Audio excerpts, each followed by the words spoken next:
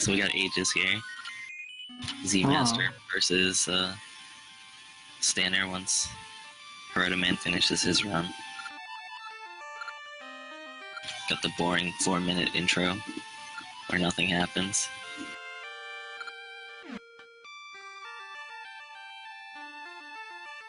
The intro is very long. It's unfortunately quite a time before you even get to the first dungeon. Something around 9.5, 10 minutes. However, there is stuff that happens in the very beginning of this run that's very important that will set up a lot of what's going to come. Yeah, you can also save a lot of time just on text smashing alone in this intro.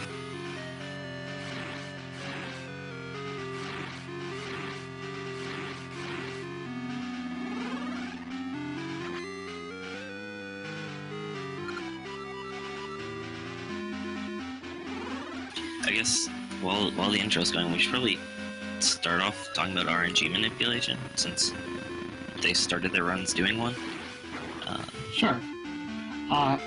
So the way that RNG works in the Oracle games, they both have the same engine, so they share the same RNG properties, is that when the game is booted up from a hard power on, you get the same RNG seed every time. So because the way that RNG works in this game is based on a formula, the outcomes that we get are always predictable. Yeah, there's like different things that you can do to control RNG. Like when you hard reset the game, the start screen, where the game tells you to press start, every frame that you're on that rolls the RNG value one further. And then other things like slashing, screen transitions, digging, and item drops can change the RNG, as well as mob movements. So you're able to control that depending on where you're going and what kind of mobs you have to deal with. Right, it's very different from what games normally employ, which are frame-based advancement or just total randomness. But for the Oracle games, it's based on actions. Your actions, the enemy actions, whatever. So not only here at the start, but throughout the run, they're going to be able to manipulate outcomes that save a ton of time.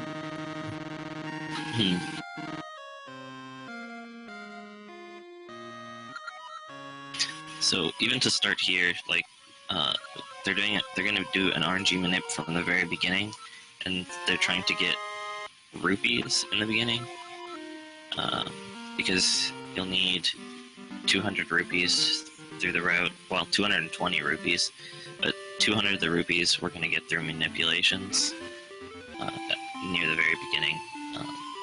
And there's a really easy setup for the beginning, since there's not many mobs to deal with in the start of the game. It's just mostly making sure you don't accidentally slash too many times or go through wrong screens. The 20 rupees that we get are left over are easily picked up throughout just normal play. So it's not a big deal. Even then, there are chests that we could pick up along the way if it's absolutely necessary. So we see here for Sickynar that he's talked to the market tree. She's suddenly disappeared into time. Something's happening in the past. We travel through our first time portal.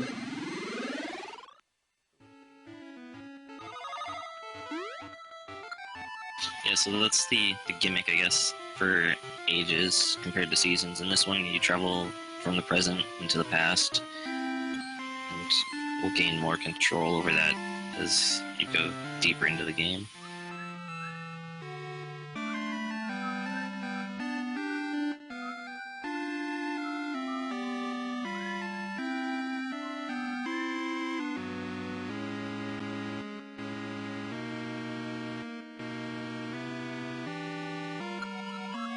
So this cutscene in particular is very important because it actually has some element of RNG. When you see that lightning flash, that's advancing the RNG counters. So depending on how fast or how slow you advance the text, you can get multiple flashes, and it can change the seed. I'm surprised he had a lightning flash that early in the cutscene. Maybe he waited on the start screen a little bit. I'm not sure. Yeah, isn't it that you're not supposed to have any flashes? Yeah, usually people skip the flashes. I personally wait for a flash at the end, but yeah, usually you don't get a flash if you spam through the text screen, but he did, and I'm guessing he just waited longer on the start screen than spamming through it completely. But he still gets the rupee. Mm-hmm. So the 100 rupees that you can dig up are based on certain, again, RNG seeds, and we know there are certain ones that we can get from the start screen almost always. So we abuse that to get as much money as we need. There'll be one more minute for another 100 rupees after, well, a little while after D1.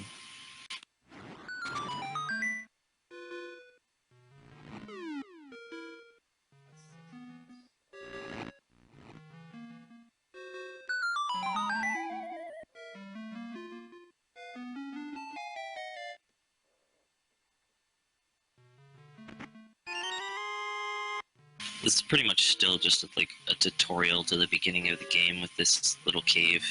It's like a mini dungeon, but it's pretty easy. Even then, we try to put in little time savers, like you saw Z-Master voiding out there just to get to the entrance of the room quicker, and going back through the little winding path. Stuff like that just adds up, gives you a few seconds advantage.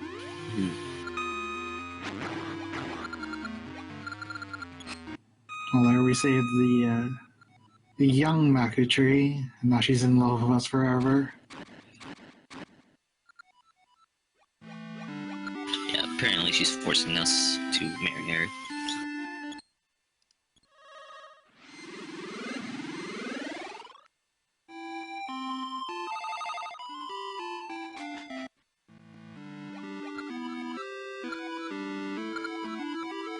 Look at those hearts, dude.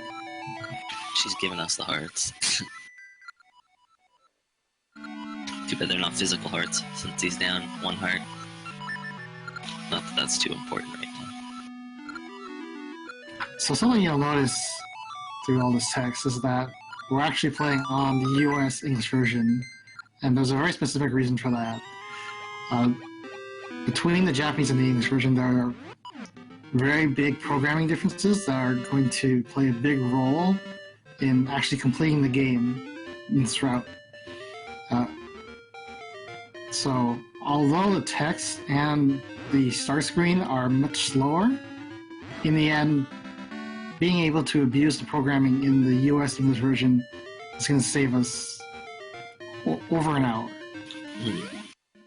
Well, it is possible to do the skip in Japanese. It's just like super difficult and a lot more complicated than the English version.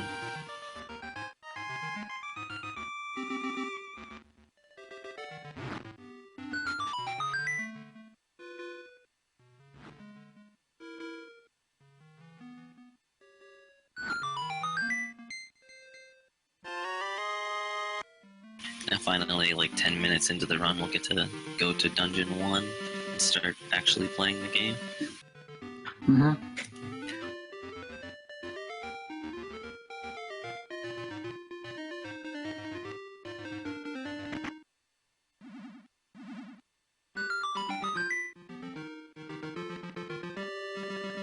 Dungeon 1 isn't too interesting. There's not like really any skips or tricks to it, really. There's just some optimizations in terms of clearing out rooms and killing the mini-boss and boss.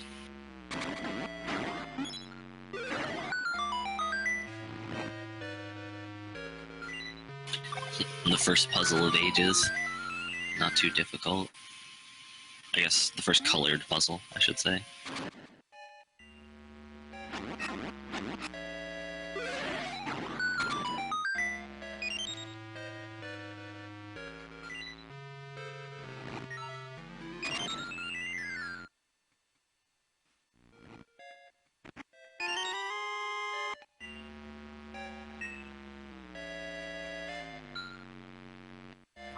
Like I said, you're basically solving very simple tile puzzles or just hitting buttons to get the necessary keys here.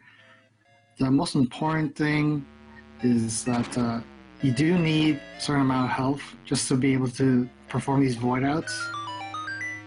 If you're low on hearts at this point, you're just gonna have to take the time loss of doing stuff normally.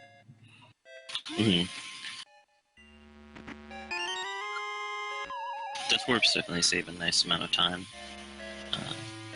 compared to waiting if you have the health for it.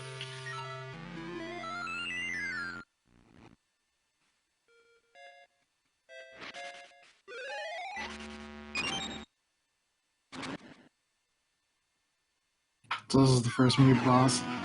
He spawns a bunch of smaller ghosts that can attach to you and prevent you from attacking him, and then he just rams you with his body and it hurts. But the way you move through the room manipulates the kinds of attacks he'll perform. So if you're able to move slightly to the right and then start slashing, you can take out the smaller ghost, and he'll be stuck in a cycle that you saw of respawning the smaller ghost. Especially you want to make sure you go to the right because of the way that Link slashes his sword, so that it hits all 3 mini ghosts instead of going to the left where you have no coverage on your left side or on your right side.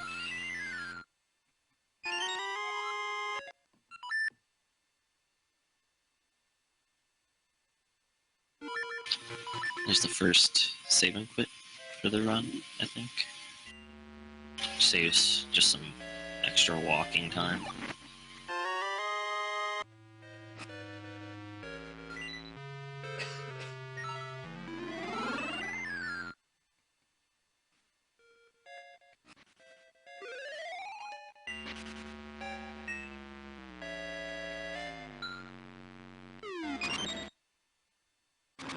So here's the first boss.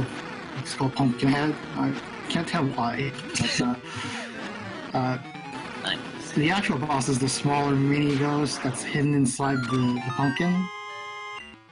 All of the bosses in this game have some sort of gimmick associated with them. You can't just attack them with your sword straight out. You have to do something else as well. Very much a contrast to Seasons, where you're in an actual sword battle with a lot of the bosses.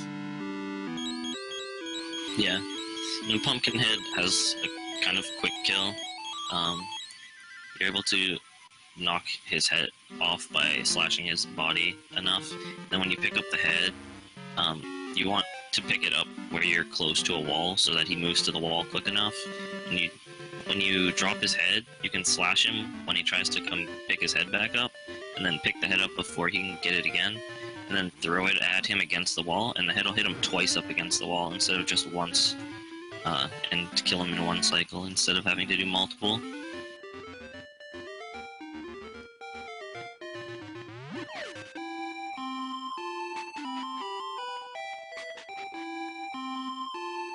Entering the shop for a save and quit point later, because when you save and quit in the overworld, you go back to the last building or cave or whatever that you exited. So this will save a little bit of overworld travel coming up here.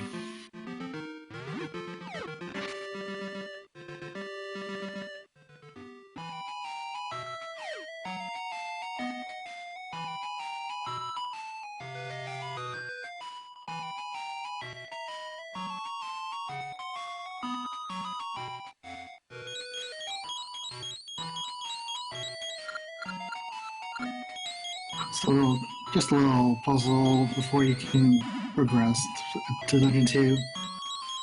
The fairies are going to shuffle the map tiles here, but they always shuffle it in the same way. So as long as you no houseman shuffle. You can go and solve the puzzle immediately, and all the runners do, so that's what we're doing now.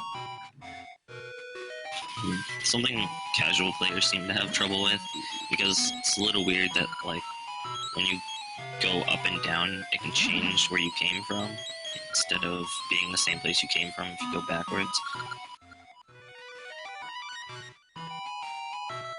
Right, it shuffles in multiple ways.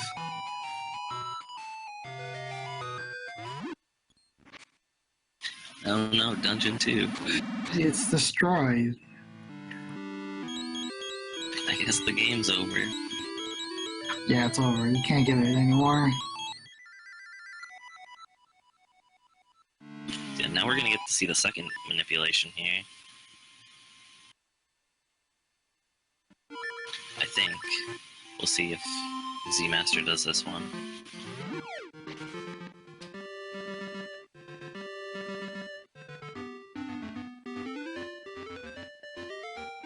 Maybe not. Oh, he's not going for this one. Can you explain it to people? So, yeah, after you destroy Dungeon 2, a lot of runners now, will hard reset after that save and quit to warp back to the shop, and they'll do a manipulation where they'll travel through a certain amount of screens, and then, be able to dig up a single rupee, and then a few screens later, they'll be able to dig up 100 rupees for their, second 100 rupees that we'll need through this run, but Z-Master did not do the same one that most people do, so I'm not sure where he's going to get his second 100 from. Oh, he might... Oh, the one after the graveyard, maybe. Yeah, there are a lot of options in the route where you can get all the stuff that you need. Not only that, but there are multiple ways to get it in that section, so it's really up to you and what you're familiar with, what you practice with, what you're willing to sacrifice. Some are slower, some are more consistent. It's that kind of thing.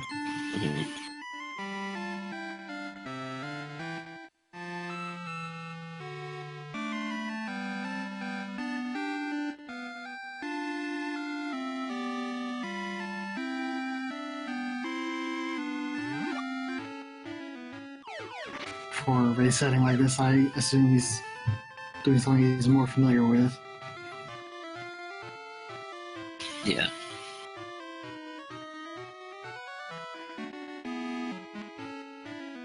Forest looks a lot nicer and more normal now that we're not dealing with the fairies. Though there's annoying mobs in the way now.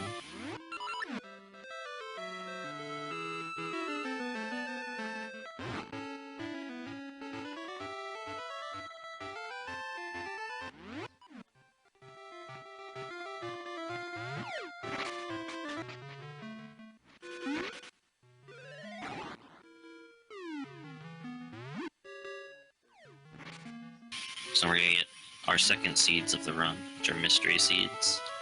We only need to grab one, which is a little bit quicker than grabbing all three of them. Since we don't really need them, and they'll get upgraded later, we'll have a bunch of them. But to advance the story, we need at least one in our sea satchel.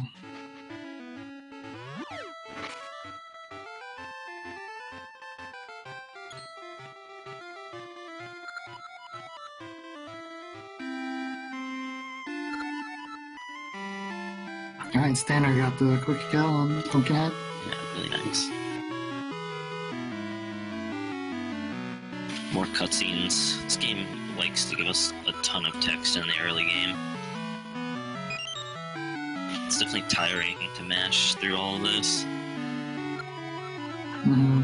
Well, in the run itself, it's very loaded in the front, in the early game.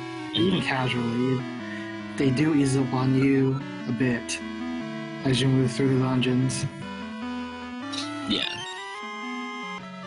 So now we get bombs, since they took our mystery seeds. Well, our mystery seed. I guess we had a few. But yeah, they're gonna use the bombs to open Dungeon 2 now, since in the past it's closed. Not destroyed. No, not destroyed. But we're going to do our part to destroy it by blowing it up. Our bomb is probably what made it weak in the present. Yeah.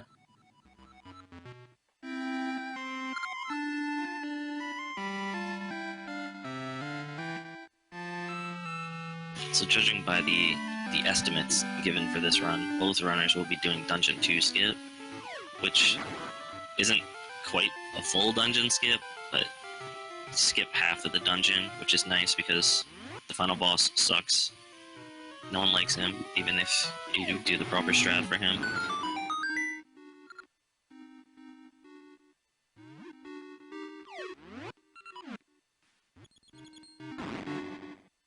I like that bomb.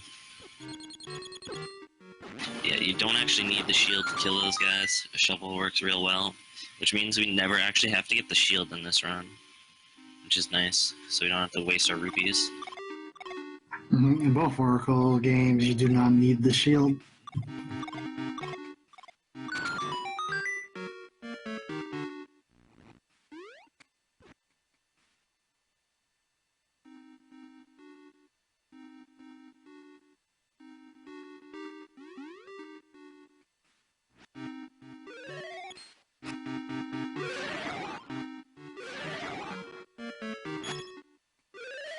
There's 5 rupees. Getting closer to the extra 20 that he needs. Got 8 out of 20 so far.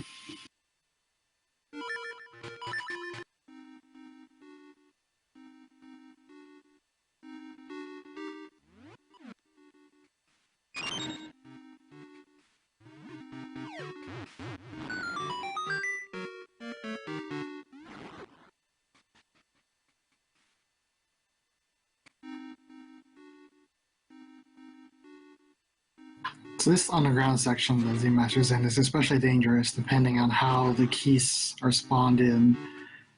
Whether they're on the ladder in the first area, they can knock you down and waste a lot of time for you. Or in the second area, they could be close by the thwomp and knock you into the thwomp. And since you're only at 4 hearts, it's pretty much guaranteed to, if not kill you, almost kill you. Their Sickynar just grabbed his second 100 rupees using that manip I was talking about earlier.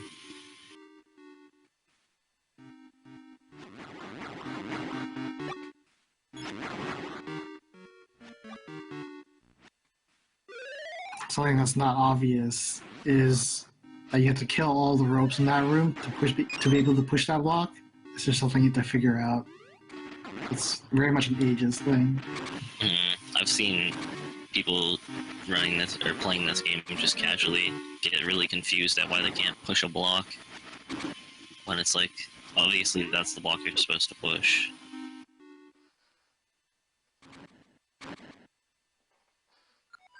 So I wonder if we'll see a 3 cycle here. This mini boss is pretty basic. He just flaps around, and when he falls you can hit him with your sword. But you're able to 3 cycle him if you're able to get a bomb hit and you have really good RNG. You can bounce 3 times on the last cycle, and you're able to get a 3rd hit, but it looks like you didn't get it.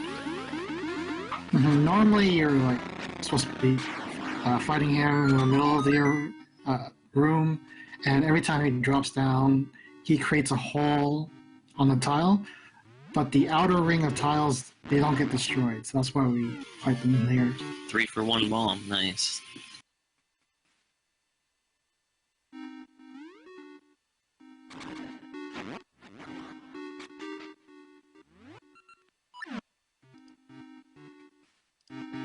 So this is about to be the end of our time in Dungeon 2.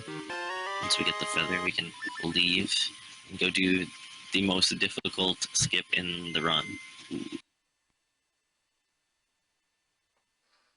which is going to start out with an RNG manipulation in order to control a like that we need to eat us out of a tree. Which sounds really strange. What you saw there was that he hard reset his console, which is the only way to guarantee the proper seed for the RNG. So, and now what he's doing here is something we call toilet warping or text warping. And what happened there is very quick. It's hard to see. He dropped the seed to spawn a text box from the toilet hand, and on the same frame he did that, he left the room. Now, normally when you leave a room like that, it transports you from indoors to the outdoors, to the overworld. But by transitioning on the same frame as a text box appears, the game gets confused.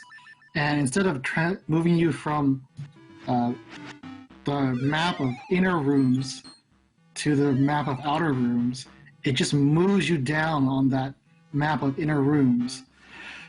Now, the key here is that all the inner rooms in the game, be they buildings, caves, dungeons, they're all linked on the same actual map. It's just that you can't actually go through, like, if you walk through a wall enough, you'll get to another cave, building, or dungeon. By doing the text warp, it moves us down on that map instead of out. No luck on the first attempt there. But yeah, You should explain this skip is definitely really challenging. It's double frame perfect trick with perfect RNG and Y pixel position dependent, so and subpixel dependent. So you need to like set up your RNG, get on the proper subpixel, line up here against this pit on the exact pixel. Then you need to pick up your bomb on a 4-frame window. Then you need to buffer until the first flash of the first frame of the 5th flash of the bomb, which sounds really complicated, but once you get there, you have to throw it into the pit, wait for the gel to jump, and then jump on the exact next frame, so you can get double damage boosted just like that. Really nice second try.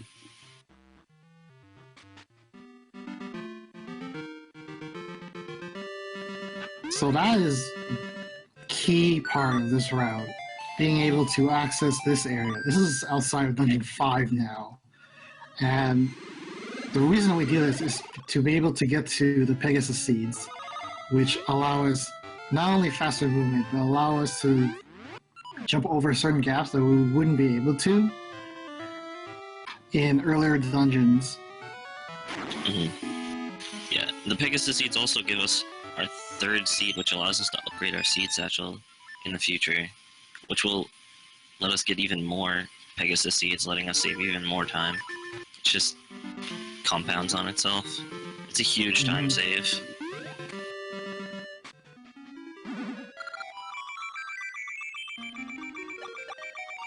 Normally when you get to Tingle the first time, you only have access to Ember and Mystery Seeds, and he says that when you get access to a 3rd seed, which you do for the 3rd dungeon, he'll upgrade your bag, and you can't get back there until you've beaten the 3rd dungeon. So obviously, being able to access 50 seeds is a huge boon.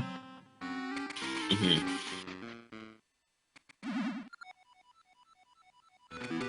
So we get to see Moblin King, Great Moblin.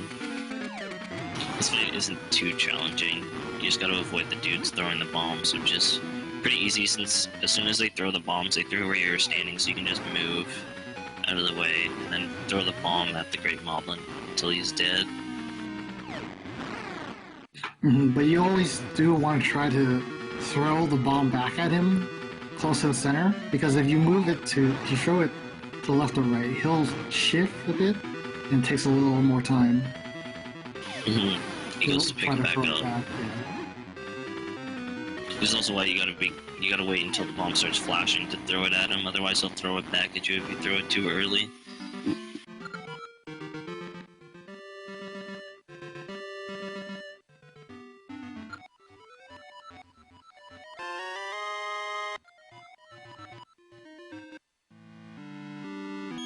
Sickynar going for his swoop kill. See if he can get a 3 cycle.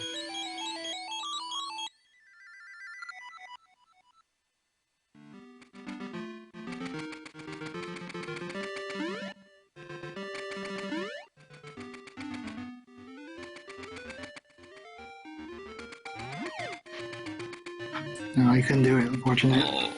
That was good RNG though, he just missed the second slash timing.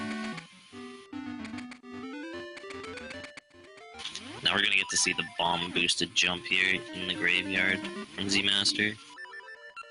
An unfortunate consequence of not completing Dungeon 2 is that you do not gain access to Moosh to jump over these pits as you would normally. So in order to get to the flippers and rope that we need to not only use Pegasus Seeds and the feather to jump, but we need the boosting power of a bomb to give us the extra momentum and distance to make that actual 4-tile jump. Mm-hmm. Also made it first try, which is good. I've had that jump mess me up a lot. You can sort of buffer it, kind of.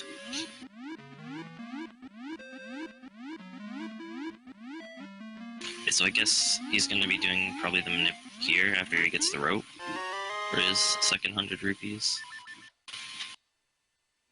Yeah, there's the hard reset. I mean, I could, probably, but I don't know what I... Alright, Stanner he's done the text warp and he's moving towards the D2 skip, or the chasm skip, whatever it's called.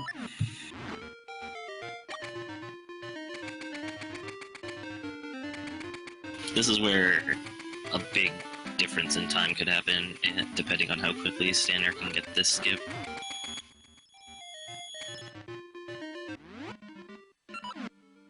Because there's definitely been races of this game where people have gotten like 10th try D2 skip, which wastes probably 5 minutes or something.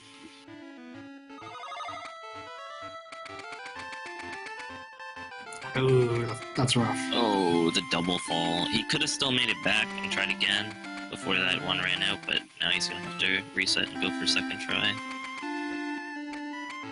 Also, one thing to notice, Z-Master just went down a screen that he didn't have to go. That was on purpose. He was going to the screen with the Ember Tree because he's gonna need to warp back there later once we have Gale Seeds near the end of the game.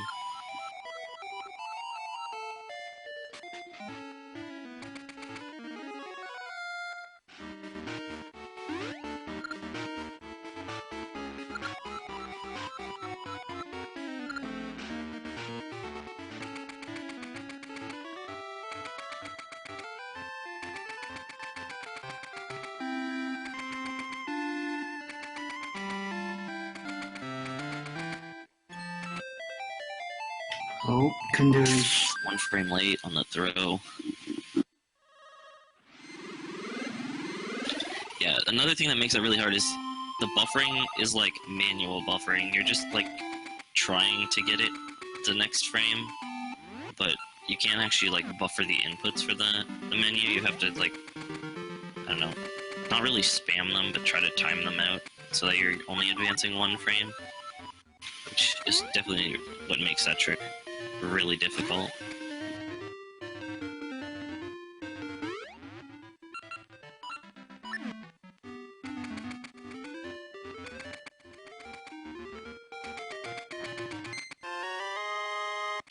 Z-Master gonna get Ricky's gloves here so he can go use Ricky to get up to Tingle. Ricky just loses his gloves all the time, dude. Mm-hmm. He also apparently has a patented jump. I don't know where he got his lawyer.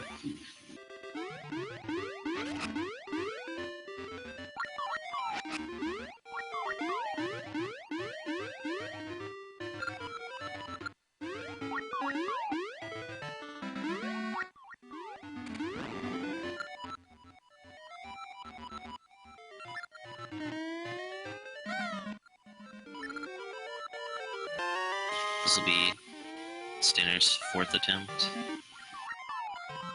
So there, Z-Master got the C chart from Tingle, and he tossed him immediately afterwards, and he gets the T-Satch full upgrade.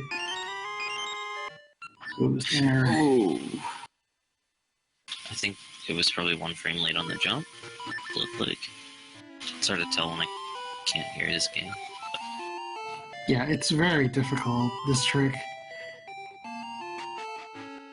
You can be just walled at it and there's just nothing you can do other than to hit the frame twice. Oh man. No pirate curse for Z-Master. And yeah, it's definitely a huge run ender, but in a race like this, now that he's started, he kind of has to go through with it, so it's just a matter of time until he gets it. And there's actually no possible way to get back to Dungeon 2 and complete it normally if you go this route.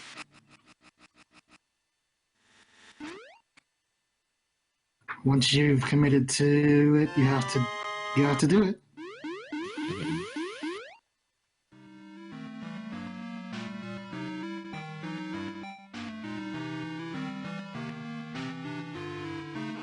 So this island changed this year, which is kind of nice. You no longer have to get the expert ring. There'll be another frame perfect trick to pull off. Well, yeah, there's another frame perfect trick we have to pull off twice. Though it's not as difficult as like D2 skip or anything. And it's not as cool as the expert's ring. The expert's ring was pretty cool. Duping with the expert ring was also cool. Alright, it's animated. Nice. I think is that 6th try? 5th try? I think it was 6. But he's still, like, unfortunately, it's a sizable disadvantage now between the Master and Standard because of that trick. 6th try probably lost him, like, well, some of them he stopped early on, so I don't know, probably like 4.5 minutes lost from that.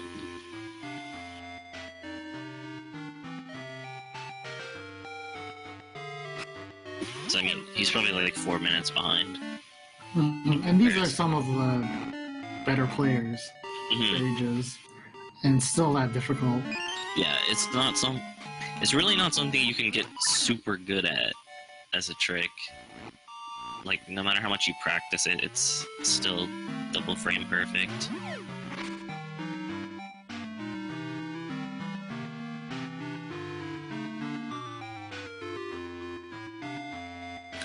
So now we're gonna get to see some collection delay here, which is a really cool skip since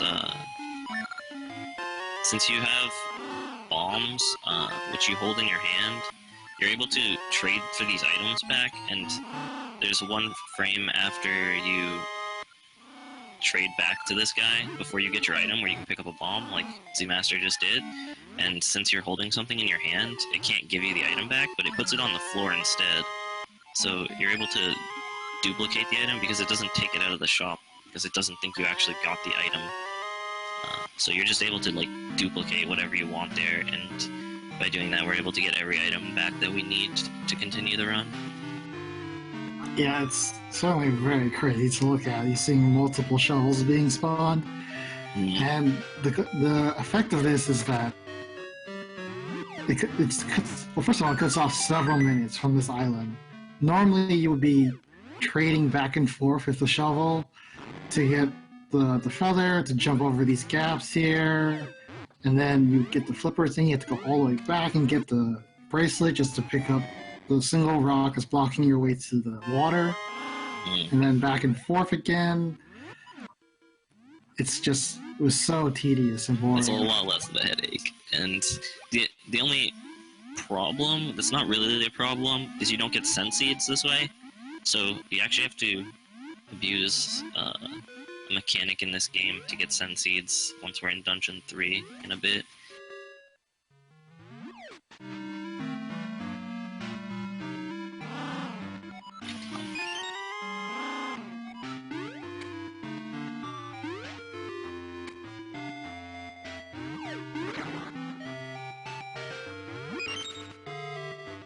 It's really nice once you get your seed satchel back here. All 3 of your seeds are filled with 50 of them. The little lizards are actually very nice and fill you up completely.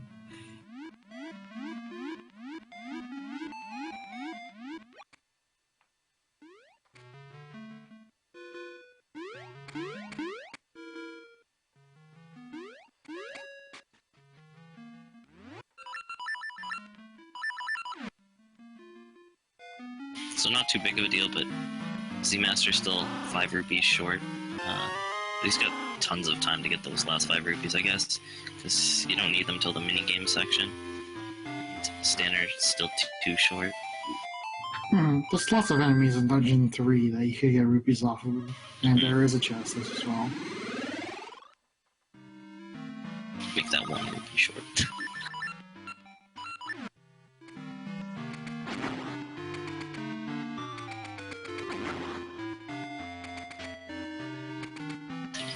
Here we go into Dungeon 3, which is, I think it's a really cool dungeon, mostly because of the manipulation. Some people don't like the manip, but there's a manipulation in this dungeon, which you can control like half of the dungeon, where you're like not in control, but like controlling the RNG to control mob movements.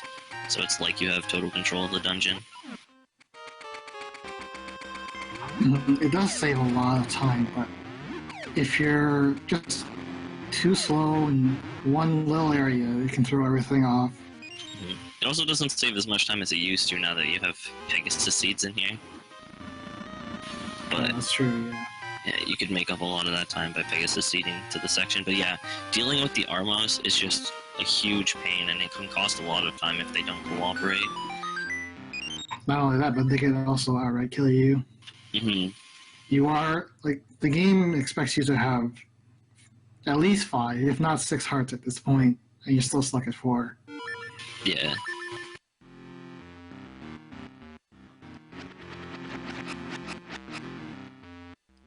So this is where the RNG manipulation starts, so it started off well so far. Every little movement here is very deliberate.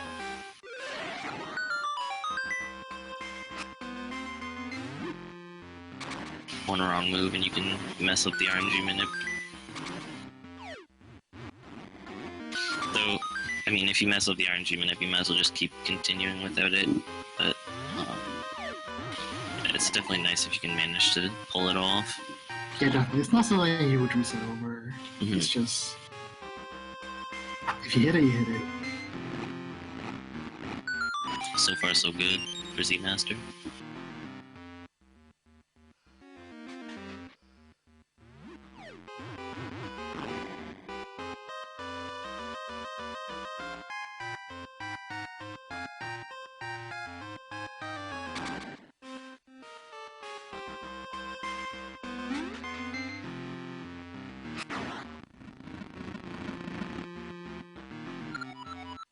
The good thing about RNG manipulation in this game is that if you've done it enough to learn the patterns that you should be getting, and you notice that something is off, you can potentially fix it if you know... If you know where you screwed up. Yeah. And by how much you've screwed up. Like, for example, if you forgot about a slash, you could move it to a later area and still be okay. So it looks like he did pull it off. Let's see if he can finish it here. Oh, the early slash. Yeah, something happened there. I think he slashed too early, so it changed the RNG manip before they started moving. Yeah, unfortunately he didn't have enough bombs to do it normally. So now you might see why this part sucks if you don't have the RNG manipulation. And it can still suck even if you have it. Armos do not cooperate. Their movement patterns are very erratic. You cannot predict Nice bomb drop. a lot of what they're doing.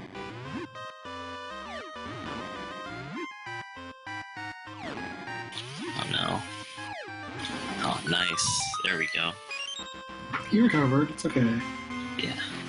It was close, but yeah, that's pretty much why the RNG manip is there in the first place. Like, they can be really trolly.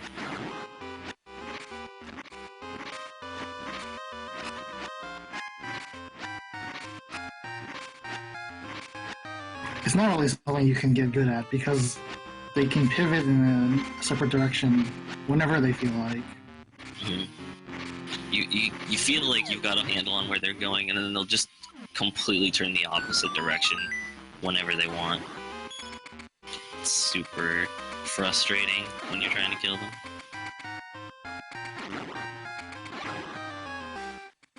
Now we're gonna get the next item in this dungeon, which is the seed shooter, which I think is a pretty cool item. I like it better than the hook the slingshot from Seasons, just because there's a little bit more control with it. But it's also kind of annoying in that you have to sort of stop with the diagonal shots to diagonal it properly. I don't know. It's a little more complicated. And a bigger difference is that seed shot out of the seed shooter bounce off of at least one wall. Mm-hmm. So they change on a 45-degree angle wherever they hit. Yeah, they have like a certain amount of time that they'll fly through the air before they use their effect if they don't hit any creatures. Nice shot. 45, I mean 90, sorry.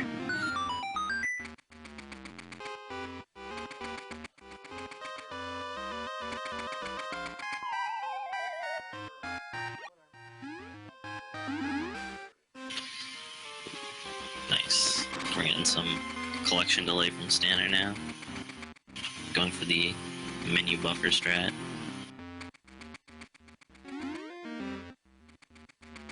Got it first try too. No issues there. Really good. It's good, yeah. You definitely lose a lot of time there if you just can't manage to get the frames properly.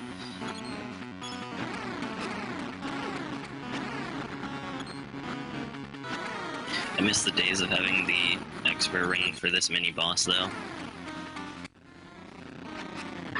His whole gimmick is that he's invincible while he's underground, so you have to dig him up.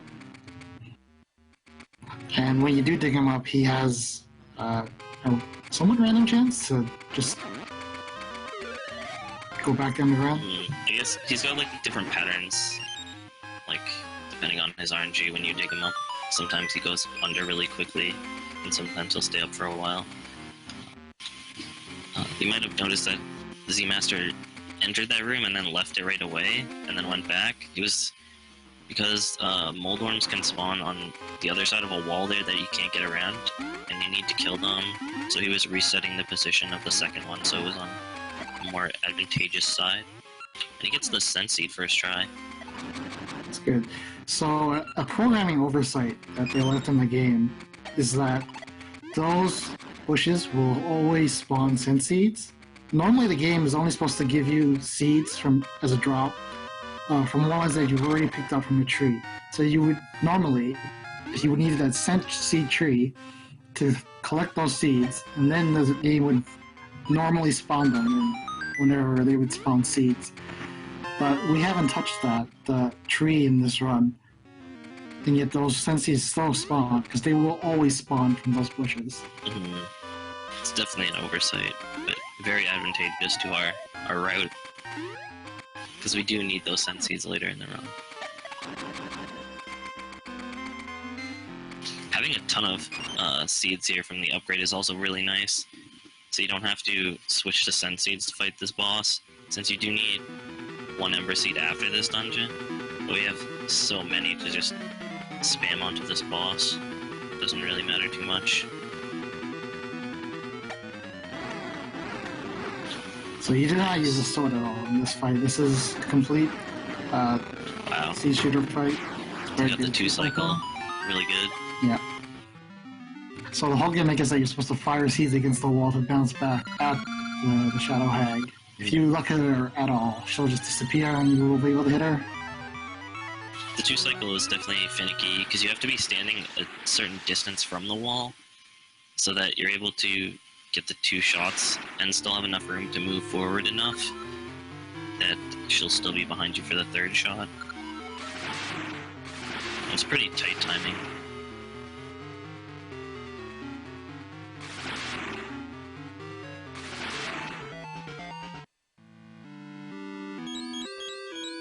Stanner about to do his D3 manipulation once he's finished in this room.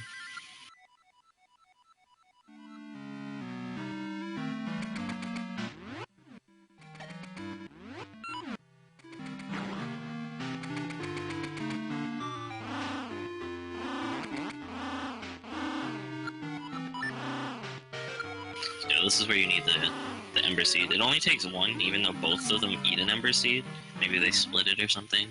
But yeah, you save Dimitri, who's going to be our new friend in this game, since he is the quickest companion. So this is part of the reason we needed those 200 rupees, because here in the shop now, we're going to be able to buy a flute, which is Dimitri's flute, so we can learn his song. And before we go into this next section of the game, you need to have the flute, otherwise you'll default to Moosh, which is not fun since his section is really awful in the companion section of the run. While in this route in particular, Moosh locks up the game.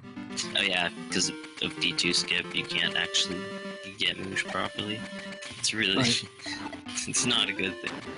Yeah, before it would just be like, oh, you wasted a bunch of time. Now in this route, it's like, you can't even finish the game. Yeah.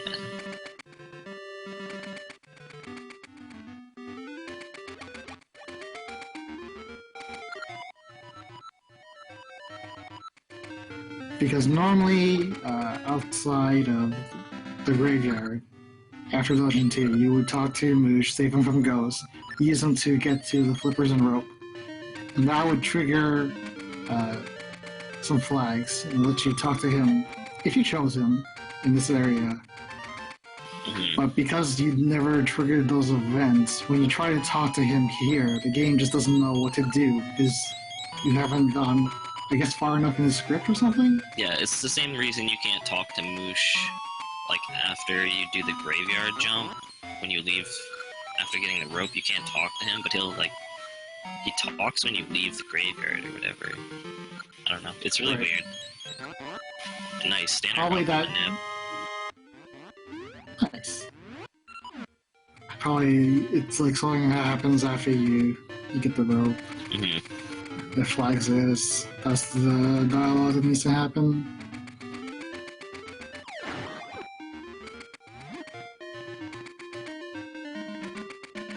Nice thing about Dimitri is you can carry him around, and with Pegasus Seeds you move a lot faster than you would if you were riding on him walking.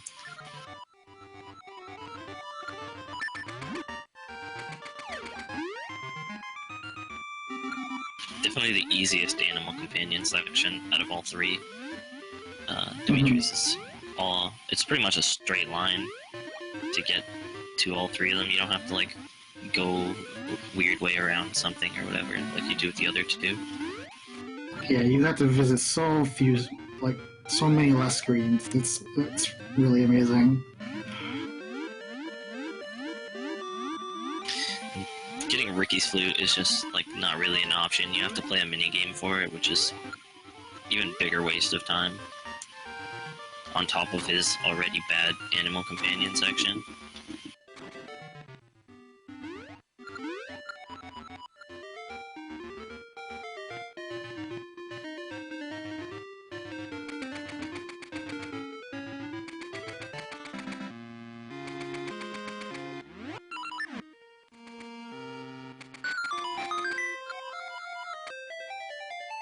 I'm surprised he's only getting one seed there.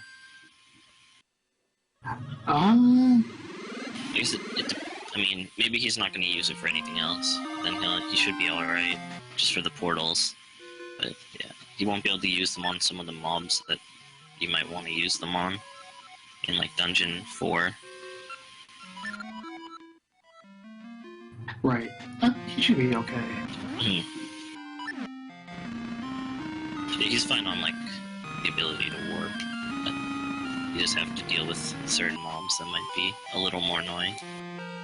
So what he just did there was he entered and exited the house, and that triggers this conversation to happen. No matter which house you go into, either the left or right one, he'll tell you, oh, you need to talk to my brother on the other side of town. So we just go to the one on the right. The flight is just tied to whichever house you enter first. The other one is the one you're supposed to talk to. Mm-hmm. We just go to the right one first, so we can exit the left one and immediately go to this area. Oh man. That River Zora being a jerk.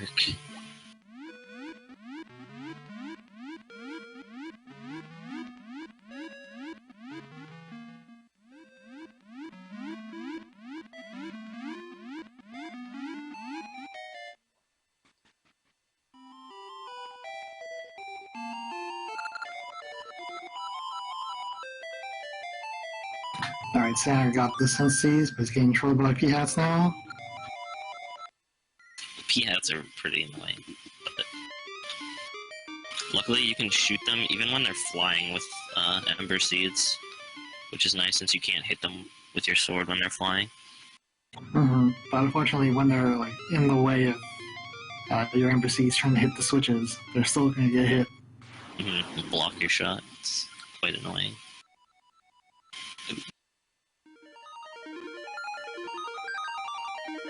Sickynar having a bit of trouble getting in position there. It's rough. You gotta be like just in a certain area of that switch to be able to make that shot. Yeah. It's pretty forgiving, but yeah, you can be a little out of position and it'll definitely make you shoot again. Oh, the P-hat troll! Knocked into the pit, gonna have to make the jump again. I hate that jump.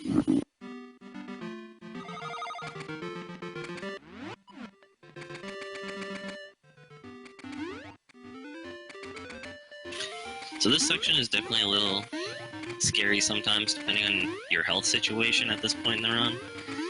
But yeah, you have to go through this long back and forth through time puzzle stuff here, and there's really not many places to get hearts until we get up the wall here.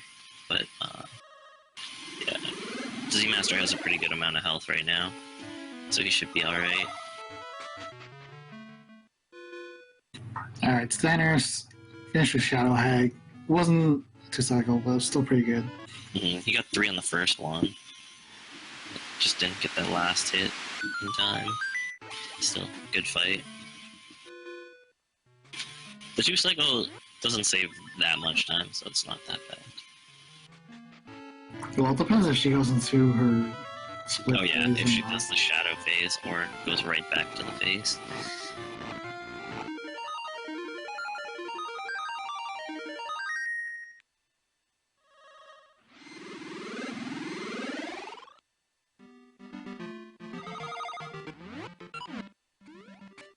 So yeah, the tune that we got a few minutes ago allows us to travel from anywhere from the past into the present, but not the other way around. So you don't need to find portals to use that one. But still, to get into the past, you need to find a portal like this in order to travel back to the past again.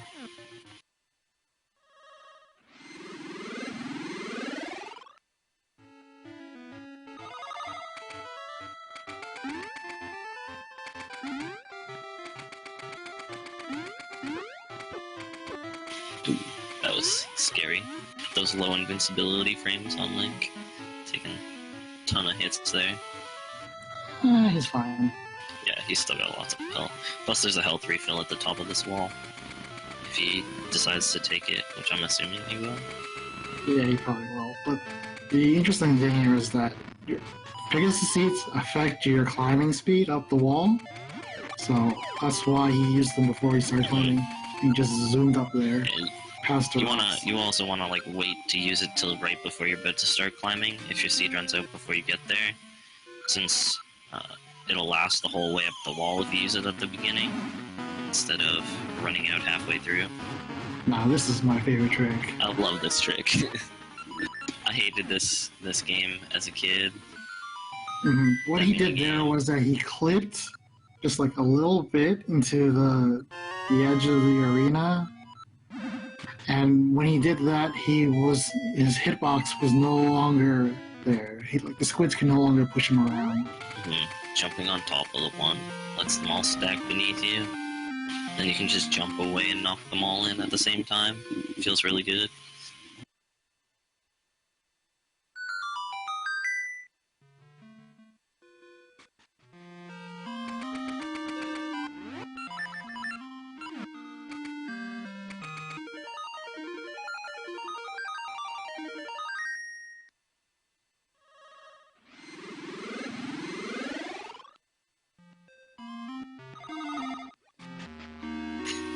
time for Dungeon 4. I love this music. Yeah, Dungeon 4 in both local games are probably the best music dungeons. This dungeon is actually pretty challenging for this run. There can be some annoying parts. It's mostly because of the low health that we have at this point, since we've skipped since we've skipped a boss and gone here so early. And it's very easy to take a lot of small damage very quickly because of all the lava everywhere, and the number of moving enemies like keys and some of the Zols. Like this trick coming up here. I guess it's sort of a trick. It's pretty tight jump there, but he makes it first try, which is really nice, so he doesn't take any damage from the lava. Still got full health, almost full health now.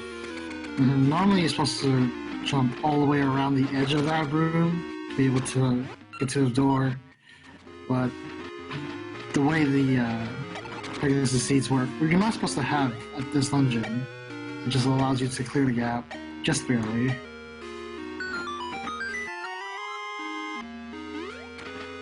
Yeah, normally you're supposed to have Pegasus seeds before entering Dungeon 5, so this dungeon was not designed with that in mind. Running a little on Pegasus seeds. The refill might have been nice. Though he has enough Pegasus seeds to finish this dungeon, so he'll be fine, because we're gonna get a refill after this dungeon.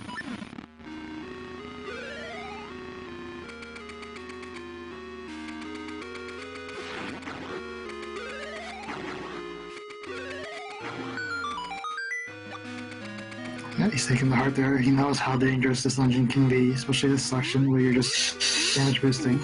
Nice. Yeah, so that's one of the parts that I was talking about where you might want Gale Seeds to kill those mobs to get them out of your way when you make that jump, but he didn't have too much trouble there.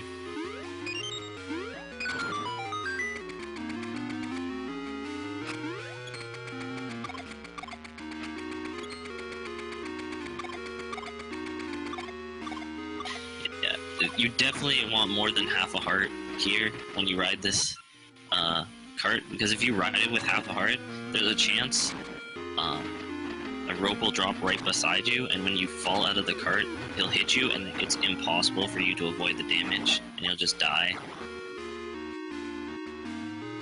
Though that's still a chance. There was another little clip into the block, so you're able to aim at the correct angle to hit that switch. Normally you would have to jump onto the moving platform to be able to hit it at all, but just a nice little time save. Yeah, if you move up next to it, you're able to get the proper angle. Nice. All three first try. Yeah, that section you think is probably really easy, but if you're off and you miss one, you gotta ride the minecart all the way back, and then all the way forward. Sometimes if I miss it one, I'll just like wait beside the wall and hope that they like walk towards it so I can hit them through the wall. But that's still like a RNG thing. It can take more time. Like if he's stuck on the other side, he just doesn't want to come over. You just you're begging him, please come. Come to me, please. Seamaster also not having to get the free fairy since he was so high on health still, which is nice. Most of the time you usually end up getting that fairy. This mini-boss coming up is pretty cool.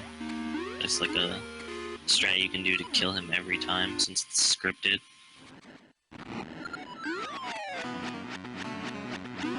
Right.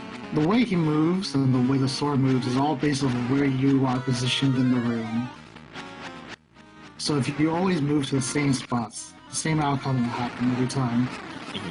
Makes it very trivial mini-boss fight. Nicely done.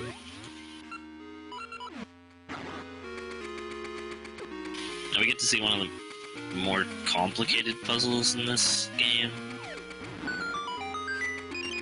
It's not too bad when you actually know exact path you need to take every time. When you first try this puzzle out, there's definitely a few outcomes you can, or a few paths you can take to get to the end. That's assuming that the key doesn't knock you onto the wrong tile. Yeah, that's one of the annoying things about that room, are the keys. Alright, he's done with Dungeon 4. We didn't fight the boss at all. We just needed the switch hook, which is the dungeon item. Yes, we won't be finishing Dungeon 4. We won't even come back for it at all. That'll happen again, coming up soon. There's only one more boss fight in terms of dungeon bosses.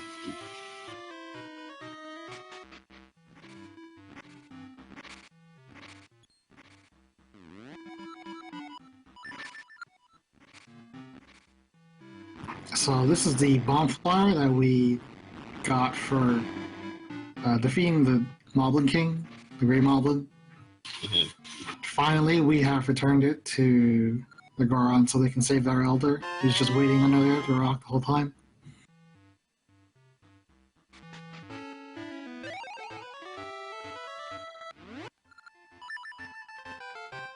So now we get the refill on our Pegasus seeds, which is nice because you're gonna need them coming up to keep up the speed.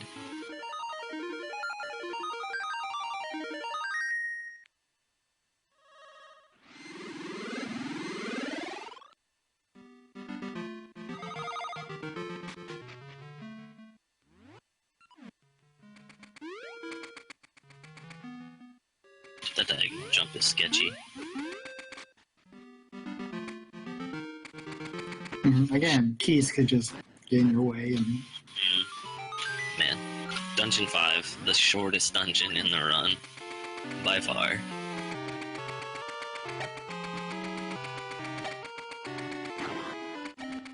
so the only thing we need from Dungeon 5 is the Cane Samaria. And the only thing we need to get to that cane is one single small key.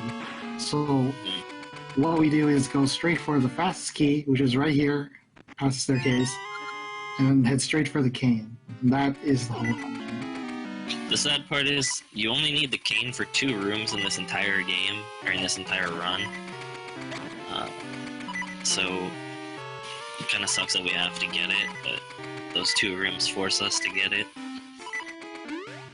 If there was some way just around them, we could skip all of this. Although, yeah, it's not too bad in the end. The cane also isn't as good as it is in, like, Into the Past.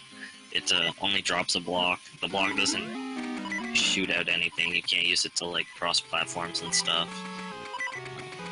So, it's not as good, but you can drop it on mobs and kill them, which I think is one of the most fun things to do in Dungeon 6. It's just like kill a dude if he's in your way by dropping a block on his head. Oh yeah, for sure.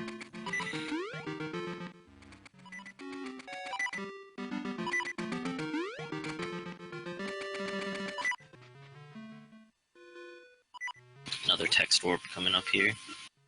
Z-Master setting up. Just be able to go straight to the Goron in the present. The Goron City. Using a new setup too. That was found recently.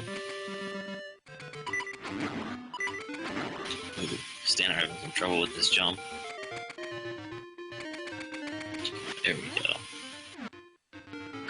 Yeah, that jump can be really finicky because you have to change directions in midair to be able to land on the platform. Yeah, if you try to move down too early, you hit the wall and it just slows your movement forward down, which just ruins the jump.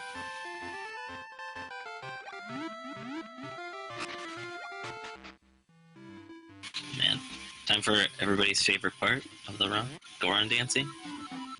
I actually like Goron dancing, though most people don't like it. Or it seems like most people don't like it. I don't like it. If there was just some way to skip these minigames, Oh I'd be man, so happy. the whole minigame section is really long. It's like it's over 10 minutes between finishing Dungeon 5 and when we get in Dungeon 6 because of this minigame section of the run. You have to play 4 minigames if you count dancing as a minigame, and you have to do dancing twice. Luckily, we only have to do it in the past, which is technically the easiest one, I think. No, the present one is easier. Oh, is it? Yeah. I guess it depends on, like, kind of rhythms. They do, like, different types of rhythms.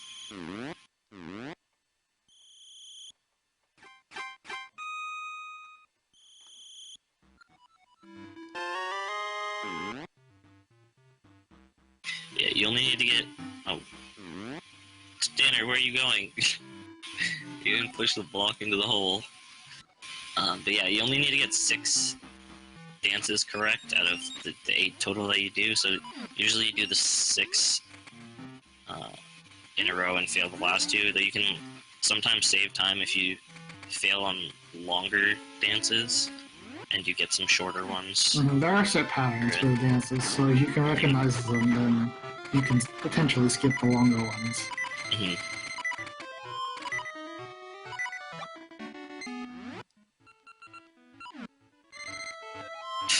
Scary on one heart for Stanner here. He'll definitely be picking up the fairy under the pot coming up.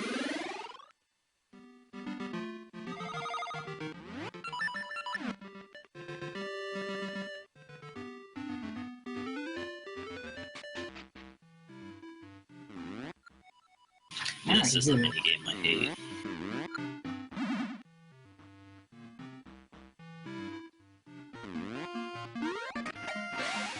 I don't know why, I just have trouble with the diagonal shot sometimes. It can be a bit tricky. You have to hit all the rupees. Just like that. That's what happens to me sometimes. That's rough. Yeah, you have to hit all the rupees in single go to advance. And if you don't do it, you just have to do it again.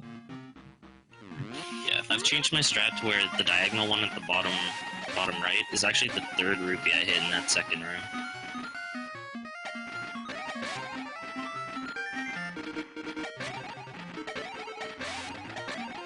It gives me way more time to line up the diagonal shot, which is nice.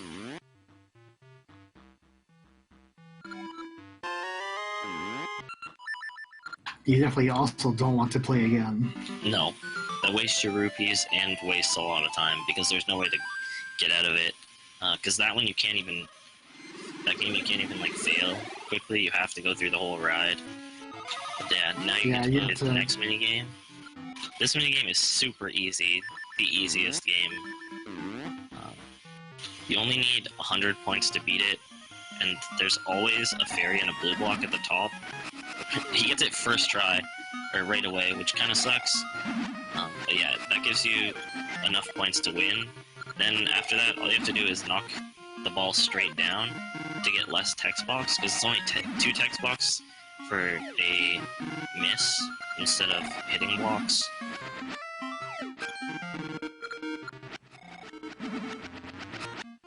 But yeah, the bar for this game is very low, so it's almost impossible to fail. Until you try to, yeah, you can actually slash up the whole time and you'll always succeed, because mathematically you just always have at least 100 points, even if you just like hit the ball straight up every time. But yeah, unless you're doing like the big Goron, trying to get the big Goron sword, that game is actually pretty tough for the big Goron sword, because you have to score like a ton of points. But yeah, you don't actually do that in this run, so it doesn't matter.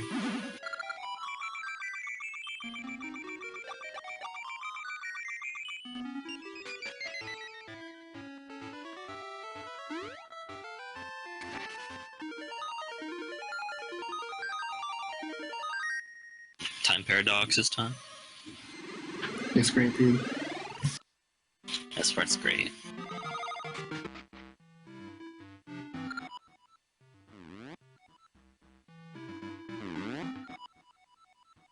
So this guy, he's really, really hungry. He wants brisket, dude. Like, as we all do. We all want brisket, I'm sure. And so we give him the brisket, and in exchange, he gives us his ancestor's vase. So then we travel into the past, and we give his ancestor the vase that we just got. So he pretty much got the brisket for free. So we gave the vase back, and then in the future, he's going to give it to us. And then we go back to the past and give it... It's complicated loop. Yeah, that gives us the grenade so that we can play our last minigame. Though the last different minigame is not the last minigame we play, because you have to do dancing again still. Yeah, this game isn't too difficult. I mean, it's definitely...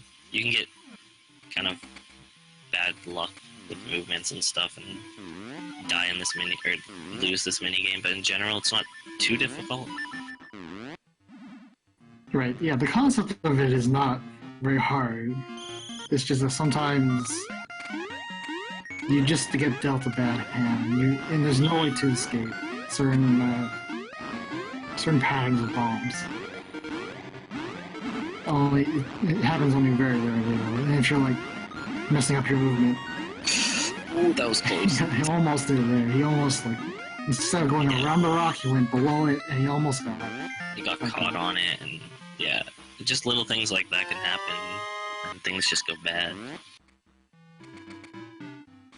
But it's okay. He got through it. Stanner getting his cane, so now he has to go do the minigame segment. I'm sure he's very happy about that. We all love doing the minigame section. So yeah, gotta make sure you talk to that guy. You need his introduction so you can do the last dance for the final key that we need for the Dungeon 6. It really sucks if you forget to talk to that guy and you get to the drawing dance teacher and he's like, you wanna just do a normal dance?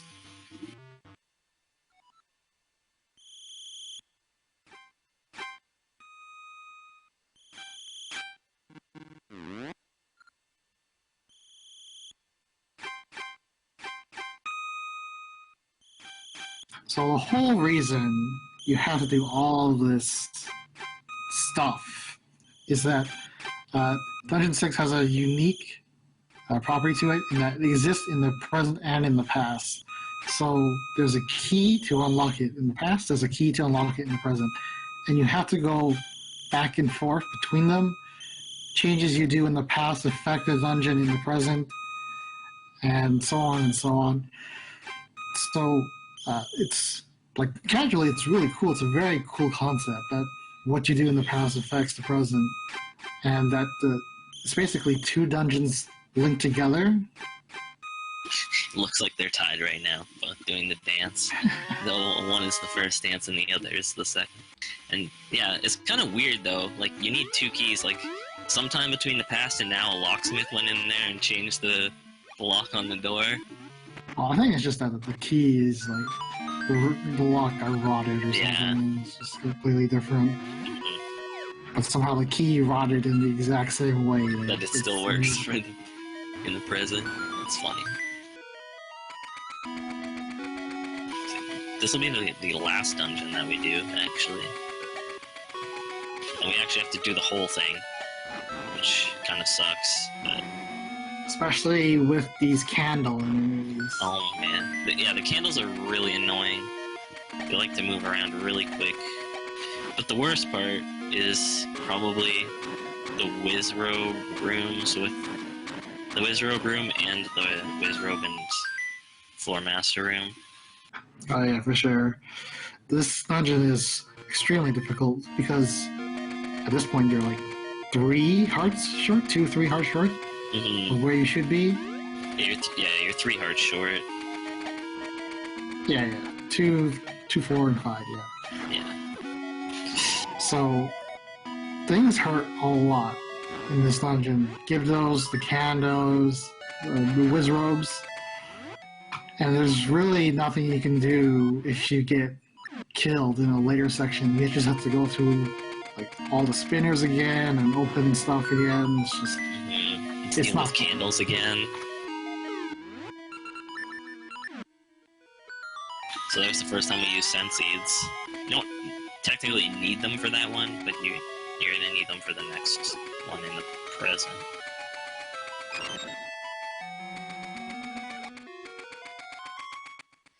There's one of the two rooms you need the cane for.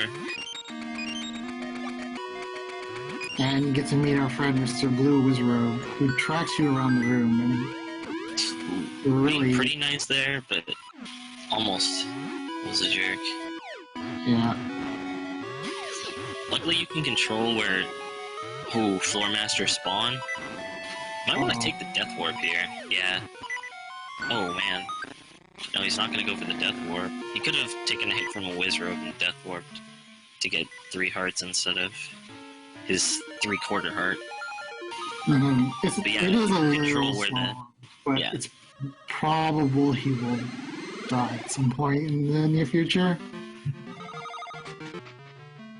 Yeah, I'm trying to think. There's not a place for him to Death Orb anytime soon either, but there are some hearts coming up.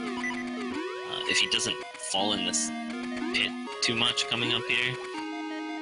He's only got 2 shots. 1 shot now? Yeah, 1 shot. Nice. Now he still has to be careful because there's another jump he's gonna have to make. So that key does require senses. There's no way to get to those ropes other than to lure them into the pit. So here's that second jump. He's gonna wait for the seed to run out.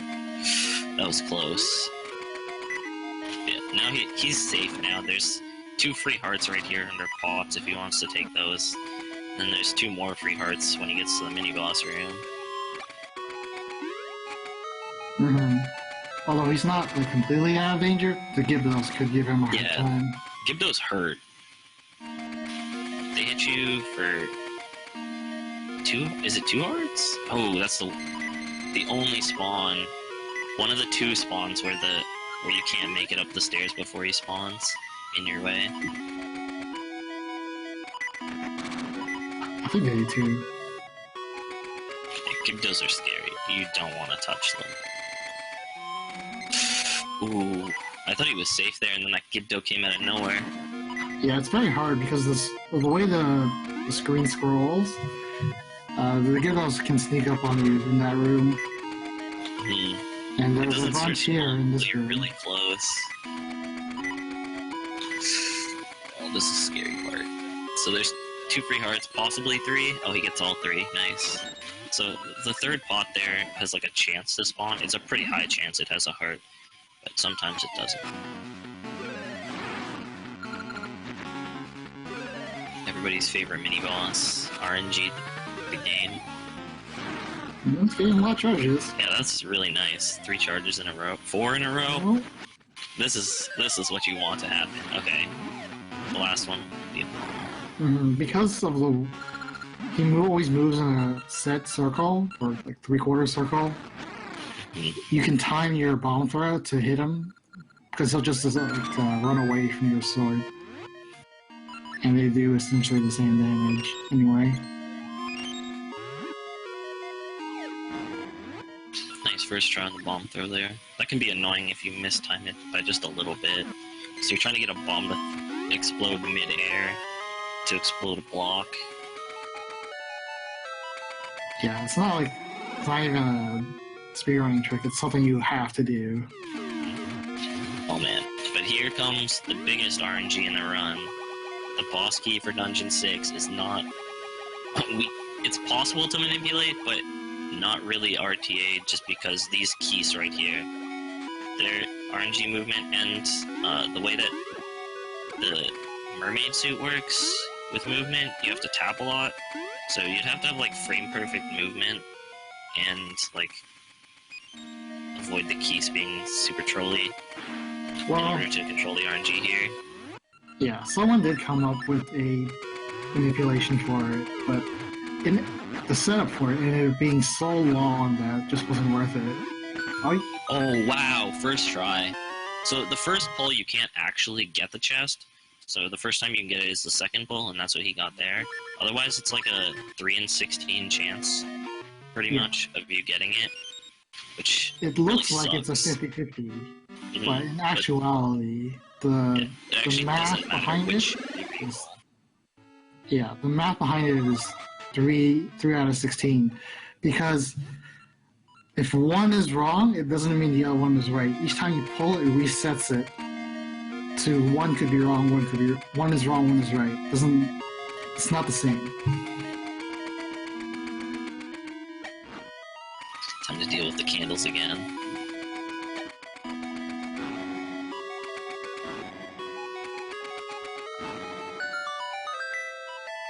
So that was a huge boon for Z-Master. Sometimes it can take you like 10 tries to get that key. My personal best was 17, so... That's a lot. That's a lot. I think my highest is 11, which isn't that bad compared to 17. But yeah, every time you pull it, you have to kill all 4 ropes, and then pull again. It's just, time adds up real fast. So, the interesting thing here is that with the mermaid suit, you're able to dive underwater, and because you no longer use A to swim using the D-pad, you can use an item on your A button. And in this case, you're firing a ember seed underwater to set things on fire. Zelda logic. But normally you would have like the switch hook or a sword on there. Which we will get to see the switch hook in that position coming up in a moment.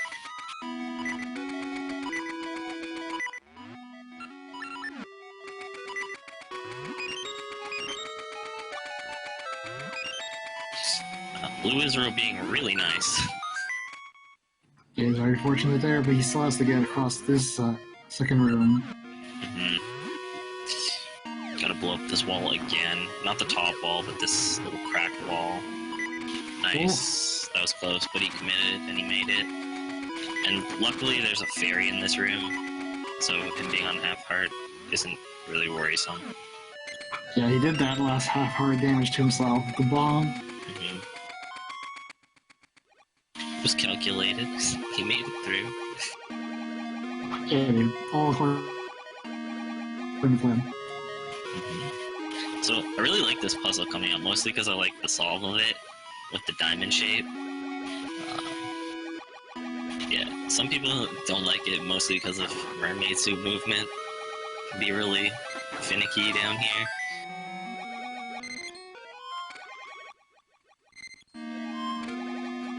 He's just gonna make like a diamond shape here in the middle. And then the solve from there is really easy.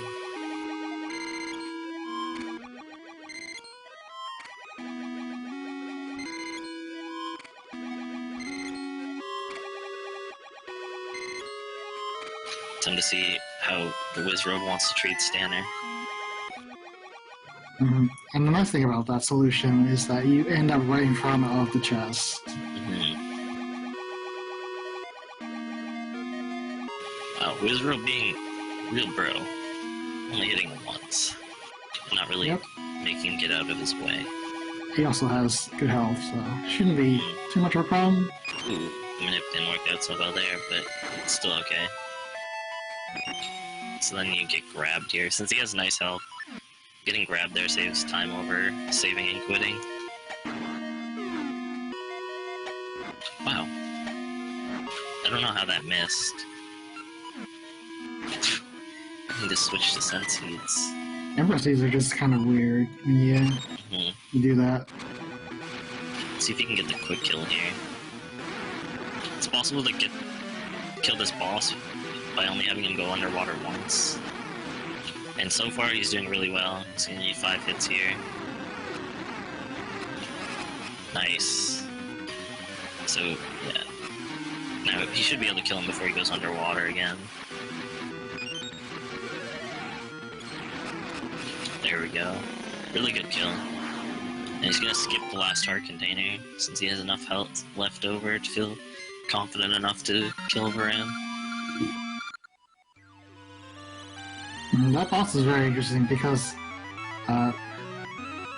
the way it works is that when he takes a set amount of damage, he'll always dive, but you're able to sort of like trick his AI, because because of the way that C damage and sword damage is calculated.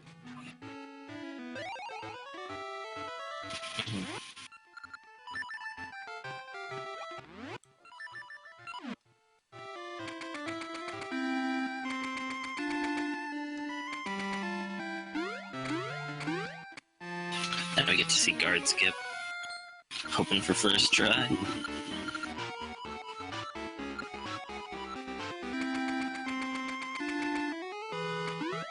This trick is definitely really weird.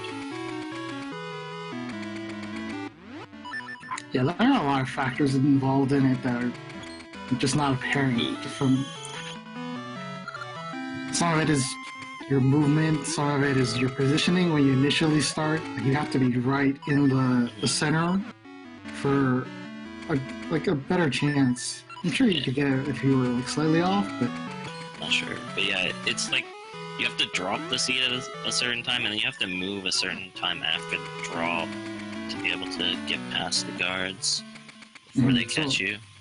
Essentially what happened was that when he dropped the sense seed, all the guards were temporarily in a state of alert and couldn't see anything else, and you just ran through them in that small window. Mm-hmm. Normally you would have to run around the palace hitting switches just to go underground, but he still had to go underground to visit a certain map tile for the Varan warp coming up. Mm-hmm. You have to visit the screen, otherwise this warp won't work. There's also another screen you're not allowed to visit that doesn't stop the trick from working, but stops you from getting the glitched ring box, which is in Symmetry City. But you don't really have to worry about that because the route doesn't really go up there anyways, to that tile. Yeah, you have to like purposely go out of your way to reach that tile. Mm-hmm. The one in the palace. No, I mean like the one in Symmetry City. Oh yeah, you would have to go out of your way to visit that. Yeah. More RNG from this boss here. Whether she wants to... Wow, really good RNG. Yeah, there's like some sort of semi-RNG to it that you can manipulate it to a certain degree. Mm-hmm. Some of it is because if she can see you, there's a chance that she won't spawn, and something like that. It's really weird. Kind of annoying when she doesn't want to cooperate. Stinner not getting first try. He's getting a lot of ropes. 4 pulls. Alright, that was like 4? That was fourth possible one, 5th pull. Yeah, that's pretty good. That's Not bad. That's decent RNG for that. It could definitely be worse. Anything single digit is okay with me.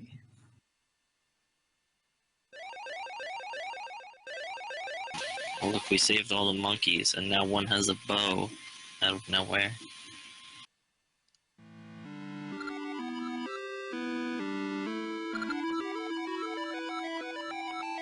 So, even though Z-Master only completed the 6th dungeon just now, we're going to go and complete the game. Just forget about dungeon 7 and 8. I'm not even going to touch them. It's too bad, since I actually kind of like Dungeon 7. Yeah, completing dungeon 7 in a speed way is very satisfying. Mm-hmm. Just because the routing that's involved in it with the water levels. Mm-hmm. And I think the boss fight and mini boss fight are actually kind of cool.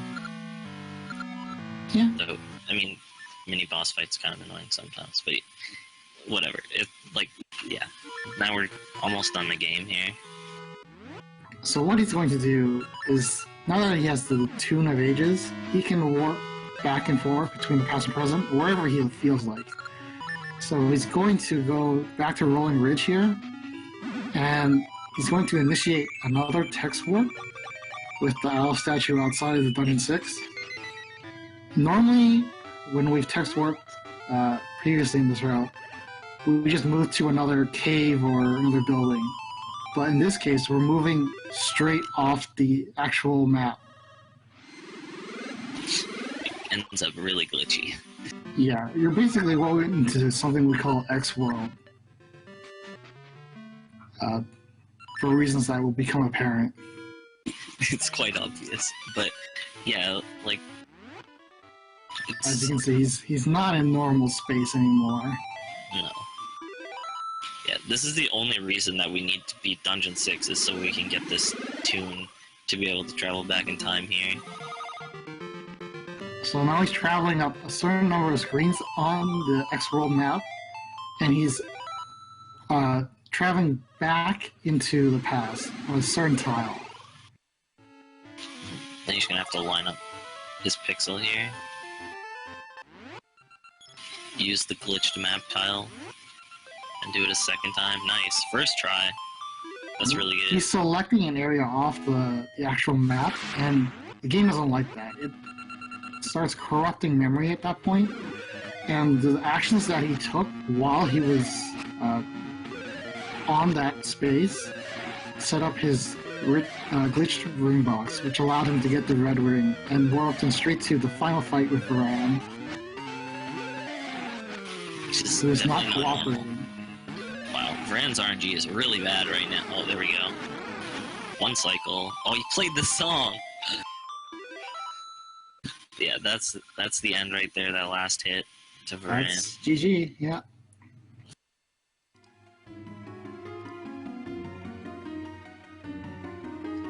That was a really good run. But yeah, that red ring in the ring box is definitely something special, since you can't even get the red ring in Ages unless you will link it over from Seasons. It's true. And another consequence of doing this glitch is that actually there was a chance of crashing the game. A very high chance, actually. It's like Yeah. 50-50 almost. So the fact that he got that first try was very good.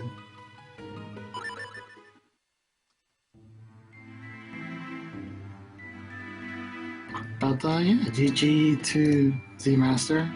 We should have Minish Cap coming up next. Stanner is still on a pretty good run though, so.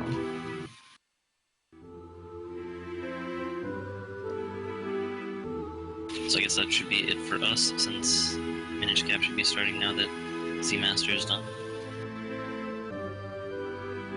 Hello, guys. Yo, what's up, dude? How's it going, Cass, my bud? Not much, Supreme Bud. About time for, well, I guess Minish Cap is starting. We're in our opening cutscene here.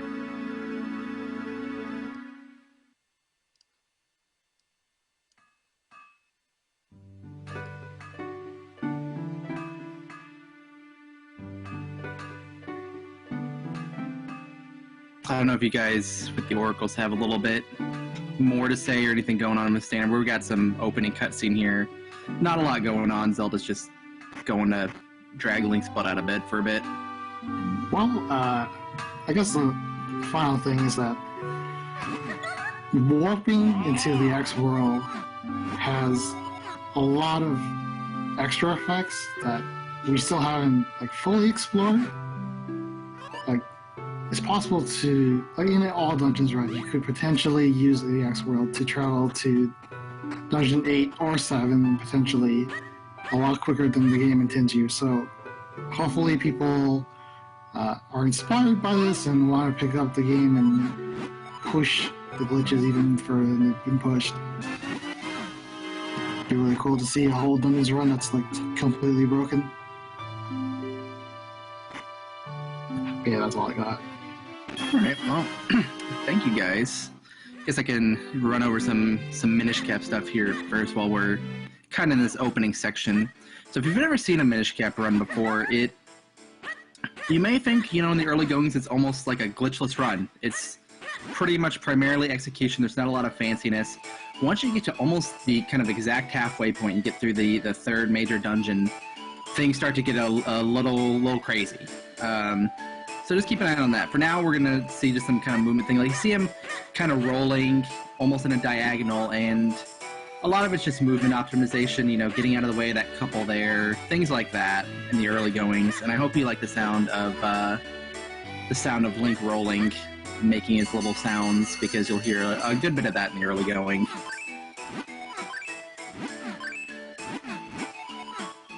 And then, as Cass said, I'm Supreme. You may have heard me earlier during A Link to the Past. I think LeGrand will be joining me momentarily for some commentary.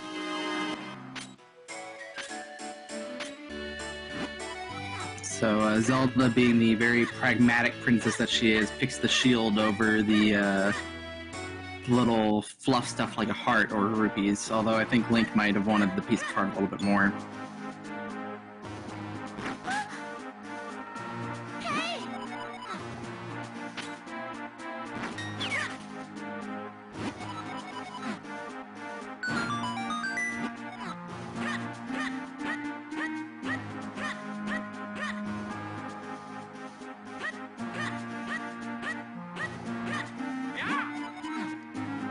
But yeah, this opener, this not a lot. It's just a lot of rolling. We're gonna see here introduction to Vadi.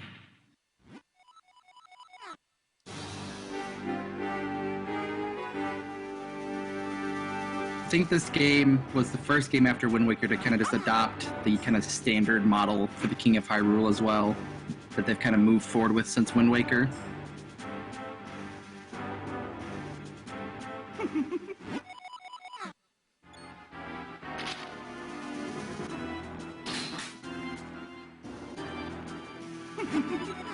And then if you're not familiar with the plot of Minish Cap, in the hotly debated timeline, this would technically, at the moment, falls as kind of the second game in the series after Skyward Sword, chronologically.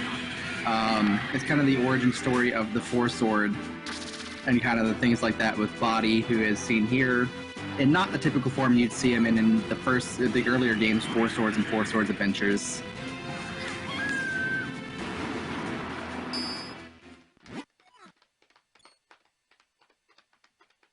Yes, timeline. The official, obviously no holes timeline.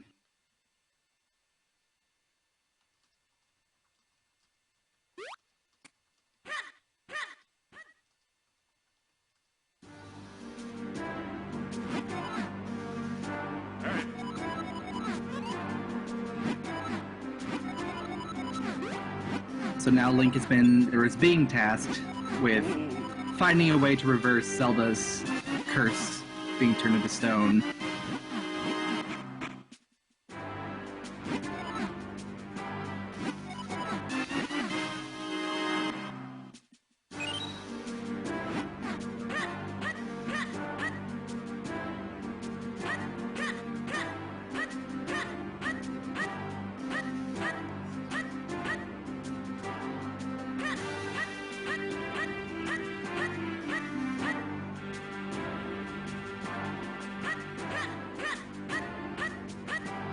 So like I said, a lot of the early game movement is rolling, and while you think that it's kind of pretty easy, straightforward, it's actually pretty not difficult, but it takes a while to get the movement down and move optimally.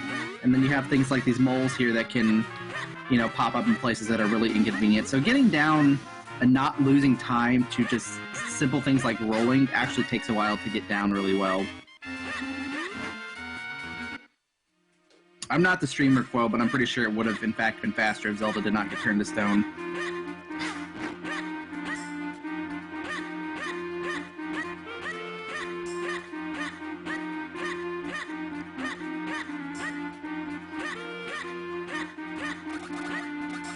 What do you want from me? Unbelievable. Alright, so here's our introduction to our lovable companion, Eslo.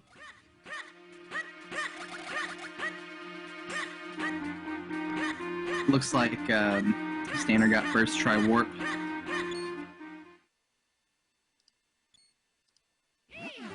So that's pretty hype. If I remember correctly, oh yep, confirmed. They both got first try, which is pretty nice.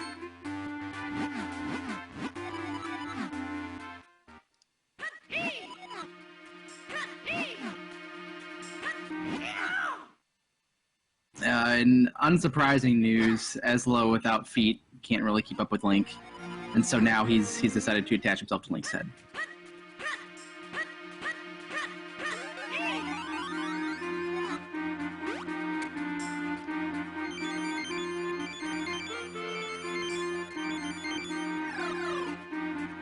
So now Blue Infinity is off into the opening cutscene as well.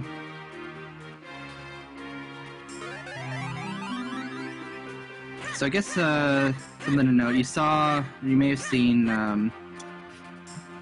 Sicky go and get the 20 rupees in the chest at the start of the game. There's a few things, not a lot of money management. It's not a lot to buy in this game. Kind of like A Link to the Past has 500 rupees worth of stuff.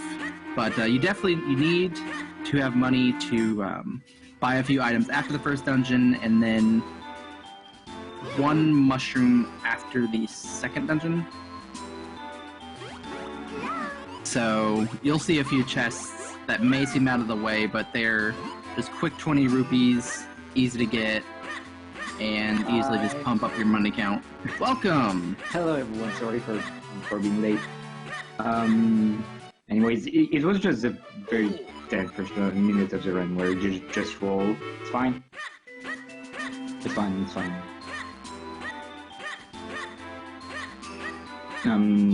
So I don't know if you explained why you were playing in Japanese. No, I have not yet. Yeah, well, obviously it's because text is faster, and it's all compared to the US versions. There is also one trick that you can do on the US version. You can do it on the PAL version, but there are a bunch of stuff that is text lower on the PAL version. Doesn't Japanese also not have the ESLO text anytime you save and quit?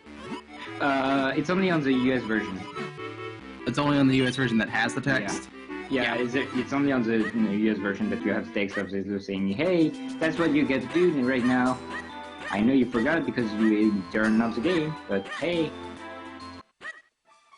Alright, so I don't know the time right now, but this should be a 10:10 probably. It's like an average time entering the first dungeon. Good time is sub 10. Well, good time is really close to 10 minutes, and sub 10 is like really good. It really comes down to just movement. It's really just how you can find out if someone is good at movement or not. It's once they enter Arch Temple.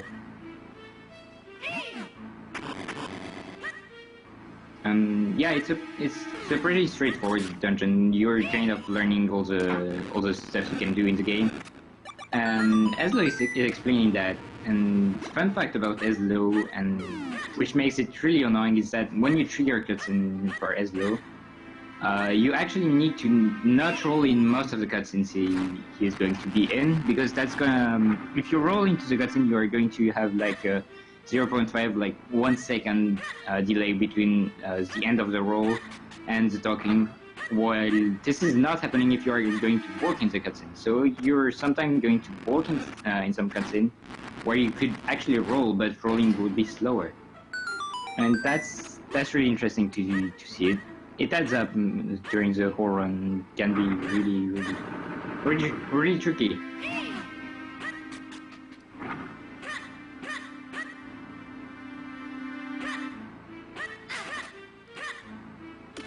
So what he just did right there is rolling through enemy sprites.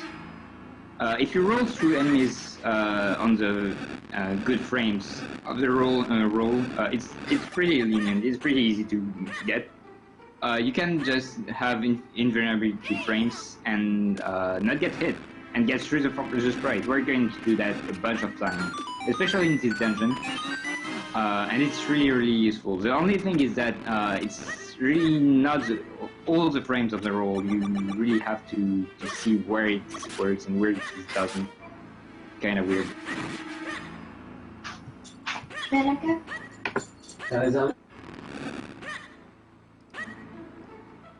And so you see there, it's just a lot of this game comes down to understanding the movement, understanding how to effectively move, as we kind of touched upon.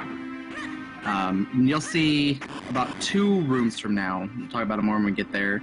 The slug room, where you have to push statues around a lot, kind of gives you a good indication of how well you understand abusing the iframes in a rolling animation. Because you'll see they'll just fall down and they'll be in kind of random. There's always going to be about 3 on the bottom, but they'll move in various directions. Got to know what you can make it through, what you can't. Alright, so right there, this is a really good situation to see where you can roll through and miss. Alright, so here the strat is pretty easy. Since the not roll bite, but bulldozer kind of get pushed back by your sword. It's really annoying to hit unless they are against the wall, because you need to hit them 3 times. And the top one will always stay pretty much in this spot, so you basically just roll straight and destroy it right away. That leaves only the 2 on the left and the right side. They are still pretty easy to hit, but you kind of have to deal with their movement. Alright, first boss. It can be 2-cycle. It's pretty easy to 2-cycle unless you do a mistake like that. Yeah, bouncing off anything can be make it really difficult to 2-cycle this boss. Yeah. It only happens if you are like just timing it not right, or okay, good. He got a pretty good second cycle. So yeah, it only happens if you just try to use your shot too fast, or you just aren't in a really good position compared to him. And then, as you might have guessed, fighting bosses, or at least some of the bosses in this game, can be a masher's game. I mean, because that first cycle got a little bit messed up, but that was some really good mashing on the second cycle, and he was able to salvage it. Yeah, but well, good thing to point out is, even though you're going to mash the hell out of the bosses with your sword, they have a pretty long invulnerability frame, so you actually don't need to mash them really hard to deal damage. But yeah, it's really just better to mash hard.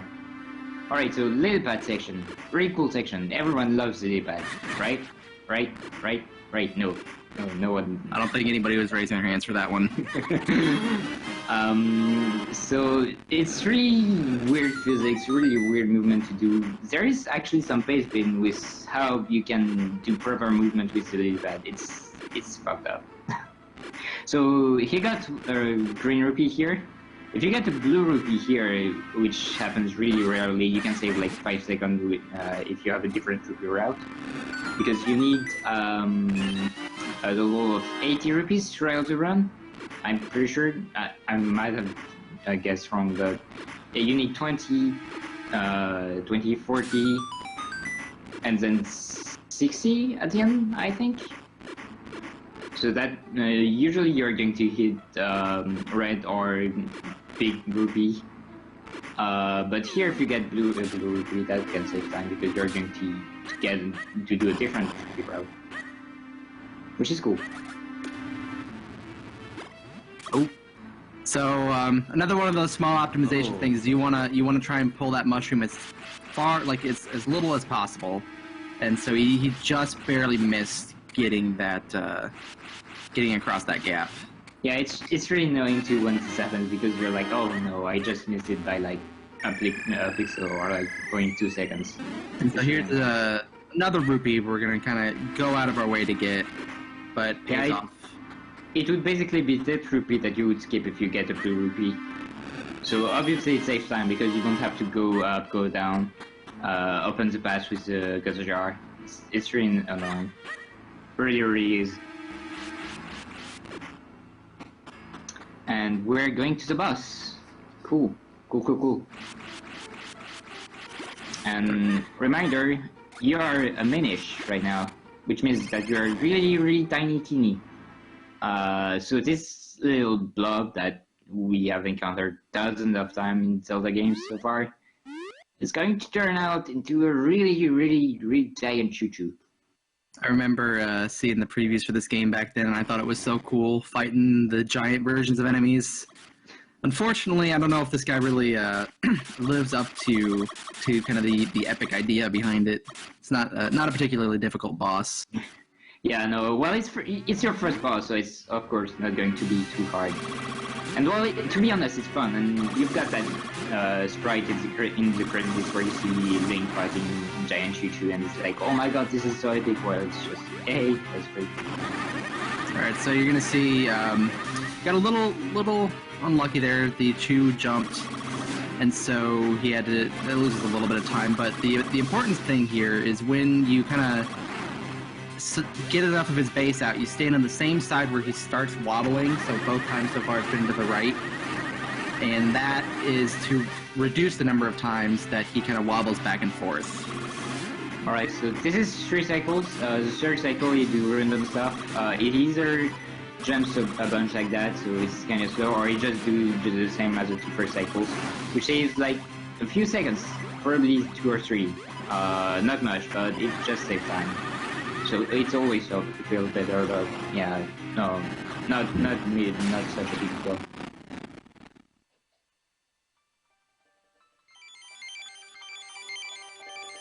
And that's one element. 3 to go. Alright, we see that. But your timing is probably wrong because like that kind of time can never happen. I don't know, probably add at least 30 seconds to that. Because yeah, entering Deeper Shrine is more about 10 minutes in so on. Anyway, now we're going to see the ancient. I can't remember his name, yet I should. It's hard when you play on a different version. You lose all the knowledge you had because you just don't know the name anymore. Well, the thing is, there is something that's really known for in this game. It's called figurines, and it's in 100%, and I run 100%. And you kind of need to know all the names of everything to know how to do the manip, because you're going to do like, oh, after Gantari I need to slash my sword 3 times to change RNG and therefore get a new figurine and not an old one. So I should know all of them, and sometimes it just, I can't remember it. It's scary when you are doing handle it, you don't remember the name. Oh, nice bomb drop. That's like useless. It would matter like for the next one, but this one doesn't matter. It doesn't help at all. Oh, wait, no, this is any percent, so you don't actually need the bomb drop, never mind. I just want to say, Blue Infinity had a nice slug room there. They all like basically just grouped together, which I don't see very often. So that is pretty nice RNG. Pretty easy to deal with too. So alright, here we are going to kill our 100% file. Say bye-bye to 100% file, unless he doesn't save and quit, which I don't think he will do. So yeah, if you want 100%, you need to do all fusions. And if you save and quit here, you're going to skip this fusion, skip a heart piece, and you'll never be able to do this fusion again. So bye-bye. So there's another example of bouncing off in this room. Looked like Blue was either slightly off. Ooh, okay, that worked out. He was either slightly off, or he slashed his sword slightly too early and bounced off the worm. So he did not get the 2 cycle. Damn, Blue! Don't stop doing that 3 cycle strat. Come on, you're better than that. I just want to point out 2 players PvE. Blue is sub 2, which is like a pretty good achievement on this game. Very few people get sub 2, and it's like a pretty big milestone. And well, Sickynar has a 207, I think, something like that. Sub 210 at least, that's for sure. Which is not too bad considering he picked up the game pretty recently. So obviously Blue is likely going to save a lot of time compared to Courage Team. So here's our first purchase, and it's kind of like Ocarina of Time, Majora's Mask style Deku Scrub Salesman. This is a bottle. It's very important climbing the mountain because you need to Yeah. water some plants. And watch out, guys, we're going to have bottle on B. There we go, bottle on B. Oh my god, we're going to... Oh, wait, no. This is not occurring that time. Not going to do anything with the bottle on B. Just watering plants.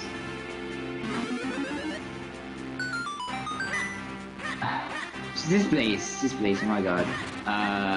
If there is a place where people are going to die, it's either here or this place is like the place where you can die in this game. There isn't a lot of hurt refill. There's a lot of enemies. You're likely going to roll through them, and you don't have much life. Like if you die, that's either here or this one. Yeah, this is a surprisingly dangerous area for what is still basically an early game area. You only have 4 hearts typically, unless you go out of the way for a lot of heart pieces, like casually even, unless you're looking for a lot of heart pieces as well. So, yes. All right, this is very important. So you just got. Don't press B anymore. No more pressing B. We've seen a lot of people pressing B, reusing the water, and having to go all the way back here. I think the worst, I had a run really early on in my Minish Cap career where I actually didn't spill the water, but I got all the way to the plant and was not close enough, dropped it, and nothing happened. Oh, that's the worst. That's the worst. Alright, so he did kind of an optimal route there after getting the water. He could have just dropped down to the left, but instead he went through the cave. That I mean, that's like okay, but you can do slightly better just jumping down. That saves like 10 seconds. Alright, so here you can actually roll down into right before this location, like 2 pixels before, if you like mash roll right away. But if you start advancing just a little bit before going to roll, you're gonna have this little waiting that you could see. You probably didn't notice it, but I noticed it. And yeah, meanwhile Blue is going to fight Giant Choo Choo. Watch out for this epic battle.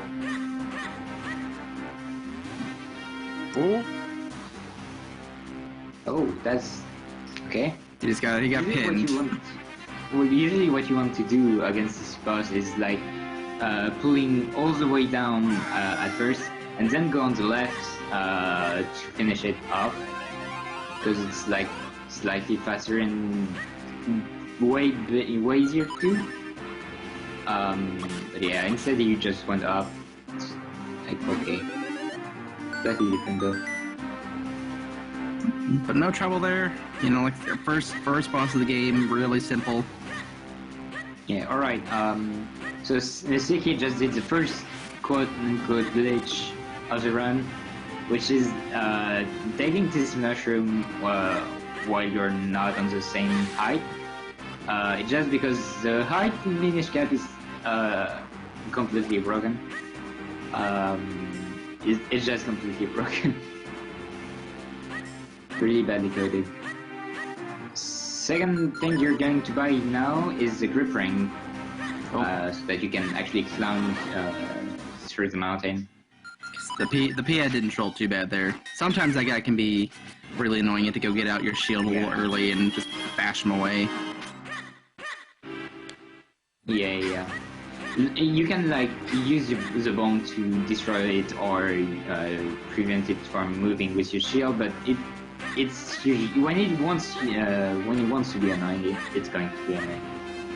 So right there, right at the beginning of this mountain, if you're low on hurt, you can actually get a fairy or the hurt piece if you want to. It's not that much of a time loss, but it's going to make this climb way safer because those boulders, if they want to hit you, they are going to hit you and you'll have to hurt damage, and it's really annoying when you get hit like 3 or 4 times.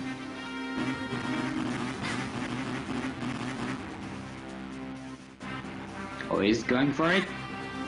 Alright. Oh boy. Okay. Woo. Oh no! No! Oh no! God, Looks no, like he got that's the worst. Because now he has to, because Tech Titan is, he needs to equip sword. Oh god. So yeah, usually the setup to know that, the visual cue to know that you can jump is when you see Link's face turn red. But somehow it didn't work here? I don't know. Feels terrible. Alright, nice and clean raindrop section. Yeah, you're likely not going to get hit. Even though it seems like you're going to get hit, you're not going to get hit here. Unless once, maybe. And that one time, it will be when you will have what the quarter hurt. I know what I'm talking about. I went through this. The quarter hurt when the rain's dropping and you get killed by a raindrop. It feels terrible. Hope you have a very sick definition of funny.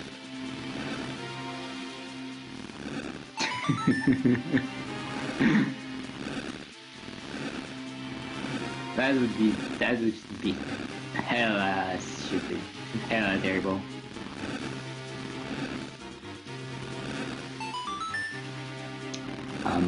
So it's a simple rock puzzle.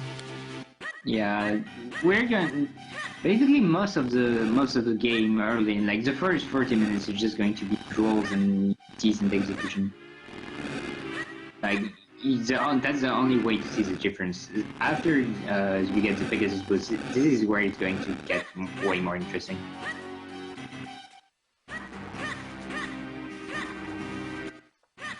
Alright, so there to suppose you wouldn't need to do it if you did not have to kill the test type. Which is unfortunate, but hey, that happens.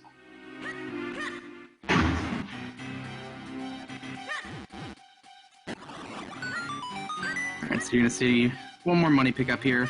There we go, another 20. And that helps prepare for the stuff after this dungeon when you need to get the Pegasus boots.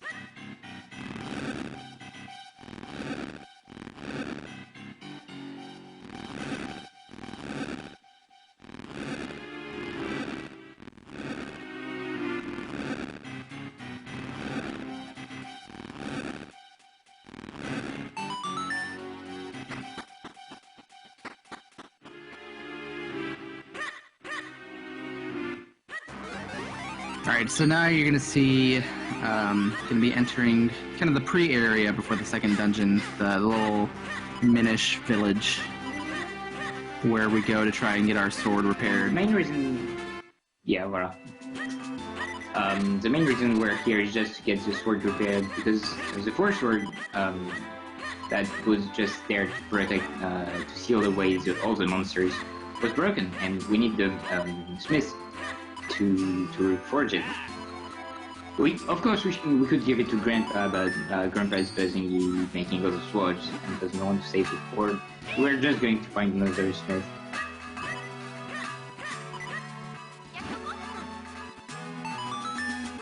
And now Cave of Flames. This time as a human, so we will actually see normal monsters and a tiny teeny monsters. But yeah, so took a good amount of damage in the mountain. Fortunately, this dungeon is very understanding of the plight of the mountain and gives you 2 hearts right at the start. You can actually get 4. There is 4 in the room, but yeah, the 2 others are like the other way, very far away. So here, as Lucas and you just saw, he didn't roll into it. You can actually just roll into the room, but it's going to be slow because you're going to have to wait a little bit, so it's better to walk. We actually saw an example of how you are supposed to not roll in as the cutscenes.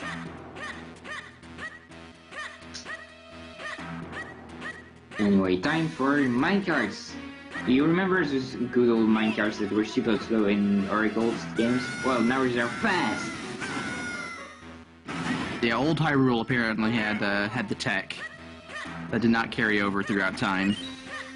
Yeah, even in Sky... Well, in Skyward Sword they were even slower. Come on. They just sped up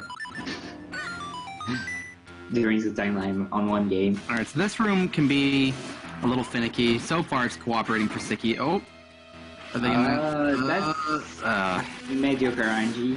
I was just, I don't know if I would If you get to hear that. Not today.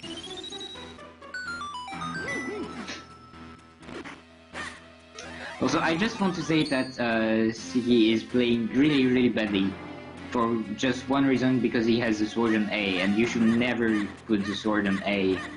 Therefore, I ask that he gets banned from the Disrail race or have 10 more minutes to his timer, because this should never happen. Please don't do that in this at home, kids.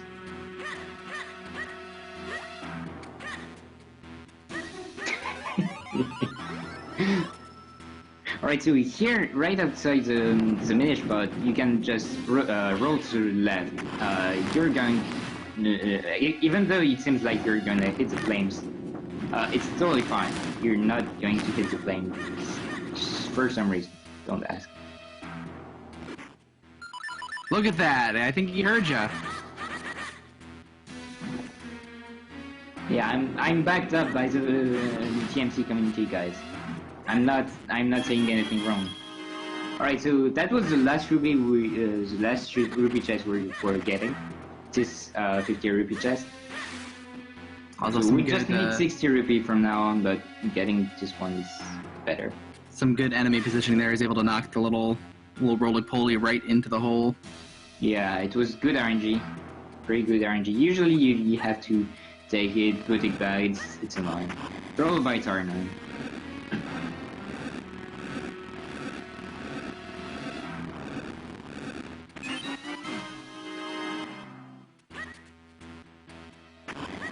Alright, so remember Kidsbot, he got 5 bombs. We actually did not talk about it, but it's like always there.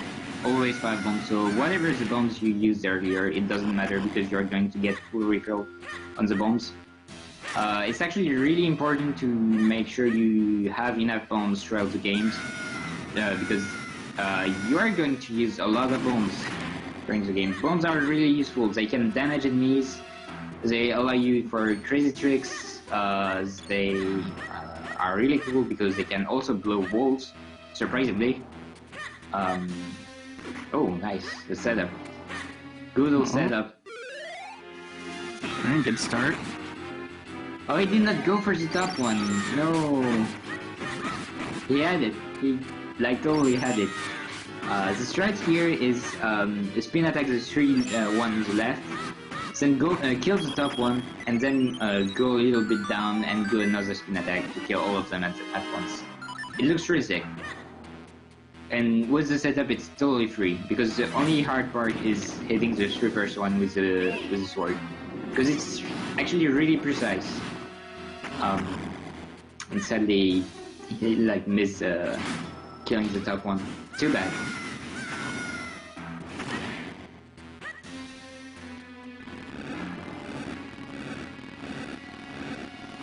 So yeah, now we got the best game in all of the Zelda games ever, which just allow you to flip things. Yay! We can now flip things with our stick. Such a good item.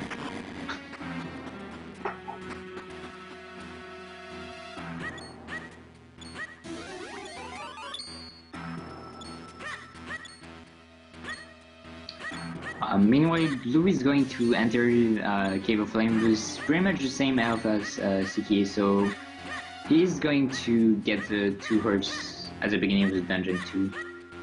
Like, he should not get hit in the little passage just before the village. It can happen, but yeah, he really shouldn't die.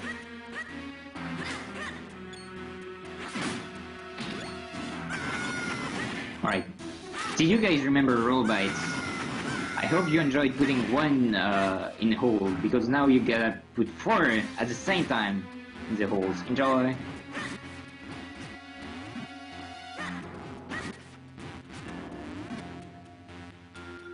That was waiting delay.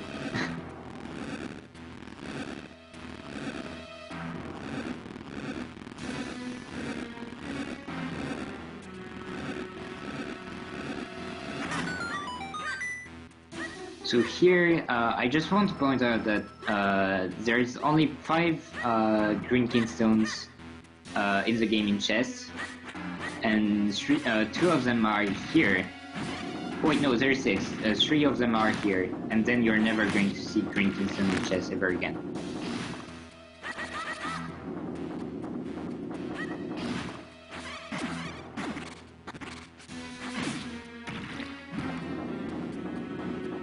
So something moderately dangerous here. Going to try and cross this as fast as possible, which requires rolling basically on the corners here.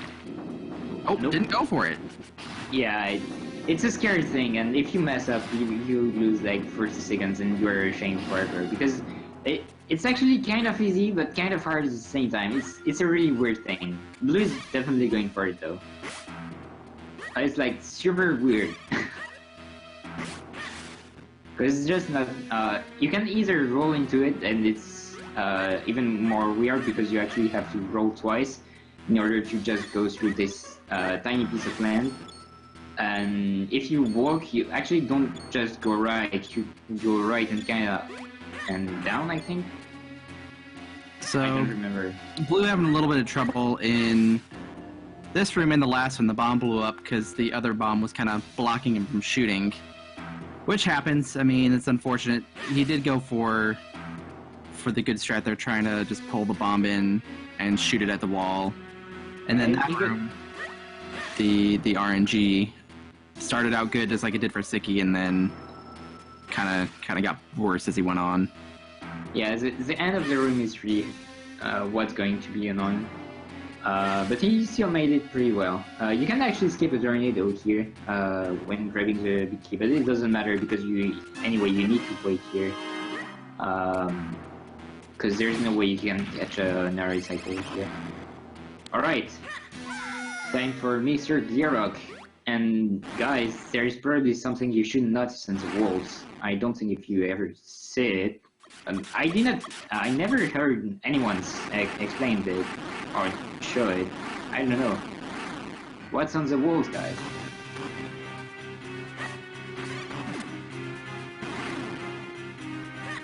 Anyway, this boss is 3 cycle. Should always be a 3 cycle. You can know that you finish the cycle if the lava is going to go all the way up or close to all the way up. Otherwise, that means that you did not hit him enough, and that's going to give you an extra cycle.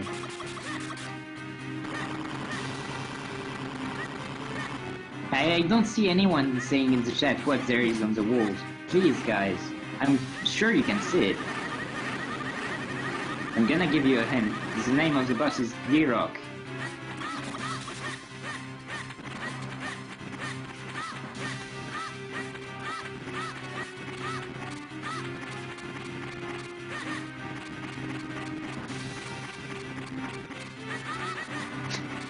Dang, don't say it.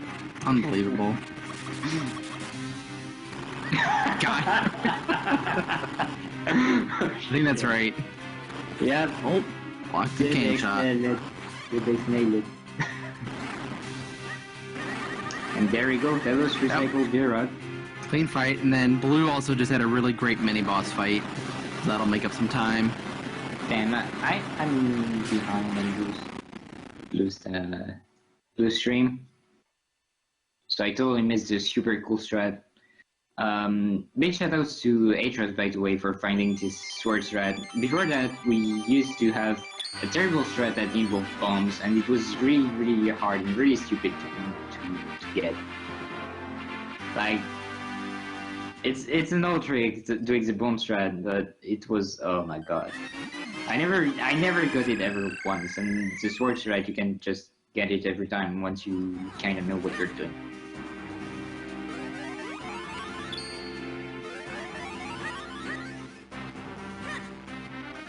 Who's Atros? I don't know. I heard the legend that he used to slash signs all the time. I don't know. Adam's family speedrunner.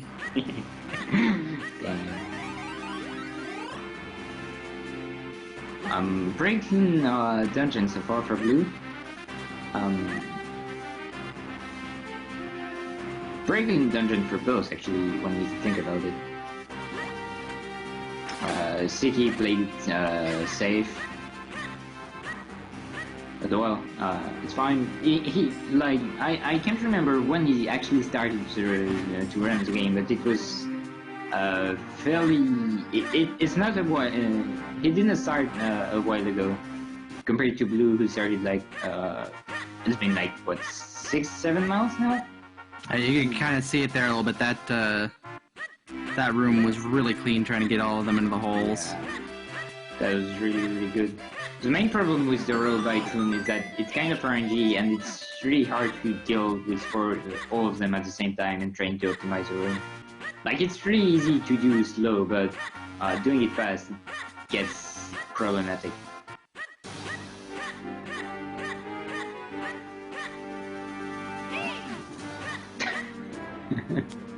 Oh my god, go! Well, let's see what this is. That's Gira on the on the picture as well. Now let's see if Blue goes for the strat here. Right now, he's totally going for it. Oh yeah, easy every time. Yeah, it's so right like, now. Yeah, it's like not hard when you kind of know what you're doing, but it still kind of is, and you always get a little scared when you're doing it. I kind of tend to do it on the first cycle because it doesn't matter on which cycle you do it, and it's fine, and you usually don't see it on the first cycle.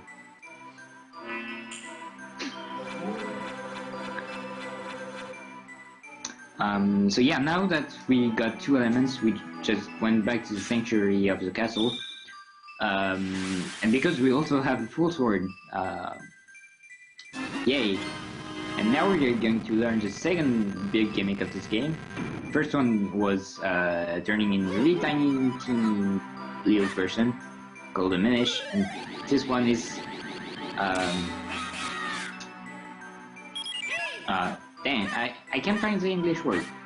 Please help. Cloning, there we go. Oh, I was struggling. Like, I don't know what you're going for here.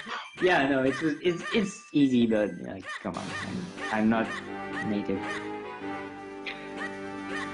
So yeah, now we can clone, and this reminds me of the question I wanted to ask you guys before the race, but I forgot because I wasn't here at the beginning. Which Zelda came first, guys? Force Swords Adventures or Minish Cap? A good minute to answer that. Basically, this fight coming up. Oh no, Blue! Okay, nice. There's a nice little setup for this fight here that Sicky's on. Just kind of move yourself. What's this setup? What is this setup? I've never seen. Okay, so I think I'm just gonna stop commenting on things before they happen.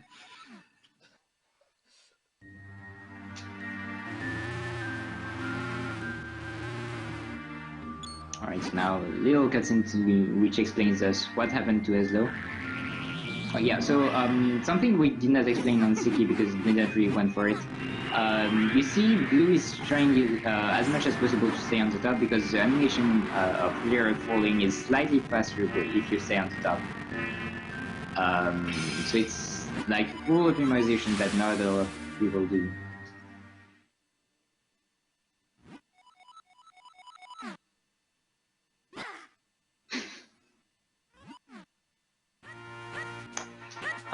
Alright, this section is pretty cutscene heavy, quote unquote cutscene heavy, because there's not much cutscenes, and anyway, the match takes fast. This is where there's a lot of lore. Yeah, as Quo said, FSA was before Minish Cap, so it might seem that, a lot of people might think, yeah, Minish Cap was before Force of Adventures. And that's where they kind of explain Patty and stuff. But no, it's actually the opposite. FSA came first, and then they made Minish Cap and went a little bit more into Patty's background. Which is cool. And there's Vadi again. Oh my god! What are you doing? Stop right there! The king and his great defenses. Yeah. Oh. Shoutouts to voice acting.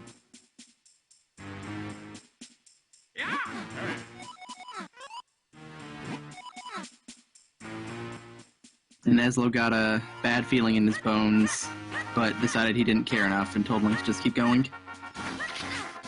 Right. You say hello to the sign because that triggers the boot quest. Yeah, the boot quest. You can either do that or trigger Eslo's cutscene in the swamp. But it turns out it's faster to talk to the sign. And don't slash it because otherwise you're going to have some problems. And people might say, hey, you're pulling a Natros. Or something dumb like that. Because then you have to actually go to the swamp, hit the Eslo cutscene that you could actually skip. You can actually skip. And you're going to be ashamed forever.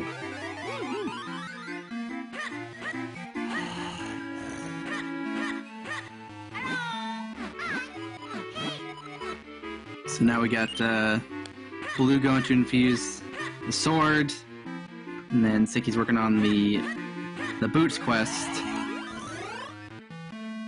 Lots of Then I was married. Woohoo! Woo!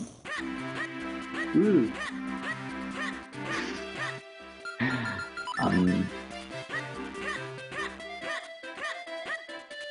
Did Yeah. Sicky hit the warp statue? I think it did. Okay. I think it did. Otherwise there is really no way to really tell him to do that. That's an important thing that's really easy to forget when you're learning this game, and I saw Blue do it, which made me think about it, is that you want to hit that warp mark in town for after you get the Ocarina in Dungeon 3, or at the end of Dungeon 3. Otherwise, you face a nice long journey back to Castletown. Yeah, you basically have to go from Lake Hylia to Harder Town, while you could just walk to it, which is really annoying. I actually never saw anyone miss that, but who knows, this might be the first. So, I'm pretty sure it did, though. Malon and Talon somehow have survived hundreds of years. They started out in this game, and then lived long enough to make it to Ocarina of Time. And we just kind helped. of like Zelda. Oh, nice, boom. The bop drop. That's what happens when you are not used to your... I'm pretty sure, like, he's used to Kane on D and bombs on A. This is what happens when you guys bully him into switching what button he has things on. Hey, come on, that's not the sword. I don't mind anything except using the sword against Octo. Yeah, because there's another thing, guys. Don't use the shield on Octo. It gives bad RNG. Really few people know it, but it gives bad RNG having the shield instead of the sword. Believe me, I know what I'm saying. So yeah, here's the last thing the rest reason you need money in this game is to buy this 60 rupee mushroom. So yeah, 60 rupee mushroom. Sounds like someone is paying a high price for just a mushroom. That stinks a lot. I don't want to know how long this mushroom has been out of the land. Dude, English is hard. Yes, this is true. And so now this very stinky mushroom will be used to wake this guy from his deep slumber. And suddenly his boots are almost finished. Boots never actually started. You just need to finish them. Just needed to hammer them like twice and then polish them. Yay! Oh, hi, Mr. Postman. I don't think the Postman ever trolled either of the two runners so far. Yeah, so far it's been pretty cooperative. I just want to point out that the moblins deal a whole herd of damage, and that really is a lot, especially when you're like hitting them a bunch and not being able to go through them. Alright, so you might have just seen Sick kind of just walk into the marsh at first, and doing so and then running skips an Eslo, an Eslo scene. So Yeah, the Aslo cutscene we were talking about that kind of triggers a good quest. well, Darknut was not very cooperative. That's the attack there you want the first time, and then when you do that when you run into the wall, you'll be behind him and can just finish him off really quickly. Wasn't a bad fight given the circumstances. Yeah, he just messed up his timing on the charge, which is kind of sad, but whatever. He used a roll strat, which I've never seen like forever, and that looked pretty cool at least. Because I haven't seen anyone. No, don't go there yet. No, you. Don't have. You don't have the second Kingstone. Please, someone tell Siki that he doesn't have it. So. Wait, no. No, you do this after, because you need the bow to get past the... Yeah, what am I Cyclops saying? after your fight. Oh my god. I don't know where you are right now. I was sitting there like, is that right? Yeah, But, he's fine. I don't know. I was like, hey, you need the second Kingston, but for that Kingston you need to go, what? What is happening with my brain right now? Okay, it's just my brain decided to stop. So, for the most part now, Siki is done with rolling, and then the determination is kind of like other games that have the Pegasus boots. You know, if you're in a short distance, like, you know, it's leaving a room, or one of these small coves, you roll because the charge-up time for your boots is not worth the change you get in speed. Uh-oh. I don't know if you guys want that. No, well, don't worry. If you want even more bad commentary from me, wait for First Sword Adventures, because I'm not an expert with First Sword Adventures. All right, so more abusive rolling. Get to roll right under that big old statue, which is nice because those things are a pain in the butt to kill. Yeah, the only way to kill them is using arrows, but we're actually never going to kill them. I actually completely forgot how to kill them, like, decently until I played First Swords again. In which you actually need to kill them sometimes.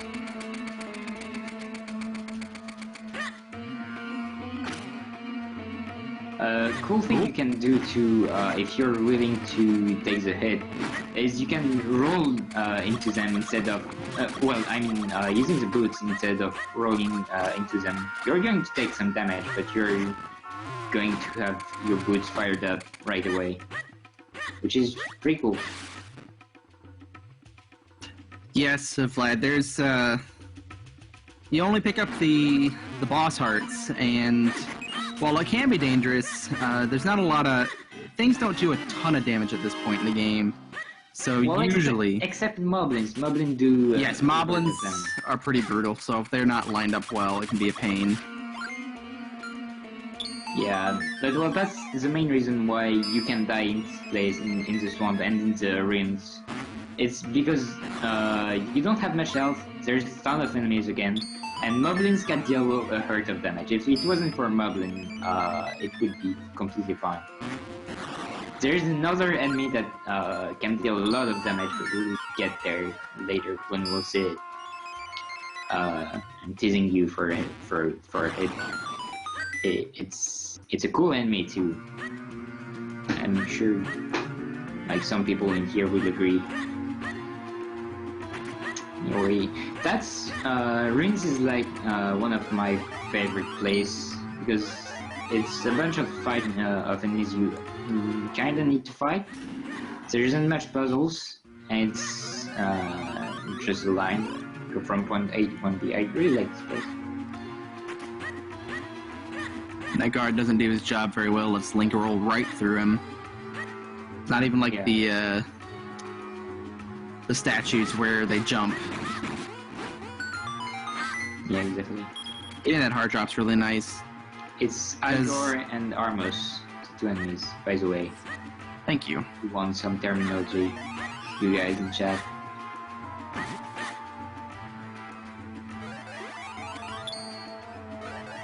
Oh, snake. Oh, Oh, rope. Come on. Why you kill snakes on the way? That's why you killed this snake. Just because you can get on the way as a Minish. Your sword actually don't do much as a Minish against a giant rope that looks like 50 meters or something. I don't know. I've never been imagined. Wow, that was some unfortunate enemy positioning. Yeah, that was dang.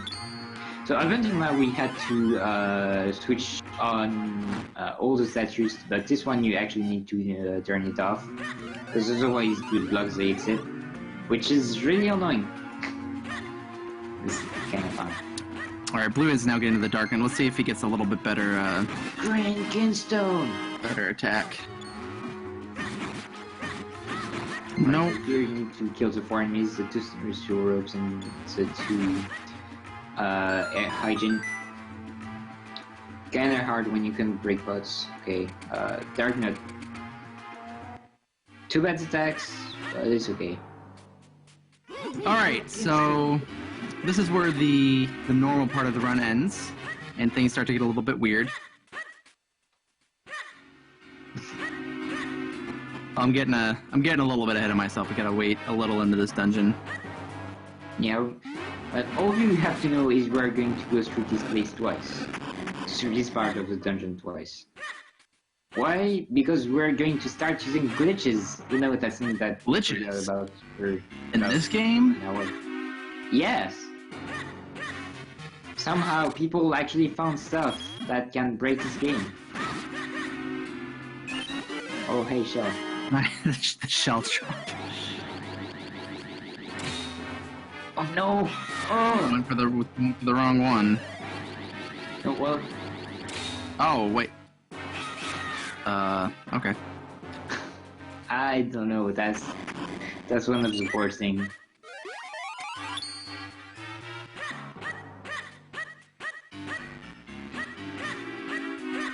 Cool. Please, you're not speedrunning Minish Cap anymore. Quo speedruns? Hey, actually, speedrun is Fire Emblem Awakening, which is like good speed game. I won't say anything bad against Fire Emblem speedrun. Anyway, this guy, you actually don't need to kill it. You just need to do 1 slash and it will go away. And you will be able to hit the lever. But apparently, Sicky doesn't know that.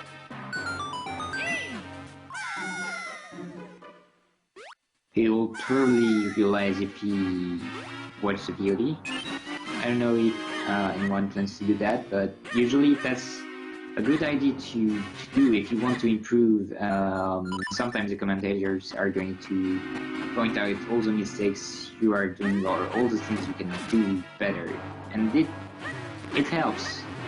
It really does help for future runs.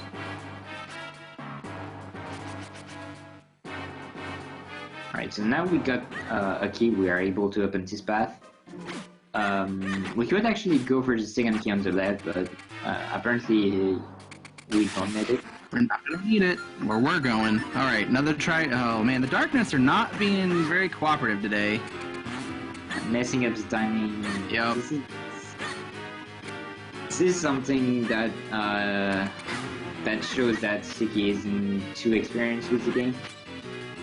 Like that's something you kind of learn to get. Like this timing, at some point, that once you're really well experienced, you're never going to miss it. And now we missed it like 2 times already. But, well, it's really something that's tricky to learn, learning the timing. So I can't really say oh it's bad. No, it's tricky to learn. It really is. Those weird coins are called kinstones, and certain ones, like those gold ones, are usually story related. You need to fuse them together to make events happen. Yeah, gold ones are story related. You can get green, blue, and red. You actually need 1 red kinstone in the run, and he's actually going to quickly do that now. Now that there's a small mitts, which allow to break this. Do you guys in the community remember when we tried to RNG manipulate this red kinstone like this one before realizing that red kinstone was in fact right there? I remember those days. learning the whole never doing runs with it, and suddenly someone says, "Hey, there's this Kinstone here that is just right next to us." I actually can't remember who it is. I think it's Sailor, but I'm not sure anymore. If someone can oh no, it's Ijul. It's Ijul. So you're seeing our first big glitch. Kind of, I can't. You may be better suited to serve how exactly the glitch works, but we're trying to basically get out of bounds. First try. Well done. Nice, nice, nice. It's really tricky because post buffering in this game is stupid. And it's really weird. The frames you can. It was Zed. Okay, it was Zed. God, I feel bad. Sorry, Zed. If you ever watch us right now and are just sleeping because you're sad, I'm sorry. Anyway, yeah, right there. This is not possible in the US version, and it saves 3 minutes. It's possible in the PAL version though. At first we thought this trick was actually only possible on PAL, so we were just like thinking, hey, we're just now going to move on to the PAL version and forget the European version and forget the Japanese version. But are you having issues on Sicky's stream? I don't. Okay, I'm just gonna reload then.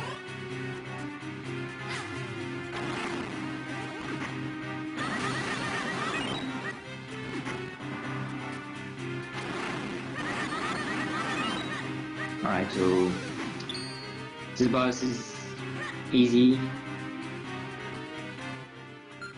Like, once you understand how it works, it's fine. It's just the pillar, which pillar to hit is actually aren't. So so far he got a good second cycle. Got it right away, which is, I mean, it's good. It can be twice at the same phase though, so it can be on the bottom right anymore, on this third and last cycle. All right, there we go. Now I'm all caught up.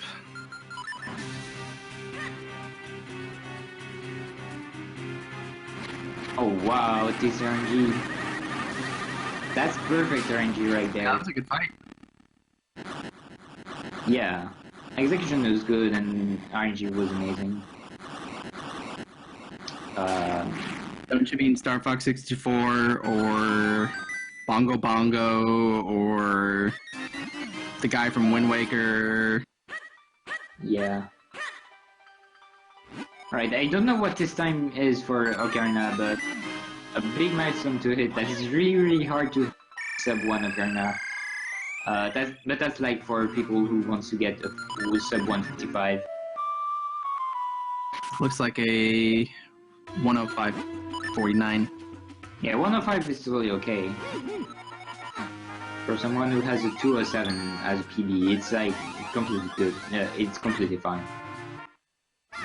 Alright, so Blue getting another shot at the Dark Knight here. Yeah, they're not giving the charge. Yeah. The charge only matters if you get it first time. If you get it second time, it doesn't matter. It just gives a little worse timing. So what Blue went for right there with the bomb is called Roll Lift. Basically, what we've seen so far with bombs is people putting the bomb down and taking it back and throwing it right away, which is, I think, 30 frames compared to a normal throw. And I'm not sure about the frame though, it's been a while. And if you do that roll lift thing, that is frame perfect, so it's really, really, really harder. It saves twice the amount of time. And Blue is going for the BK skip that we saw on Sicky's side first try.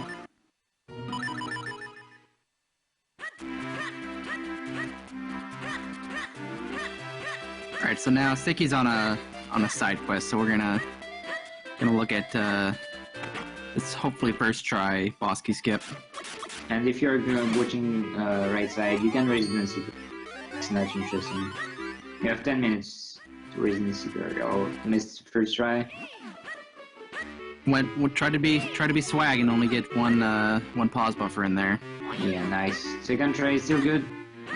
This trick is weird because it's just that really down to pause buffering. If you could pause buffer like I don't know, Ocarina of Time, this would be way easier. But no, pause buffering in 2D Zelda games is terrible. Well, I'm pretty sure it doesn't beat Ages.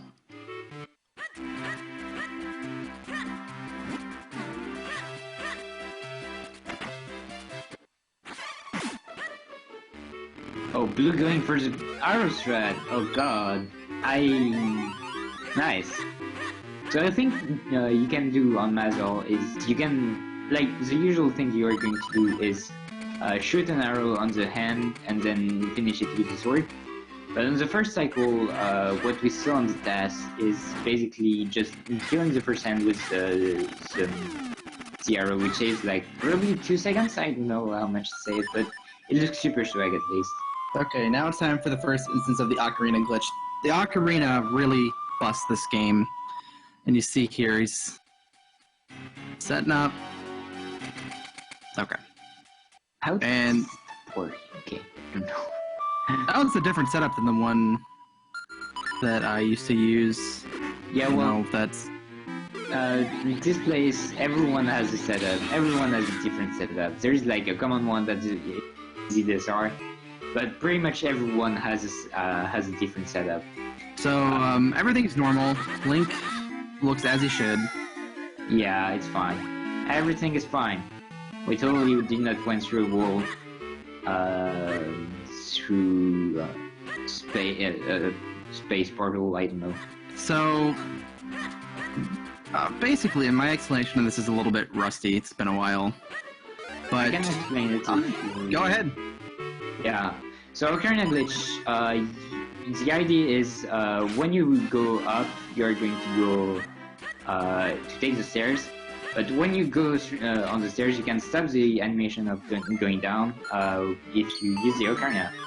That way, your C position is locked, which means that you can go above pits just like we did, and all the enemies are stopped. And the problem is it has a really high chance to do soft lock. There's a lot of possibilities to soft lock. The two biggest one is bonking with Pegasus boots, or posing, or well, no, you can't pose. Like you can press start, it won't work, and you can't roll either. That will soft lock the game. Lots of different ways to soft lock.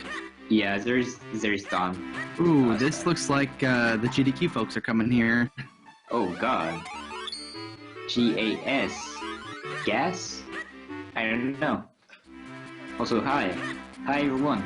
Hello. Welcome to the Minish Cap. Welcome to the boring part of the run. Yay! Book quest for 10 minutes. So fun. Alright, so this is an enemy I was talking about that deals a shit ton of damage. Cat. Kitties. Kitty Post your favorite cat face. Oh! Kitty deals 3/4 damage. 3/4 hurt of damage. And he can infinite you. You can just lose all your life to Kitty. You can die in the town. Aww. RIP DBX.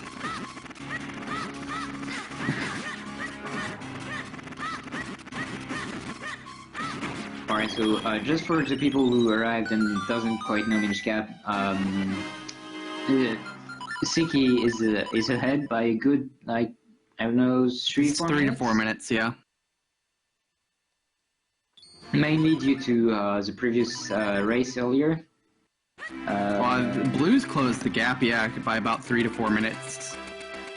Yeah, so, I kind of expect the two teams to be tied after the race. Yeah, there's a good disparity. Siki's been doing a pretty good job, but Blue is a more experienced runner. Yeah, and he has like a 7-minute better PB, so it's kind of expected. Plus, Blue races most days. At least streams Minish Cap all days. He's like big shoutouts to Blue. Yeah, he kind of revives the whole Minish Cap community. He started the game like 6 months ago. He made the tournament for Minish Cap. Okay, first try, Ocarina Glitch. That's sick. Just want to point out that Ocarina Glitch is one frame trick in a 60 FPS game. But yeah, Blue is now really experienced. He's really energetic. He does a lot for the community. He runs the game a lot. He's a really cool guy. Big shoutouts to Blue. And he's cool too.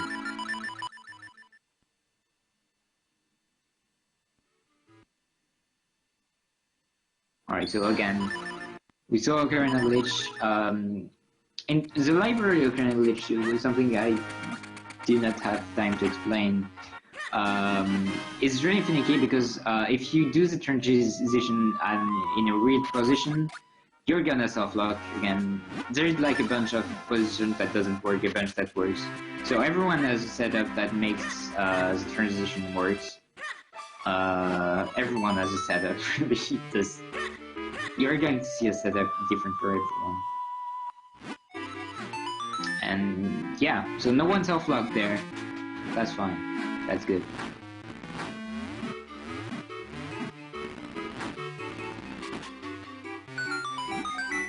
It looks like Sick is done with the book quest. So he'll now be able to get the flippers, which you only need for one room. Fun.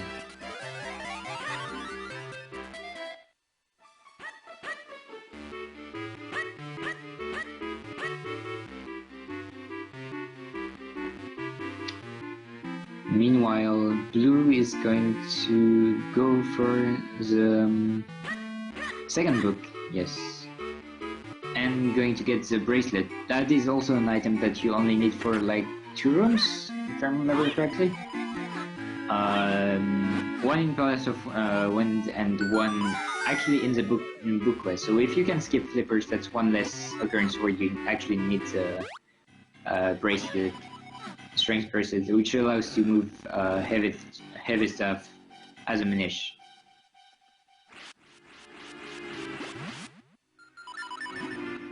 And we're going to see a really annoying enemy, Scissors. Oh, and getting the fairy here for safety. Beetles are annoying. You can't hit them when they're not hitting you, and they have a lot of HP, and it's slow. Very, very slow. This guy's... Oh, that's our first 5er of the game. Yep. It's really hard to skip skipping Green Rupee is like impossible. Skipping Blue can happen, but it's still impossible. Again. That's alright, we got the flippers, now we can actually do some dungeons. And we're going to go to like Lake Hylia, obviously, because we got the flippers, so we kinda have to use them right now. Going for the HP to... Oh, okay. Interesting. That's a neat little safety. Yeah, it was... I believe it was introduced by Gartic Ace during the tournament. I'm not sure if anyone ever went for it before. Yeah, that's a nice little thing. We also tried to route at some point to see which herd piece would be more interesting if you want to have one extra herd for endgame. We came up with a route that is like a minute slower, probably a little less even. Alright. Yeah, there is, since there isn't a bunch of dungeons in this game, just like Majora's Mask, you've got a ton of herd pieces around the world, and therefore there are some that are really, really close to the normal way to get. Doesn't take much time. This one is an example.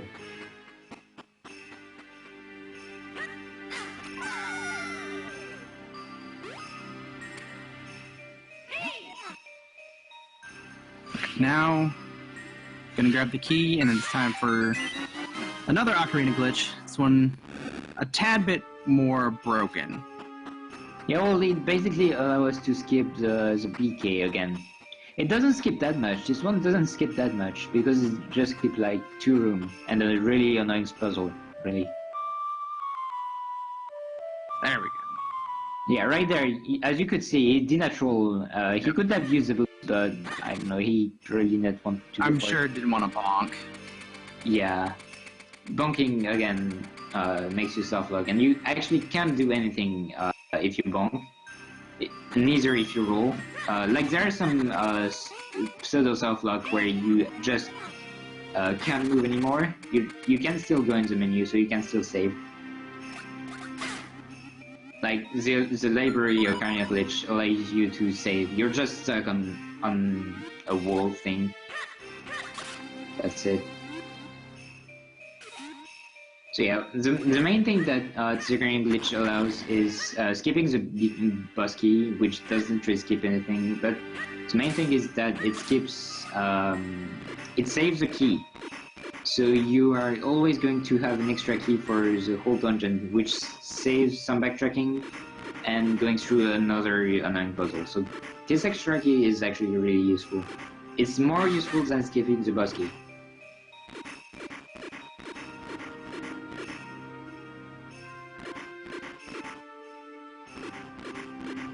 So you're going for... nope. Going for swag mushroom. Strat. Rip.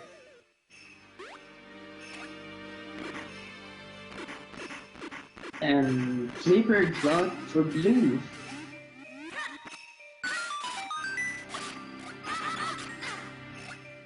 So if you're fast enough, you can actually get through that little segment that Sicky was on without that roller coming back and hitting you or having to go underwater for it. But it can be a little bit tight, especially with how, you know, different moving on a lily pad can be. So shout out to Hope for not how to solve this puzzle right there. There was this little stone tablet that explained, hey, the key is at the bottom of the pod or something like that. And basically, if you watch how the room looks like, it looks like a pod.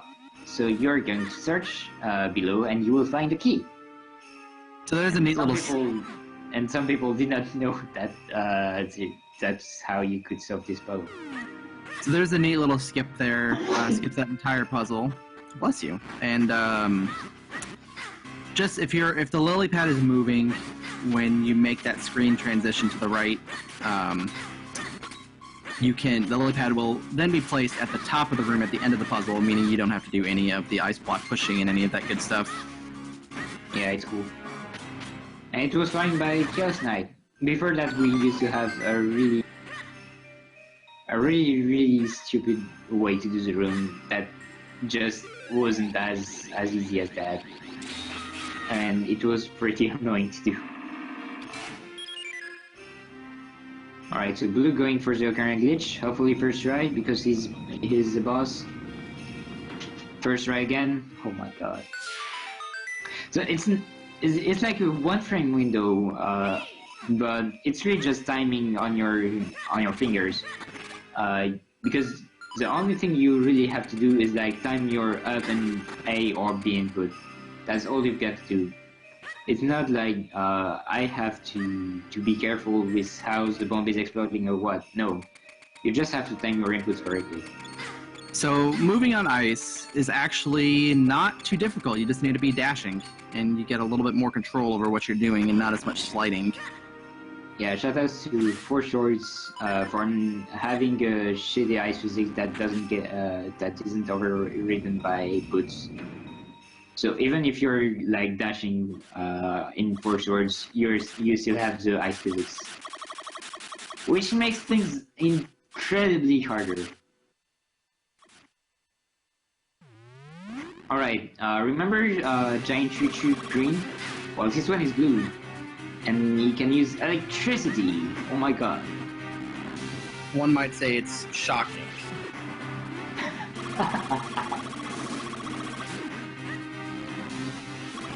And yeah, otherwise it's exactly the same boss.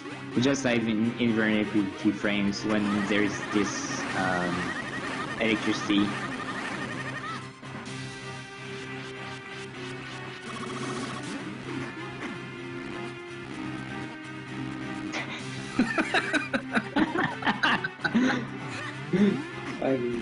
No, there's no clear rocks in the wall, sorry. Now I wonder if there's Octo in the actor room. Octo's in the wall. Now I'm curious. Damn.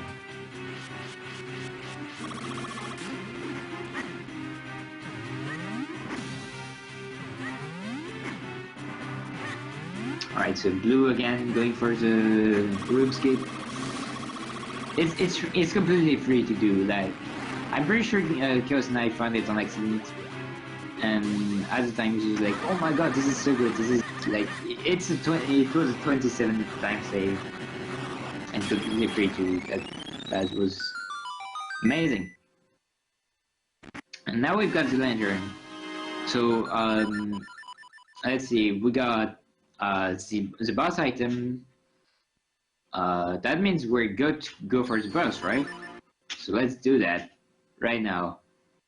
Let's skip everything else. Yeah, we don't need to do the rest of the dungeon. Yeah, this dungeon is boring anyway. Let's go! Oh boy, first try! Sicky! First try. So the current glitch right now, today, are really good. So say goodbye to the rest of the dungeon. We're just gonna kind of run over it. Yeah, again, when you have Ocarina glitch, you don't care about anything that's not blocking you above you. It's fine. And to deactivate it, you just use the Ocarina so you can go down. And there we go. We skipped everything else.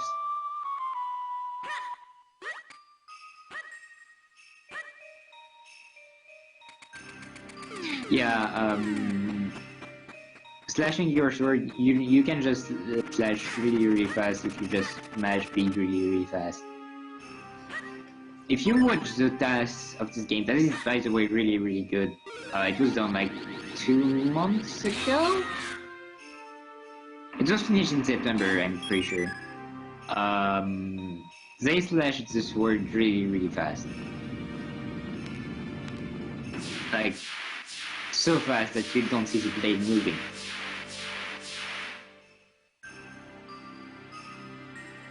Okay, so, Octo. Everybody's favorite boss.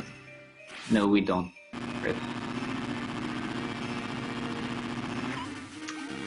Best boss of the game. Best boss ever made. There's a task quo. Who would spend time making a task for this game? Sounds pretty lame if you ask me. Alright, at least, even though he has sword in A, he's still going for the sword. That's okay with me. Even though I still can't handle his, wait, no, don't tell me he's going to switch for the shield. Oh my god, this... Sicky! Okay, so what? Okay, he's doing a mix. Okay, I don't understand this runner anymore. It's still inexperienced. I'm done. I'm seeing the shield on B and the sword on A against Octo. My life is broken. It's intentionally done just for you. So, Octo has several different attacks that can be done after phase 1. So the first time he's going to try and eat you. Alright, I think the second's usually always a rock, and then from here, it can get a little dicey. Or am I getting a phase ahead of myself? I think I'm getting a phase ahead of myself. Yeah. Okay, so let's switch to blue because Sicky is doing something terrible. So, he's doing a blasphemy. I to see that. Blue is actually going for the Ocarina glitch, so he's going to go get the lantern.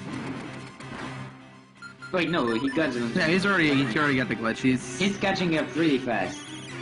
He's really catching up really fast. Alright, so this is the phase we care about as far as the attacks. Can eat you, can spit a rock, or you can use the ink attack, and that wastes a lot of time. Alright, so there's one ink. That wastes 30 seconds. One ink is 30-second time loss. And this is where Octo is terrible on third cycle. Because first cycle is always the same, second cycle is always the same. Third cycle is terrible. You can either do, it's going to go from 0 to 2 ink. So you can have the either 0, minus 30, plus 13, plus a minute. Just to RNG.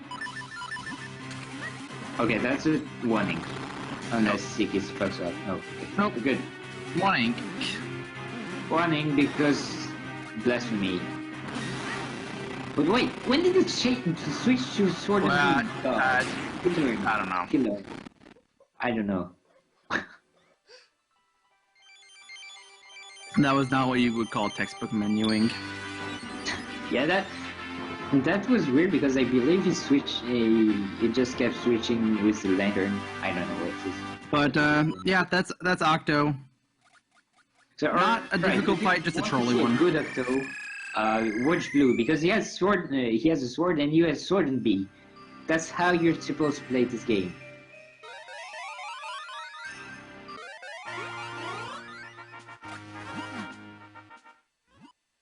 No, Blue, what are you doing? Oh my God, I'm. You're having a rough time, aren't you? Okay, so now you're supposed to do a pretty long side quest. Going in the Valley of the King. Well, first getting your sword, a better sword. Then going to Valley of the King. Then going up the waterfall. Then cloud tops, and then you're actually able to hit the next dungeon. But we can skip a bunch of all that because we have something OP called an ocarina, and that's the reason why you need one red keystone. So real quick, you notice Sticky really quickly did that segment there on the guards, and that's another advantage to the Japanese version over at least the American version. I don't know about PAL. The guards are really blind. They are not. They are either blind or they're unhappy with their pay and don't do their job well. I'm really not sure, but it's really easy to sneak by them. One so far for Blue. Well, it's not exactly that. It's on Japanese, and I'm not sure for European, but I'm going to assume it's the same. I know it's referenced in ZSR, but it's the guards move faster on the US version, so it's really hard to actually do the proper movement. They see the same way, it's just that they move faster on the US version, which makes not waiting really hard, while on the Japanese version, it's really easy. Okay, only 1 ink for both sides. Which is okay, like that's what you're going to get most of the time. Alright, so if you remember, in the last kind of side quest segment or in between dungeon segment, there's actually some time spent fusing kinstones with one of the guys on the west side of town to open up this warp. And this is how you skip the entire kind of, I don't want to call it filler, but it's basically filler quest between dungeons is using the ocarina glitch. And first try, right through the door, right past that person. And you do it one more time. We did not explain with ocarina glitch is that in the first room where you activate it, all the enemies, everyone is freezed, and the main thing it does is that you can go through them. You can't go through sprites. Like the hitbox doesn't exist anymore. Except that one man all the way down to in the house, it's actually a wall. You can't go through it, go through him through ocarina glitch. You can't. Because reasons. Alright, Palace of Wind, one of the most technical dungeons of the Guru run. I say technical, not hardest, because DHC is probably the hardest one, and this one is really just technical. There's a lot of stuff. Ooh, just like this, that are really annoying and requires experience, technique, whatever you want to say. And there's not really any glitch. Well, there is a glitch, but I'm pretty sure Sick is not going for it. I'm not sure if Blue is going for it though. I don't know, he was really hesitating whether or not he would go for it. But it's later on.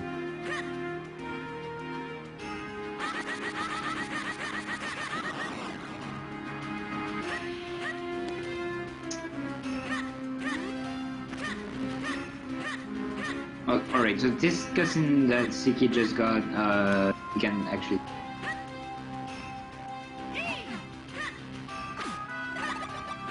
Yeah, this dungeon is probably where we are going to see the main difference between the two runners. Okay, so we're noticing the newest strat closest with ropes. Lantern strat, found by Ijul, I'm pretty sure. I know Ijul was part of it. I don't know who else found it. I'm pretty sure he wasn't alone in the process though. It's pretty fast. Neat. Wasn't exactly as good as it could be, but I mean, this fight is hard anyway. No, Blue, no! Alright, got an next try. Rip streak.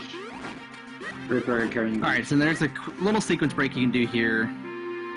Well, Lego. It skips the whole level, which is like 2 rooms.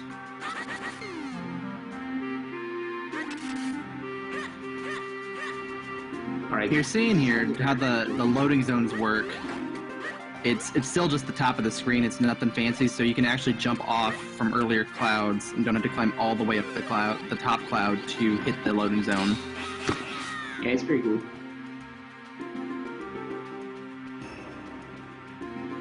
Yeah, the setup for the jump on the platform, it's actually what the timing is.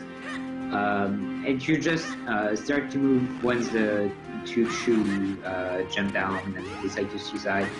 That's when you know you can just go. I mean, the timing is not too hard to get, but since you actually have nearly zero visual when you're doing it, you kinda need to know when you can start going. That's the only hard thing about it. But, well, just watching how people do it and doing it yourself, you're going to enjoy the tools.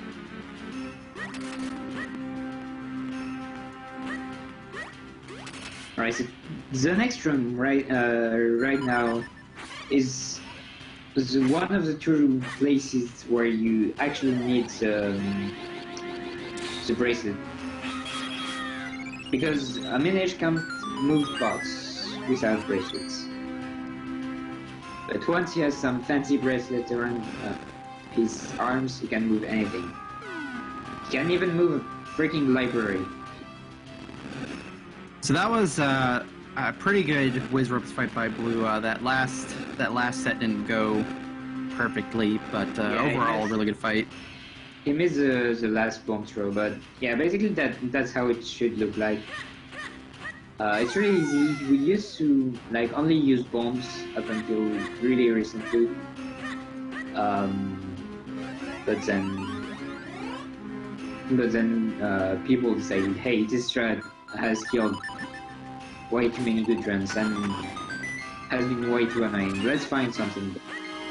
And there we go. Ladder. I didn't know up until that I could actually use the ladder, the lantern against all Wizrope. I only Yeah, that was new to me too. Very cool. I like that. It's nice to see the lantern get a little more use. Yeah. Siki is going to right now trying to into the dungeon. Not actually going for it. Okay, it was just for the beginning of the room, but basically if you do this room properly, you can just not wait on that last on that last little part.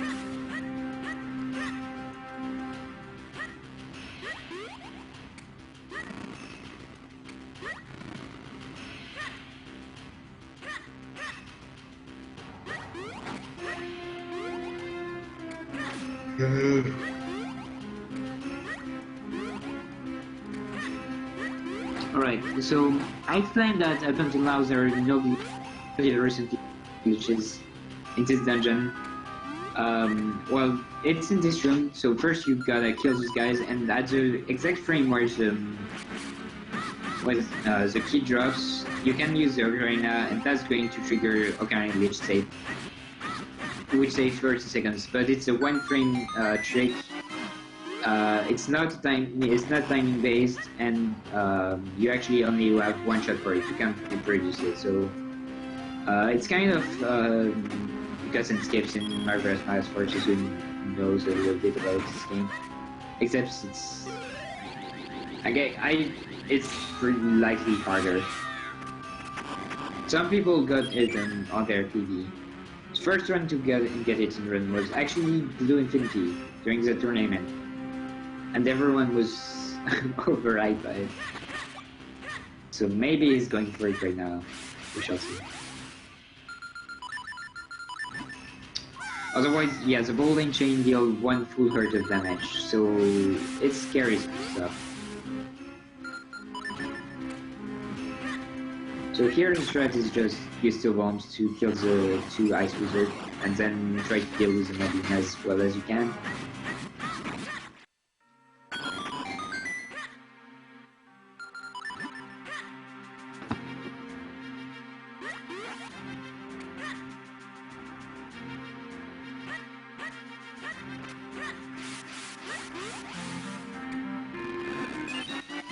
And Vicky. Yes. So now that means we're going straight to the boss, right? Right? One can only hope. But alas, that is not the case. What? You're saying that we're not going to fight the boss right away? No, we're in fact going to fight the hardest mini-boss in the entire run right now. Yeah, don't blink. See ya. Hope you didn't blink.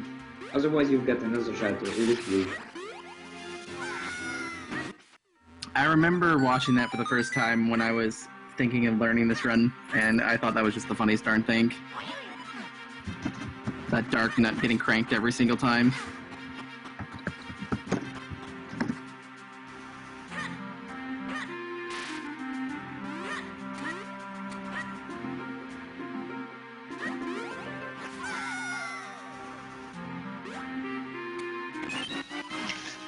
Oh, rip. Blue did not get it.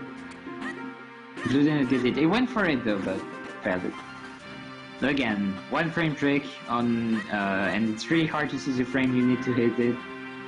It's an impossible trick. It's like 40 seconds. If you get it, you're a god. If you don't get it, it's okay. You're just a normal human.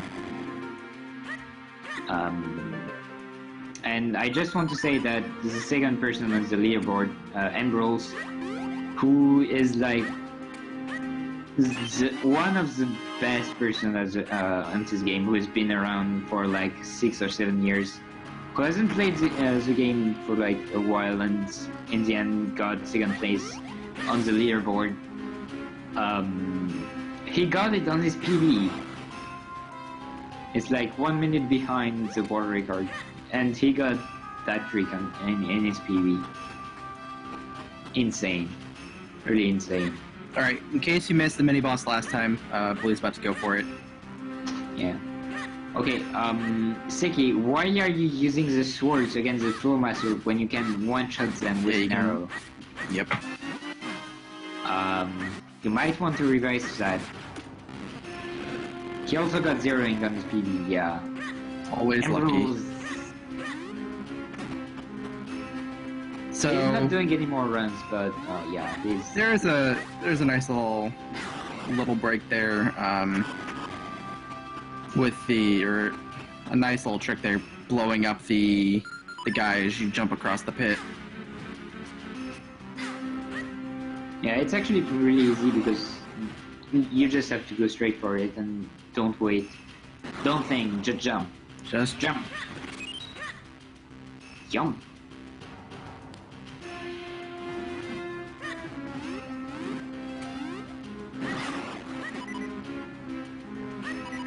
Yeah, it's a one-shot, again, on the Japanese and US version.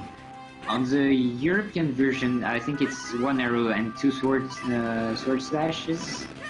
I'm not sure about the amount of slash, but you just can't kill it with one shot. That's one reason why the European version is inferior to Japanese version, because it's harder, and there's this Spiraster thing. There's less health replenisher again in party, and also you can't use the ocarina when right outside the Palace of Wind, which is a problem here, because if you try to go down right now, you're gonna get soft lock because you're stuck inside the girl. Oh my god, what did I say? Yeah. Hey, look on the walls. Okay, you burned this up, but it was clear on the wall. Oh my god, Blue! Don't get caught. Don't get caught. Thank you. Good grief. Yeah, the thing is with Flowmastery is that the hitbox is really weird. It's not the whole hand, it's just like the... how do you say the part where it's no... But yeah, the hitbox is only there. Alright, so Gyorg. I think these were on the wall somewhere earlier in the game. Yeah. So you got the idea, just hit the three eyes with your clones. Deal as much damage as you can to the eyes. Second and third cycle on Red Gyorg, you have to do it twice. The blue one, yeah, okay, he wasn't really lucky there. The blue one, you just need one spin attack that you aim precisely, and you're done with it.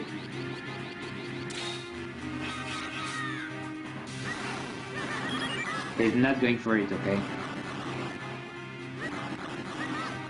And yeah, otherwise it's like you do 2 hits and you'd have to do it 3 times. Yeah, this boss fight is scary because the little colorist that Blue Gyorg is sending deal full hurt of damage. If it hits you, if it hits a clone, you don't take any damage. And if you feel like you've got some really big guts, you can go for no clone strat if the eyes are positioned well. And if you're a pro, probably named Tass, you can just hit them with one sword slash and it will be done. But it's hard as fuck, just because it's super precise. So, Blue's making up a lot of ground on this boss fight. Yeah, it's really a boss fight that you need to practice a lot to like understand and do fast. Fortunately, Blue Gyorg is now gone for Sicky. The fight actually becomes kind of easier now. Yeah, it's done. Once you hit the eyes on the left, it's done.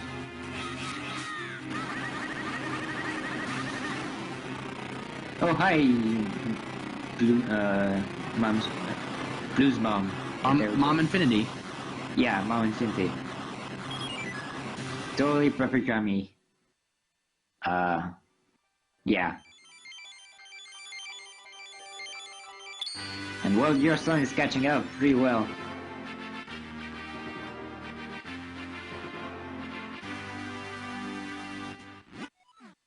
Alright, so that's all the main dungeons. We just got to go and fuse our sword one more time, and I think that's it. I think we've saved Zelda after that.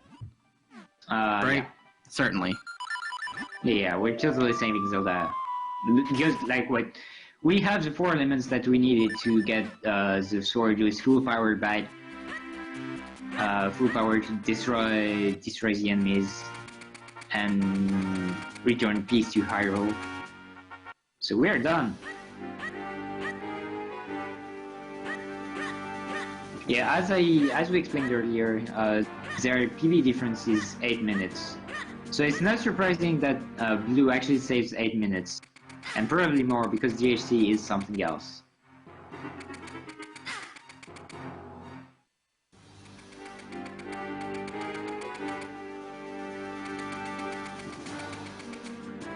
Yeah, only 34 seconds difference. If you thought up until now that Team Courage was totally winning, well, TMC happened. And wait for Sword Adventures, because this game is hella broken, it's hella hard, it's hella cool, and there are some really top level speedrunners who are taking the relay. If you've never seen the Four Swords Adventures run, stay there. It's super cool. Blue earned his bronies and zebra cakes again. Okay. If he doesn't want them, I've taken them. I don't mind. The zebra cakes, if you don't really get the joke, is kind of a meme in the TMC community. I don't know where this comes from, but yeah.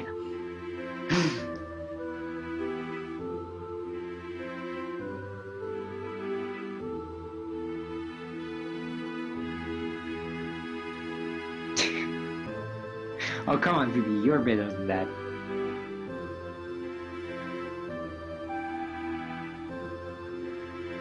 And now we are going to restart the game. So yeah, welcome to the intro. Welcome to Minish Cap Any Percent Speedrun.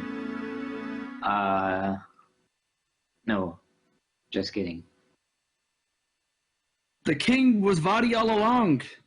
Oh my god, I never knew!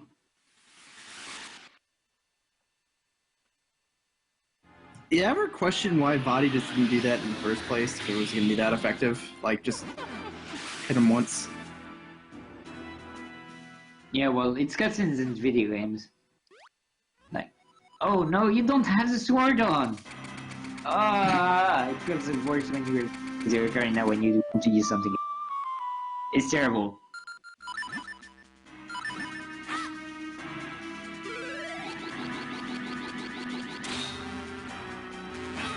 Cool, please, review your hero list. There is a mayor in the city and a king of the kingdom. I don't know why there is two like major project people, because one is totally enough because there is just one city, but I don't know. Whatever. Alright, so Blue's going to go for something. I think Sicky went for it and was just ever so slightly off. If you start the process of trying to free, excuse me, the what is this guy's role? It's like The minister? Yeah, the minister. Oh, it doesn't look like he got it either. You can actually walk around and start unfreezing the other people if you unfreeze the minister and kind of trigger that Eslo text box at the same time. I believe that's correct. It's called cutscene walking and it's frame perfect. You can also do it against in a higher town when you are getting the Kinston back. So right now, the problem that Sicky is having with Sickynar glitch, he's not having problem with Sickynar glitch. He's just having problem with this blue thingy. He gets hit while going down, which is really sad, which means that he can't choose any items. Now he can again. So all the time he tried to use the Sickynar glitch, it was just that he did not notice he got hit by the blue thingy. Which is really unfortunate. Because now blue is ahead! Blue is ahead, boys! Team Wisdom is ahead, finally! But this Ocarina glitch actually allows us to skip pretty much the entirety of the downstairs area of Dark Hyrule Castle, which is very nice. What are you doing, Sicky? What are you doing? It looks like he's burning his butt. Yeah, that I saw, but why are you going back? You had the Ocarina glitch all along. What? How long it was inside your heart? I think he saw that he lost the Ocarina glitch because he couldn't go up. Except that just to go back up, he would just need to God's layer, he was right there. All right, unlike the fine. Ages 4 puzzle, that one's pretty free. That Blue just finished up. Nice. Blue gets a bomb strat. Yeah, and get the bomb strat in the statue shooting room. Yeah, in the cannon room. It's really not easy to get. Like it's a super weird strat. Okay, now he goes past. Okay, good. Good.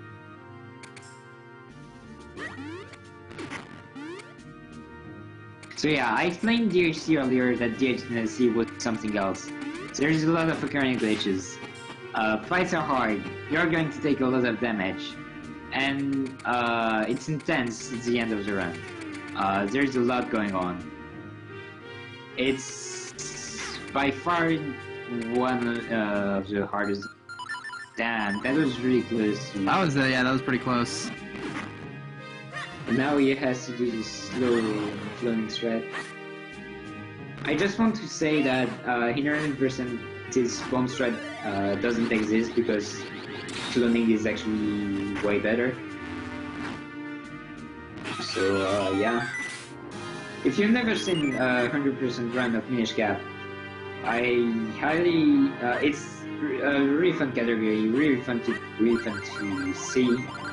There is a bunch of stuff you don't see in the 100% route, and I like it a lot. You also see 45 minutes of figurines, but that does. So over on Blue side, you've seen the Ocarina glitch, and what's going on is he's going back to this cannon room to change his layer by going up the stairs, and that allows him to kind of basically run on the ceiling, which you would already seen the first time.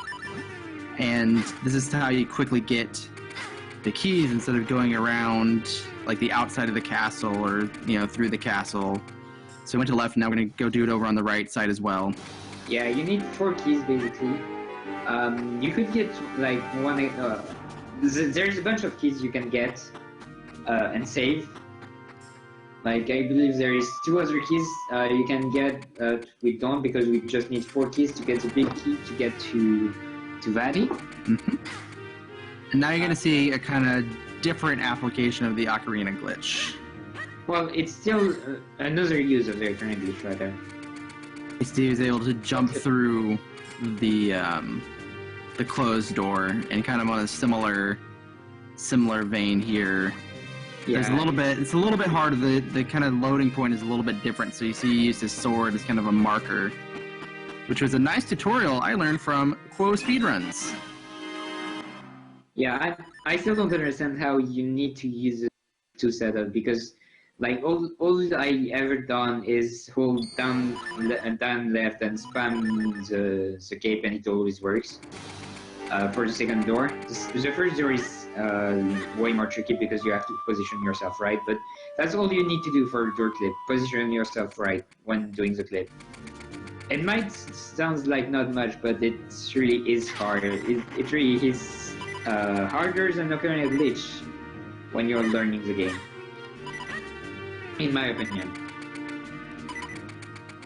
And on your first turn, you're going to spend as much time on it as on Ocarina glitch. That was a really good find from Blue.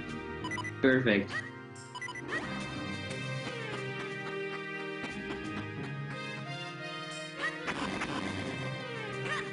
Perfect Darknet fight. No, you don't have the key. Sicky.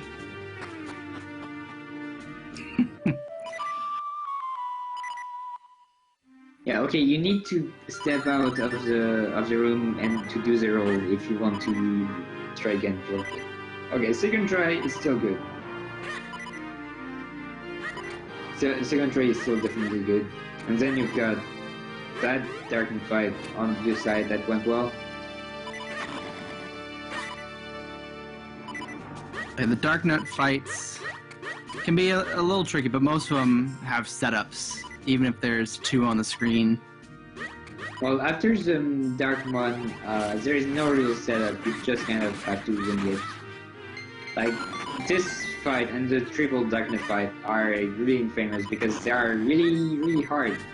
because Narcus are like really hard to deal with, especially in a person where you have like zero techniques.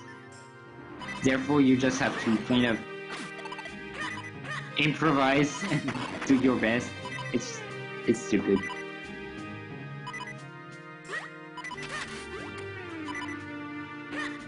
Okay, so Blue already done with getting all the keys. That went really fast. Yeah, that was very good. Found the ghost pretty quickly as well. Sicky with the good. Darkness as well.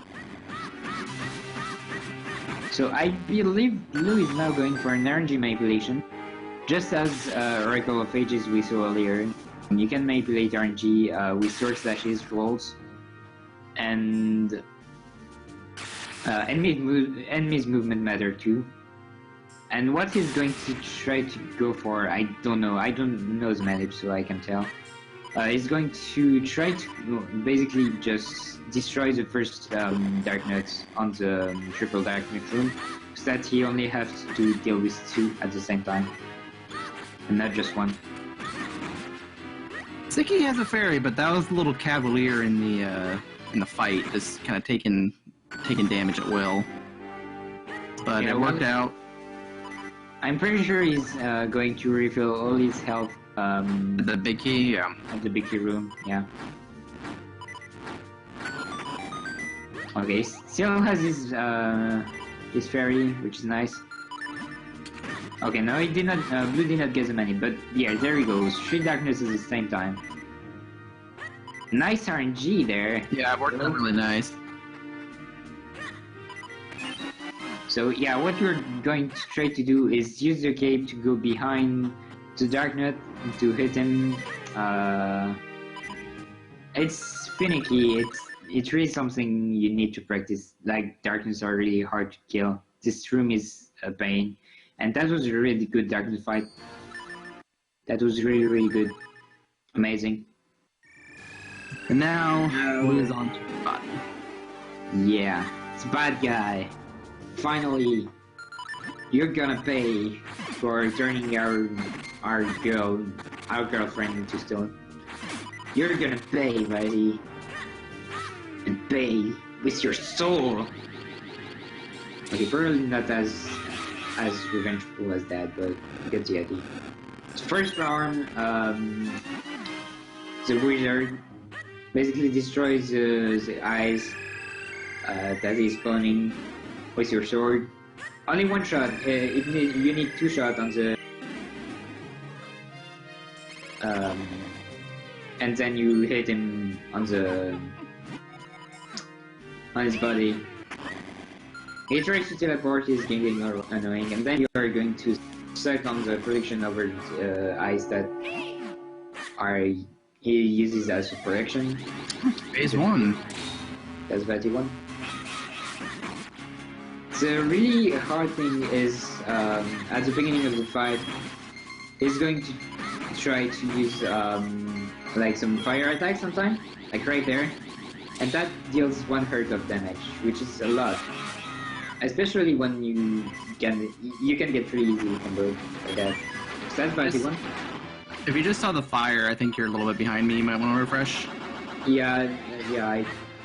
Right now I'm on Betty 2. Okay. Okay, so Sicky is on the triple Dark Nut. He lost his fairy. Scary stuff. So that's how a Dark Nut fight is going when it's hard. I let you watch Sicky and yeah. Body 2 can be really trolly with his attacks. He's got so many different widespread attacks, you know, with the little spikes dropping, the electro balls. Everything feels like it can just knock you around, block you off from just like that, making your clones. So this is a notoriously frustrating fight. Yeah, plus you don't have that much arrow too. So if you run out of arrow, and well, the only way to get it back is destroying the little herb on the ground. and sometimes you're never going to get it. So yeah, right now he has still 8 arrows. I believe it's just enough. He might need like 4 more. I don't know. So he really can't waste any arrow right now. And reminder that the red eyes are RNG, so probably is going to waste some arrow just like that. Okay. All right. There is Catch stuff. and then Sicky going for the fairy that is in this room. Not a bad safety to grab. Yeah. Shout out to European version for not having any bugs here, so no fairies here. Also, Okay. Zelda has been saved, everybody. Yay! We finished the game! Woohoo! Ooh!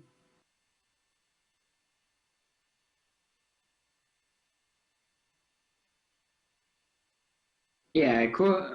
Blue is having a really good end game. Really good.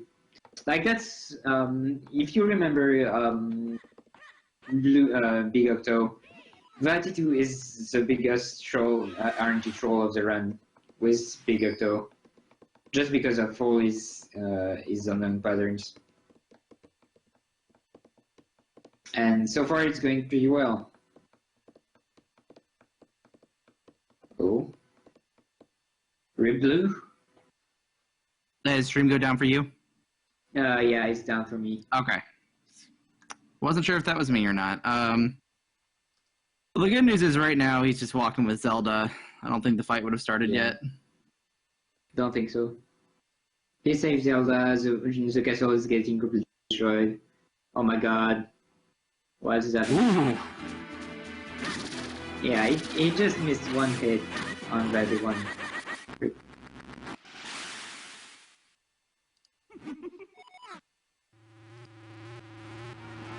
Okay, it's back, and we're back with Vati3. Because yeah, it was not even his final form. Now he's like the ultimate magician. You need to take down the 2 arms first, using the Cane of Patchy. Remember that item from like an hour ago? Yeah, pretty much.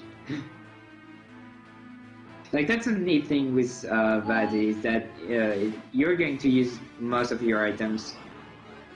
You use the bow, the sword, obviously, the cane, the lantern. Here, if you want to see something. Some good RNG on at least locating or the location of the true little eye monster. Yeah, the second arm was like dust style luck. Except the dash would do it better because, you know, the dash knows that it's going to be here. Yeah, if you want to watch the dash, it's really sick. It's out there on YouTube. It was done this year. And done by Quo and Tompa. And it's really cool. So yeah, now final form of Vati3.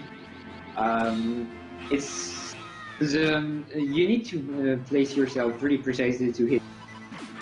There's a manic going on to make sure that he always fires up the blue balls on the first attack. But after that, it's completely RNG if you miss it. So you better not miss it. Otherwise, Right. And there we go. Done. Got it. That was a really good run by Blue. Good run. Oh man, that was intense. Did he PB Hope? I don't know if he PB. Hope saying in chat that that's the case. So that's great Yeah. stuff. That wouldn't surprise me if this PB because that was really. His PB is 159 something. All right, it looks like we're going to swap over and let Dan right here take over for you. Four Swords Adventures. Hi. Yeah, you're staying on board for this one too. Well, Yeah, I I'm will. dying here. I will peace out. Thanks, guys, for watching Minish Cap and watch the end of Sicky. as well as the Four Swords Adventures. And have a great night, guys.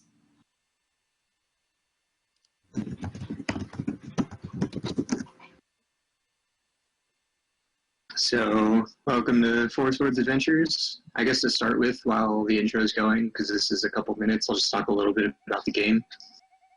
In this game, it's a little bit different format than a regular Zelda game. Rather than an entire overworld map, there's going to be a set of 24 different levels that you have to go through one by one. And while that might seem like it would limit how broken the game is, it actually is very broken in its own way. And there's also another really interesting mechanic in this game where rather than just get to the end of the dungeon or level or whatever you're doing, you actually have to get 2,000 gems as well. So a lot of this game is going to be about routing out the gems so that you don't waste any time getting them.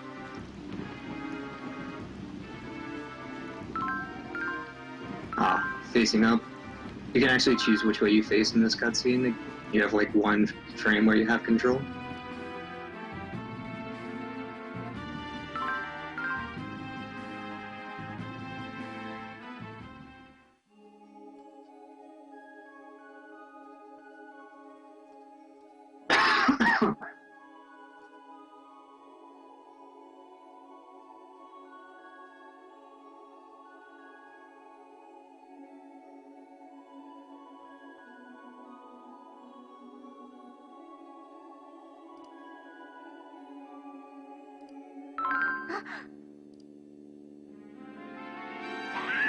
So this is just sort of the basis for the layout of the game.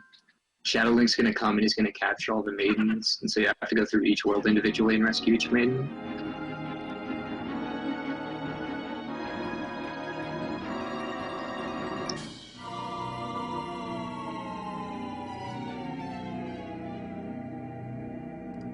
And the point of the gems is that it powers up your sword so you can break the barriers on all of the gems and stuff.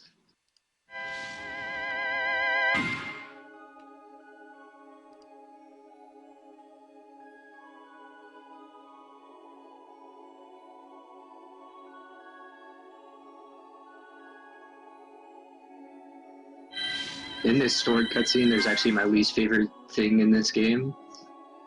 When you're picking up this sword, you want to go as fast as possible, so you're mashing text, but the default option, for whatever reason, is to not pick up the sword.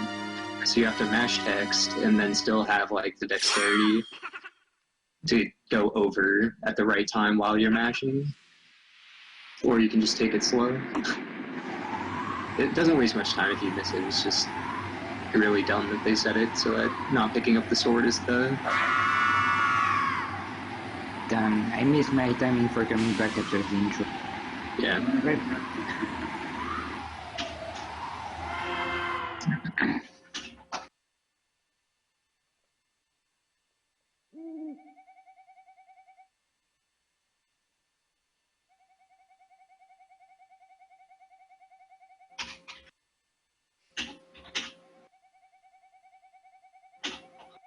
Okay, we're almost done with the intro. Yeah, and Sicky is nearly done with that, only one cycle, and it will be done, and we'll go full FSA. Never go full FSA.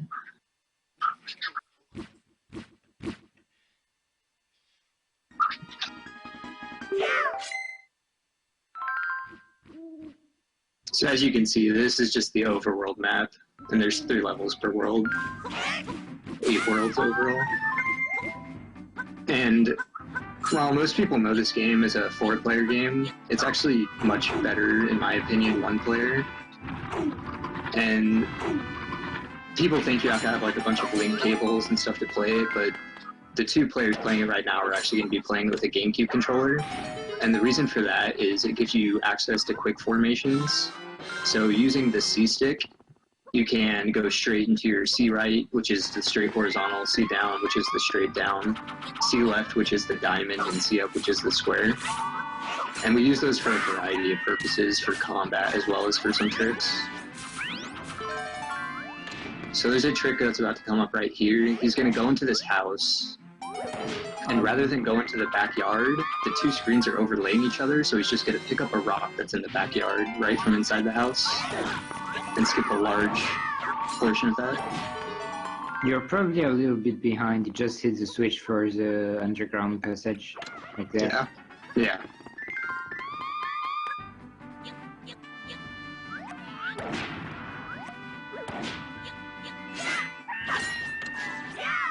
So these Shadow Links you sort of have to fight throughout the game. Some of them you don't have to fight, others you are forced to fight, but they're often a good choice to fight just because they give you 100 gems, sometimes 150, but they give you gems, which are important, especially in stages because we're going to be skipping a lot. Like this trick right here, you have one frame to press X. They're holding C right, so the links are in a right formation. And then when they go under the bridge, the first frame, they gain control, they need to press X, and that's called GBA out of bounds. And what it does is it leaves the links in that C right formation on top of the bridge, but in an out of bounds state. And then you go back out to the main screen, and from there, you'll see what happens. Yeah. And I just skipped like... Go ahead. Yeah, it basically just skips the whole level. Yeah, there's an entire level off to the right where you have to like talk to Tingle, and it just skips all of it. Yeah, go up the waterfall and do a bunch of stuff. But that means that you don't get much gems here. Yeah, so there is some gem luck. Most of them we are pretty safe with gems. There are some levels that are a lot tighter. This one is pretty tight on gems. Yeah. Although we do pick up some safety gems now that we didn't used to back in the day. And then that's what you need the 2,000 gems for at the end, is to break that barrier, and that advances you to the next level. Yeah, I just want to point out that Zed is a master of this game. Yeah, He's like way above everyone else. He's quite a bit above everybody else at this point. Although they are both a little out of practice, so who knows what could happen this run. Yeah. I'm kind of expecting to see a different route from Boss Runner. I don't really know if Banner is going to go for the old. I'm not running. VB is running. Oh yeah, VB, sorry. It's mostly going to be the same. There are a few differences, mostly towards the end. But yeah, for the most part, it's going to be the same route. Okay, so they are all going for the crazy tricks, okay. There's a trick right here where he's going to use a frame freeze, so there's cutscenes that play and they freeze the screen. And so what he's going to do is he's going to grab this, and he's going to use the freeze frame to clip through that wall. And he's going to use that to save this key. And it keeps us from having to go around this entire room and getting another key. Another thing you'll see is using formations to push blocks. I wonder if he's going to go for FMC here. Yeah, FMC is basically formation mini clipping. What you want to do is like open the formation menu with Y, then cancel it with B and reopen it straight away with Y. And while rolling, obviously, and that way you can flip through pretty much everything. It's a major crazy trick of the run, and it's going to save. Walls are kind of suggestions in FSA, usually. Yeah. Like there's some stages where we could go right to the end if it weren't for gems, but yeah, if only there were some barrier escape. Oh, wait. Oh yeah.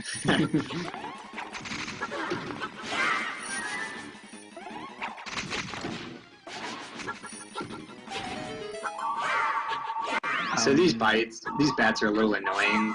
As you can see, they fluctuate, and usually you can not have any issues, but sometimes there'll just be bats, and you'll have to do an extra bow shot.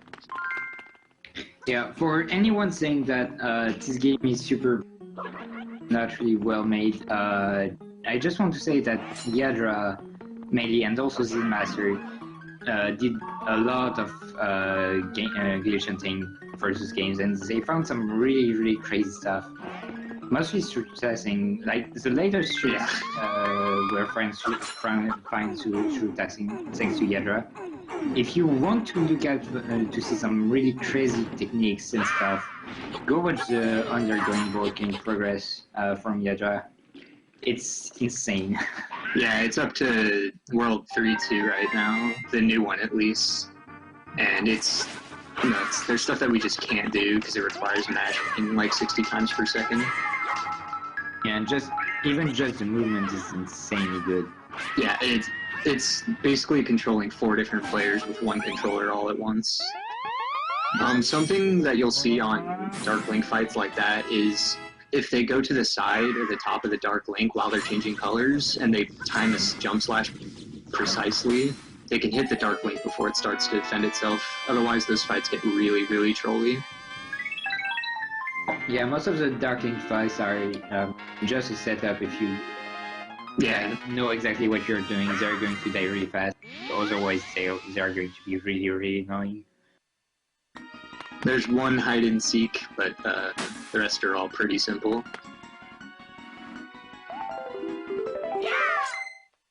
So 1.3 has gone through many, many changes over the past couple years, and it's pretty crazy at this point. The first thing he's doing right here, by rolling into that wall, is skipping an owl trigger. Because the only link that'll activate the owl trigger is green. So if you use the C formations and you roll and then get rid of the C formation, the links will roll without green, and they'll get past the trigger just barely. Damn, VB. Come on, get that GB out of bound. It's a one frame trick on a 60 FPS game, so that's fine that it's hard and that it doesn't get it fast. It's really hard to get. Yeah, and some are harder than others, and there's lots of different setups for it. I know Z is having trouble with it this run because his new capture card has different audio delay. Yeah, and he uses captures messed up, man. Yeah, and he uses a sound trigger for it, so it's a bit different now. Okay, so this trick right here is crazy. What he's gonna do is he's gonna get GB out of bounds with a jump slash, and he got it first try. He's gonna go over to this tree, roll into the wall, press X, then press Y, and then press Y again. Oh, he messed up. But yeah, so he presses Y and then Y again, and that puts all his links in the right side of the wall. And then he's going to do formation menu buffering, which is what we talked about earlier with the YB, YB, YB. And they're all really precise. Yeah, we're going to refer to them as formation menu clipping or... yeah, FMC. Because we're going to see that a bunch of times. And it's actually pretty new. Like, it's one of the stuff that Yadra found, I don't know, like a year ago, a year and a half? I think FMC is one of the main things that triggered the new task to be made, because it just made a lot of the things in the old task really outdated. Yeah, exactly. She just found, like, all these new just finding him as FMC, she made videos daily about, hey, you can do that faster now. And then he's going to start another roll, and he's through the wall. Press X, please. Thank you. Wow. I think he forgot to do this for a second. And there's actually a lot of time to be saved by doing these like giant board battles well. And so people have different strats. There used to be a bomb strat for this one, but now that we do that clip we just did, as well as barrier skip, we don't get bombs. So you just sort of have to try to catch them at the doors. Oh yeah, shout outs to all those new tricks that made barrier skip way more bearable. Yeah. I think it's a variation of formation manipulating, I'm not sure anymore. Yeah. Yeah. The only difference is we're not rolling it, and we're just using the reforming mechanic, which draws links to you to do it. And it was terrible. Yeah. The old version involved dying into the barrier and using like the oscillation of the links as they're dying to push each other into the barrier. And it was semi-consistent, but sometimes it was just really bad. Exactly. Although the new one's quite a bit harder, though, in my opinion. Okay, this next trick's really cool. It's called jump storage. So if you reform the links and then jump off with green, the others jump off a tad later, and you hold out the sword, and they stay up at the ledge. And then when you exit to the main screen, they all jump up to the top left corner. which yeah, is it's great. pretty free to do, so if you have the game right next to you and you just want to test it. Yeah, it's very simple. So for Phantom Ganon, there's a strat for a 2-cycle. The first thing is, so for this first cycle, they just do a jump slash, a stab, and then 2 jump slashes. And the next time, they're going to be doing a jump slash, and then they're going to switch to just green, jump slash, poke, double jump slash. And the whole point is that if you do the damage that specifically the second time, it gets Phantom Ganon right to the point before he'll start his next phase, and then you can do the full quadruple jump slash of damage over his limit. Alright, so that was World 1. Yeah, that was pretty good. Very fast. Slight issue with small key skip, but it's a hard trick, so... So I just want to, I just have a little challenge for you, chat. Find a level where there's no glitches in this run. Good luck.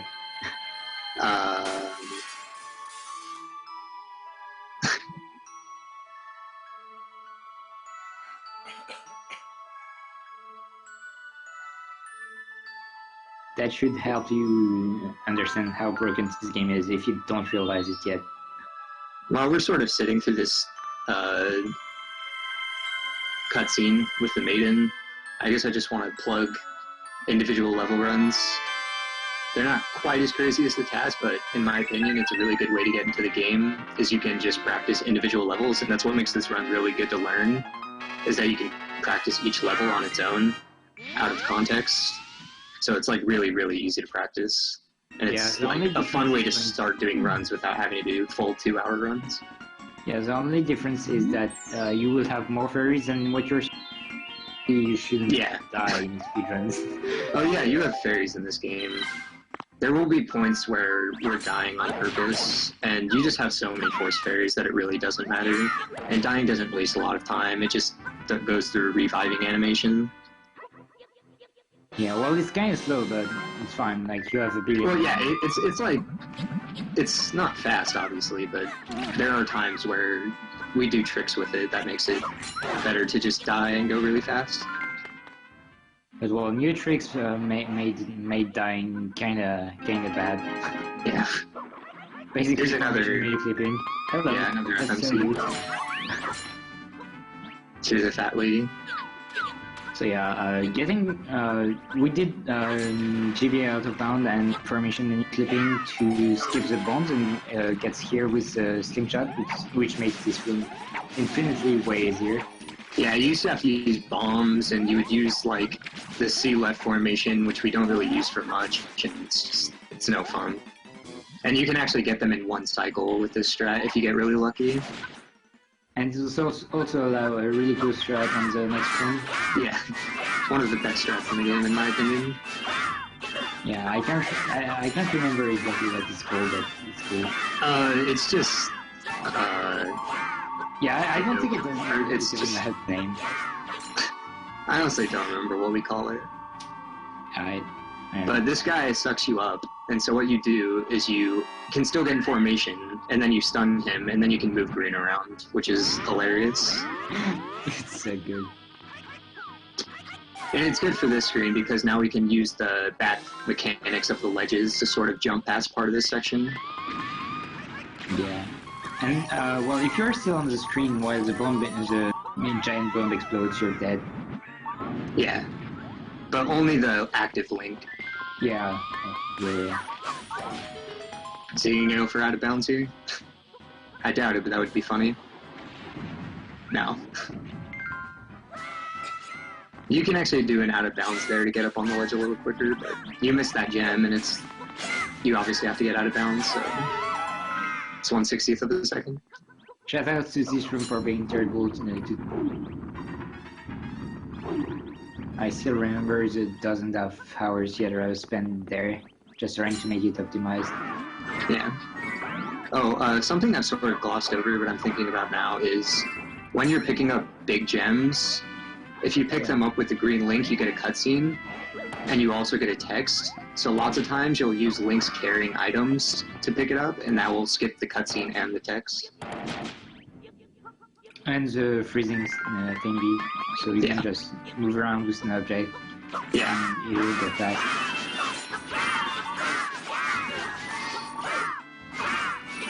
Okay, a bunch of octo stuff you can't see anywhere else, and if that's why this game is cool. Tons of enemy at the same time, and you're just like, hey, I've got 4 links, then Yeah. destroy you. It's so fun, casually. This is the best boss in the game. Love this guy. We call him the Lobster.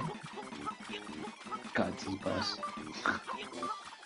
So, if you set it up nicely, it's really quick because he has some stun before he starts moving again. But from there, he can change the direction he's turning at any point and change the direction he's moving at any point, which makes it really frustrating if you don't get it quick and in later stages where you have to fight him on ice. Spoiler, you're going to see it again.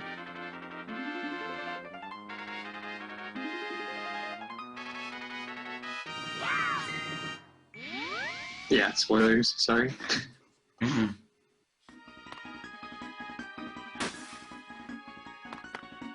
I mean, spoilers in this game are okay though, because there's not really much of a story anyways.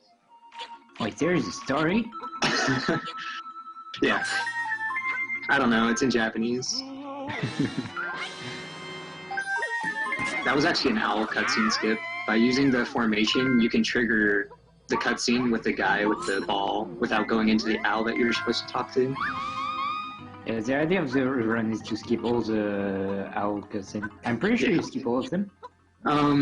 Sometimes we don't skip the one in the swamp. Oh, you don't? So you can, it's kind of difficult to do fast. Oh yeah, it's done And then- on the task, but... And then obviously the first owl cutscene, but that doesn't really count. yeah. So in this stage, we're skipping basically all of it, like more than almost any other stage. So we actually need to get some gems. So we're gonna play a mini game. Time for mini games! Yay! This mini game is annoying because the gems can turn around whenever they want, and it can be like actually impossible to hit me. He just got a double there, which is really nice. I think the highest I've ever seen is 4 hit in a row, How or much 4 are hit at once. purple already? Purple is 300, Yeah, 300. so that's like a really, really quick way to gain gems. That's a gap skip that he just did. Okay. Yeah. So when you're regaining links, they come towards you from the position that they're at into the position that they're going to be, and if there's no walls in between them, they will just keep going. But if they hit a wall, they'll go right to where green is and then go to their formation position. So we just sort of get around the wall right there. And it just skips, completely skips the whole Yeah, research quest. that's what skips half of it. That is pretty cool, casually, because that's like, you're not going around trying to kill everything. I would tell you what it skips, but I honestly don't know. I just know it's the whole stage. Yep, well, basically it's an exchange quest, like, Yeah. you have to do that to help me, but you have to do that to help me, have to do that to help me. I've never actually played this level without glitches. I can't remember how it is. I just remember because, when I did the commentary of this run for the French stream, last time it was on GDQ, it was at AGDQ, it was with a friend. We kind of played it before. Yeah. So this is one of the first Shadow Link fights that actually can matter, because as you see right there, he just got knocked into your portal, and he hit the wrong one. Only one of them is the true Shadow Link, and the rest just give you gems. So the goal is to get him before he goes inside the portal, and if he goes in the portal, it wastes a lot of time. Oh wow. That was not a good fight.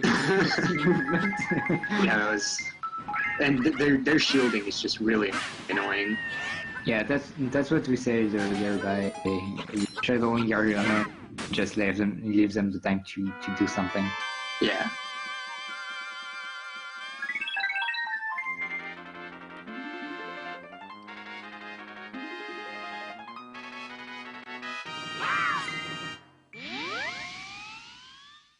There we go. We're entering the dungeon of the world, which is Like like in every dungeon, it's the end of the port. You have like 2 overworld stages in a dungeon. Yeah, that's basically the structure. So there's going to be a trick that we use that I'm going to start explaining now because it's going to take a bit. We have this trick called zombie storage, and we used out of bounds that we did earlier where you go to a GBA screen and then you press X. And then if you die while the links are out of bounds, so if you kill green, all the links will sort of store a death animation. And so when you pull them back out of the wall and then you die again, they will all die and then they will all start reviving, but then blue, red, and purple will all die again and they'll stay dead. And while links are zombies, they have some really interesting properties, one being that you can move them around in walls, and another that you can move them like basically anywhere. Like they don't go in formations and they don't follow green. You just have control over where they're going all the time. He actually picked up some hearts, which is unfortunate. So he's gonna die once, and this is gonna store the zombies. Yeah. Basically, they're just not going to... Well, yeah, they're not going to get revived by the fairy. Because they're not... What it does is it stores their death animation so that when they're revived later... So right there, he did a formation, and they clipped into the wall because there's a really special wall right there with a room under it. And now blue is over in another wall. And as you can see, they all died when green revived. And now green is oscillating in between being in a wall and out of the wall. He'll reappear soon. I still remember how the TAS made this zombie story. It looks so good. Yeah, the TAS in this is a little bit different, but it's a trick that requires mashing like 60 times per second, which obviously we can't do. So now green's back, and we click blue into the behind the wall that's keeping us from going to the end of the level. And this skips going through the dungeon and getting the torch. So now they all revive. He died to revive them all, and just switches to blue and goes into the tile room. Yeah, a really cool thing with episode is that this game is referencing a lot of... Actually, all of them, I'm pretty sure. So this is obviously a reference to A Link to the Past. Yeah, it's like a love letter to Zelda games, basically, and so you see a lot of different stuff from different games. Oh, hey, not only time are moving, also chests. Wait, Like that, oh, there's some references to Zelda 1 and Zelda 2, I think, too, as well. Like, there's different puzzles, like the Lost Woods puzzle, but we skip basically all of them, so... There's Goma, too, so... I Yeah. Yeah. Zelda 1 reference. These rats are the real final boss of the game. They're impossible. The thing to note about the Wizrobe is that they are stealing your, I was about to say Kingston, but your gem. So that's not cool. But they also gave a ton of gem in return, so Yeah. it's okay. Yeah, if you leave them around long enough, you can really feel the hurt in the gems. Because not only do they steal gems from you, but after a certain point, they actually drop fewer gems. They will only drop 100 instead of 150. I don't know, Nejme, if it's possible to emulate the game for multiplayer. It emulates well on single player because people... I believe you can. I don't think the emulator port works very well for multiplayer. Yeah, multiplayer it's kind of bad anyway. Yeah, that's true. So there's this trick for this Stone Argus that you can kill him in one cycle, and it requires rolling spin slashes. So when you do spin slashes in this game, there are certain bosses that you can hit twice, and if you time your rolls properly with spin slashes, you can get a one cycle just like that, literally free.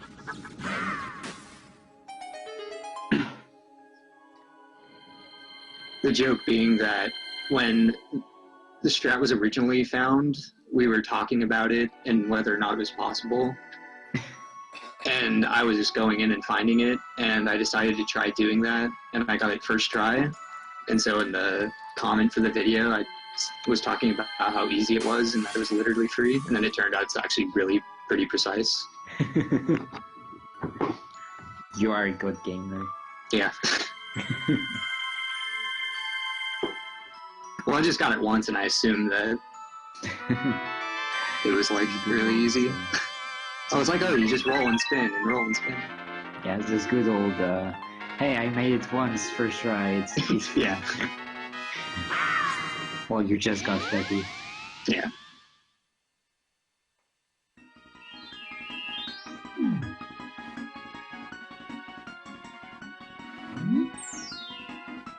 In some of the clips, like, you'll notice the other 2-3 going on right now is, like, it's really annoying because lots of the clips require enemies. Not lots, but some of the clips require enemies, and so you sort of have to manipulate the enemy patterns, but sometimes they just don't do what you want them to do. Looks like he got it too, though, which is good, because missing the 2-3, you have to go and redo zombie storage, and it's a really bad time loss. So it's good that they both got it.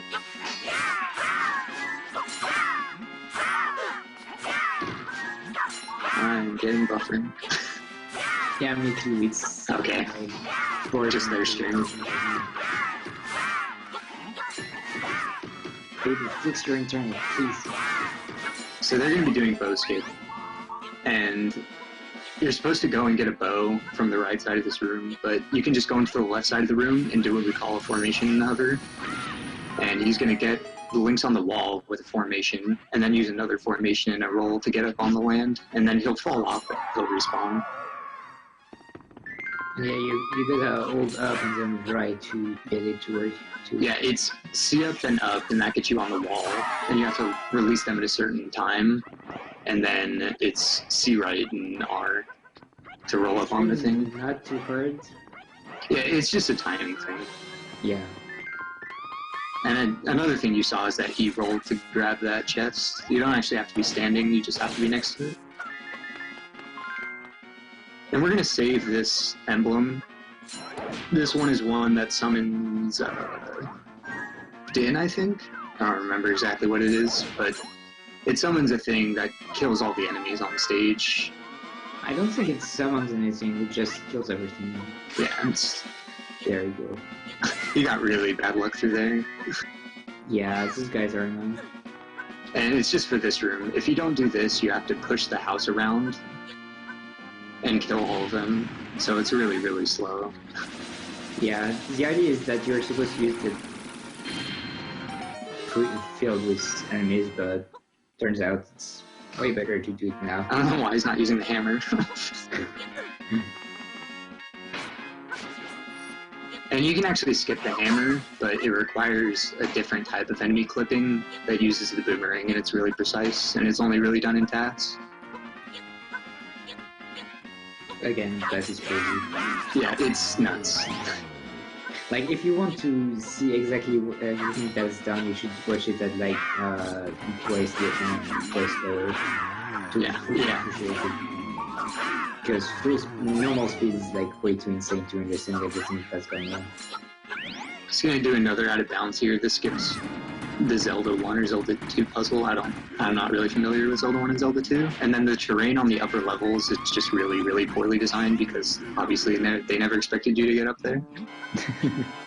Yeah, this is a GameCube game. Actually, you can perform such a thing in co-op. Co-op has different tricks than solo, because obviously you can exactly do everything you see there. Yes. It has some other tricks, and it's really cool. The thing about co-op... Oh, wait, Gem Disco? No Gem Disco. If you pick up the links just right, you can grab all those 4 gems at once and they spin around. It's like a disco ball. We call it Gem Disco. It's the hypest trick. But yeah, in co-op, some of the items are just broken with co-op mechanics. Like, you can use the boots, I think a hammer, and boomerangs to clip through lots of objects, especially boomerangs. Boomerangs absolutely destroy some levels in co-op. Yeah, co-op is fun stuff. And you will actually see Z Master go for single player co-op strats How is in 8.3. And there are some other levels where it might be faster, but the issue with co-op is after each stage, there's that's another outskip. For each stage, there's like a bonus scoring screen at the end, and it's really slow. It's like, who got the more gems? Yeah, here's another freeze clip. He's gonna throw the pot and then seat down while that cutscene is playing. Yeah, it gets even longer when you're doing 3-player or 4-player because you gotta choose who was the most helpful in person and who was the worst one. Yeah. Which The bonus screen is really bad. co-op, but experience like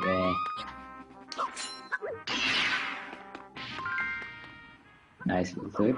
And that's why we use it for 8.3, because it's really useful for 8.3, but also the timing for 8.3 ends after you kill the final boss, so you don't have to worry about the bonus screen, which is after.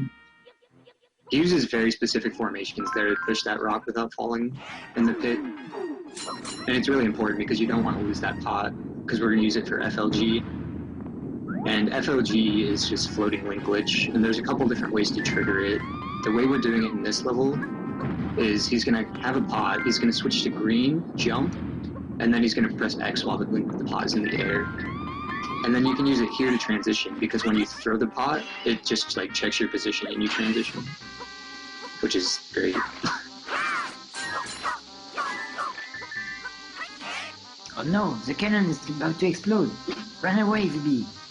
Run away. You're gonna die. No. No. I think this trick was actually found by Goron guy. Funnily enough.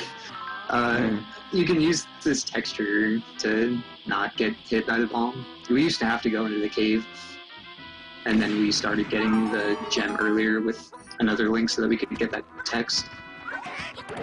And then there's a thing here to skip the rock RNG where you can hold right and just grab the rock.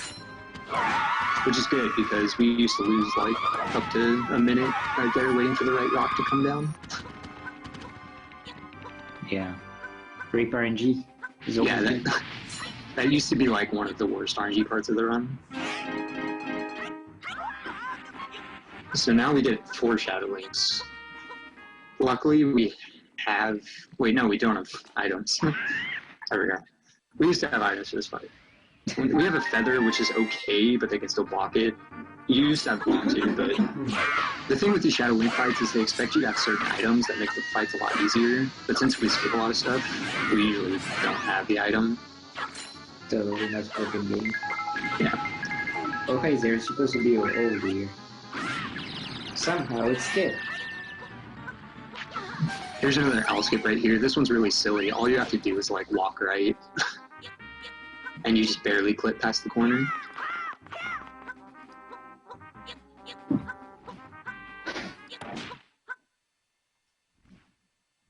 So you're supposed to have a hammer here, but luckily they put a hammer right at the final boss, so you just have to go in here, and this is a funny little animation. You just go in, hit home run with the hammer.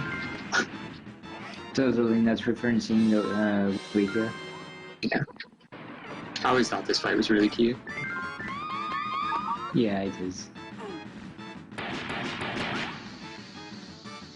And then this boss also has one cycle, and so they're going to try to hit him with a bomb without getting hit.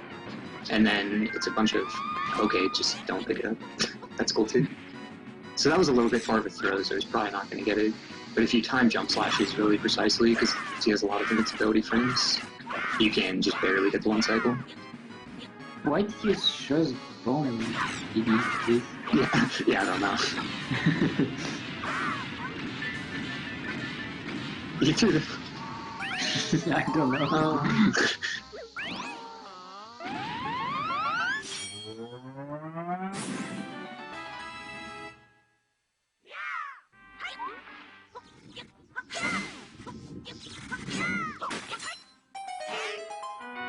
You'll see them take that freeze clipping there very slowly, and it's important because if you miss it, it wastes a lot of time. And like if the links are just barely out of position to the right, it won't work.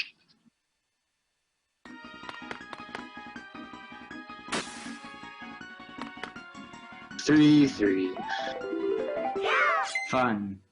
There's going to be lots of rolling through fire and slingshot. And King D. Yeah. Well, not King D in this one, but... Oh, wait, is that this one? Oh, one. No, D is in 8-1. We don't fight King D. King Dodongo. Oh, So yeah. use the trick right there to use C right and roll through that flame. And then he's going to use the slingshot to kill these guys. You can just knock them off and it's about the same speed, so it just really is a preference. And then something about the flamethrower things is that they actually end a lot earlier than the animation does. So now he's using a gap skip. So if you grab green with red and then throw him and then do his C-stick formation, you can do a jump slash in the air, and if they reach the other side and you press X, some of the links will spawn over there. You can only do it right and down though. You have to use a little bit different methods if you're trying to do it to the left or down, or up. And that's just because the only formations are C right that you can really do it with. What I'm trying to say is green link is always in the top left of the formation. We call that strat GASAG, or give a shit about gaps. It's really just like kind of a game mechanic that as long as they don't run into anything, you can pull them across gaps, as long as you're on the other side.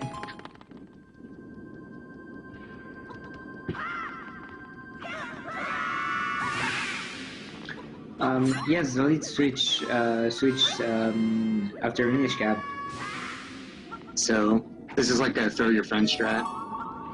When you throw your other links in, they get invincibility frames, so we just sacrifice the other links to go fast through the fire arms. It's really important to get this green gem because gems are pretty tight on this level. Funny thing about those 4 switches is there's a glitch on the Japanese version of this game where some of the pots are invisible. Hopefully he slashes them. Oh, he picked one up, yeah. Just to show off.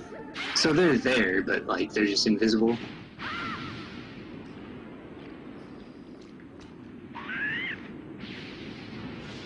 Bones rat for the win.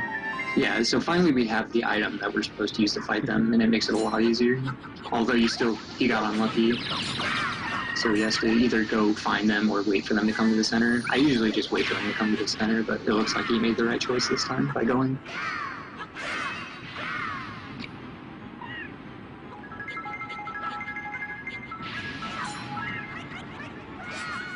What the repeat does, if you have 2k at the end of a level, you can finish it, basically. Yes.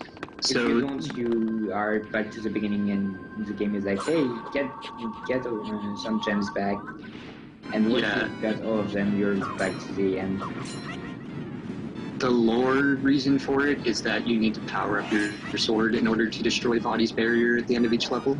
So you need 2,000 gems to level up your sword, basically. And it does increase the damage of your sword as well. Yeah, double damage. Also, Like shout outs to RNG doesn't go. Yeah, these are entirely RNG.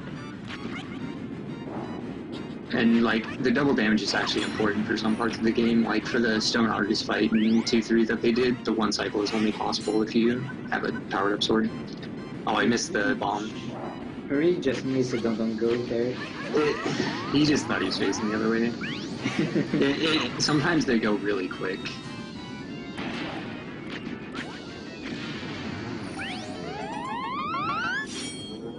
Is he gonna do firewall skip? No. You can skip that firewall without going to this Val cutscene, but it's pretty dumb. Z will probably do it, I would think. That wouldn't surprise me.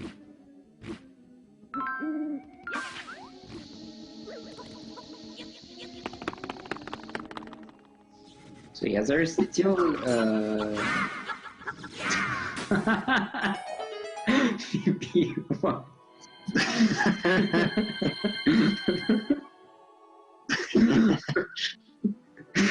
Oh man.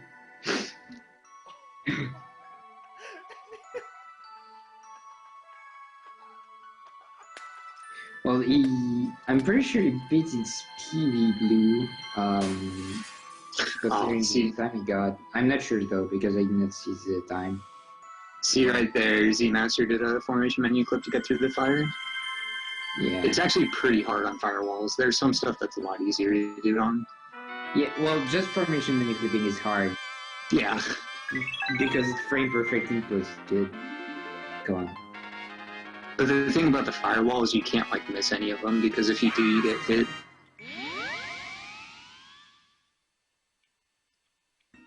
So yeah, it's if you want an idea of how hard menu clipping, imagine it's a bit like A Link to the Past hovering. Kind of the same idea. So check out super fictional not in Discord. So there's a funny trick right here where if you charge your swords, your links become invulnerable to these frames, and I have no idea why. Purple is the only one that takes damage from them when you're charged up and C up. Reason is FSA is down. Yeah.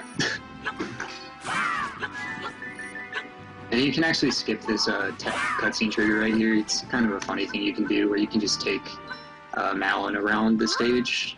You can't actually complete it though because you can't get past all the fences with Malin, but you can like take her inside and then her sprite gets really glitched out, so it's pretty fun to play with. Oh hey, a carrot. I wonder what this does. Don't drop the carrot, please. Dropping the carrot is really bad.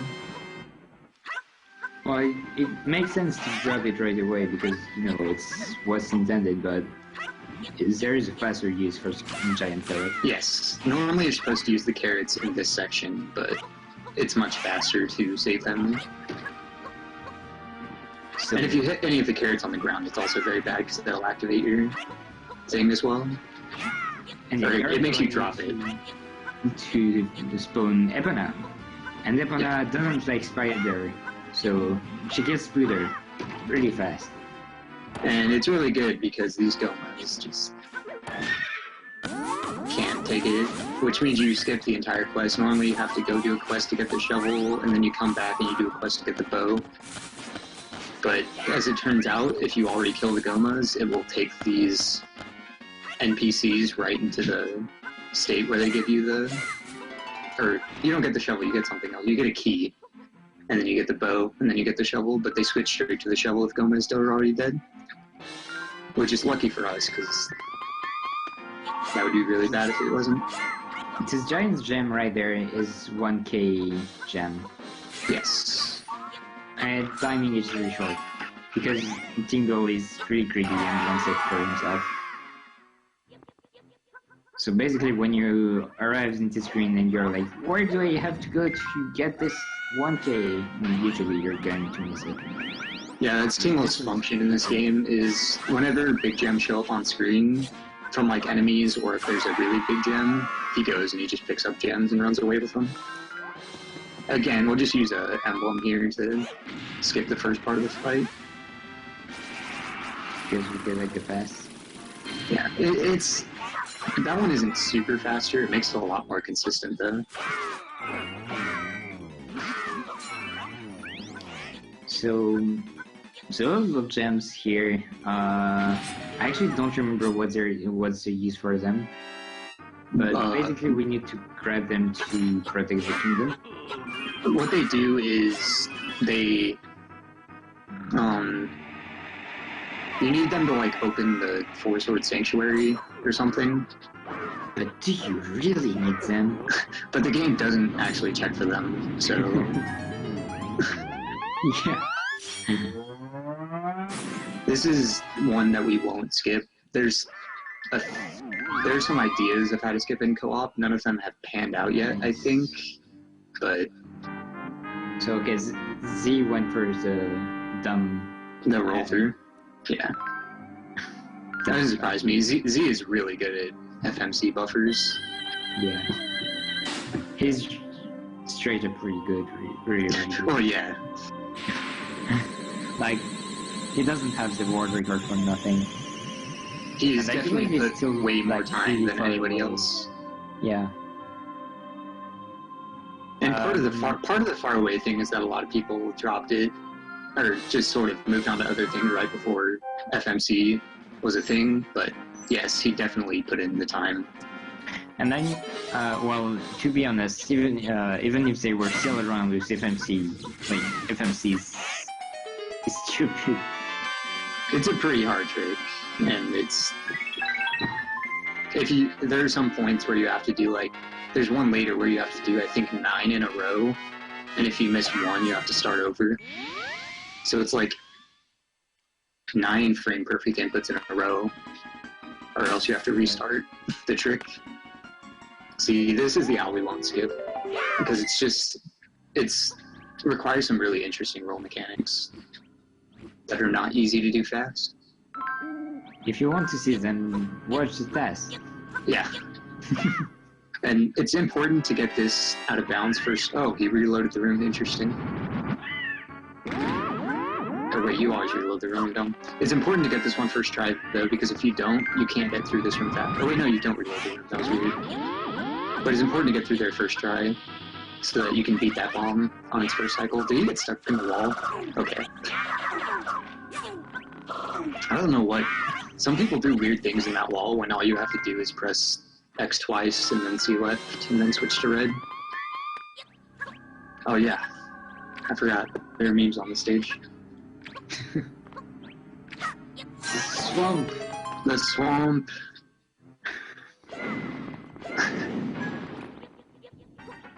So this stage is kind of like not a very well-liked stage, I would think. Maybe it's just me, but like, this stage is really easy to lose time. Like, it's not a hard stage, but you'll just get to the end and think it was pretty good, but you'll end up having lost like 35 seconds and you just don't know how. So for that reason, for me, it's really frustrating. There are some places like that, some speed games you're just like doing well and, oh, I'm actually losing 30 seconds, okay. I didn't realize. This is a lily pad skip. We used to think you had to do it precise timing as you were jumping off the ledge, but as it turns out, you actually throw the link further when you're not entirely at the edge, as opposed to being all the way. So it's actually a weird position thing where if you're just a tiny bit off the edge, you throw the link farther. Oh, something funny about Epona that I didn't really mention. In co-op, there's actually a way to store Epona, which is pretty funny. You have to kind of see it to get exactly what I'm saying, but using the boomerang, you can, like, store Epona and use it later, which is great. They also jumped across the swamp, which I just sort of glazed over, but if you use a formation against a wall, you can have, like, just a little bit of time to jump. And that skips a lot of this level. I believe VB got both those first tries, so that's pretty good. This is another level that's really tight on gems. There's a safety 150 you can get, but you try to avoid it at all costs. That was unfortunate with that purple gem.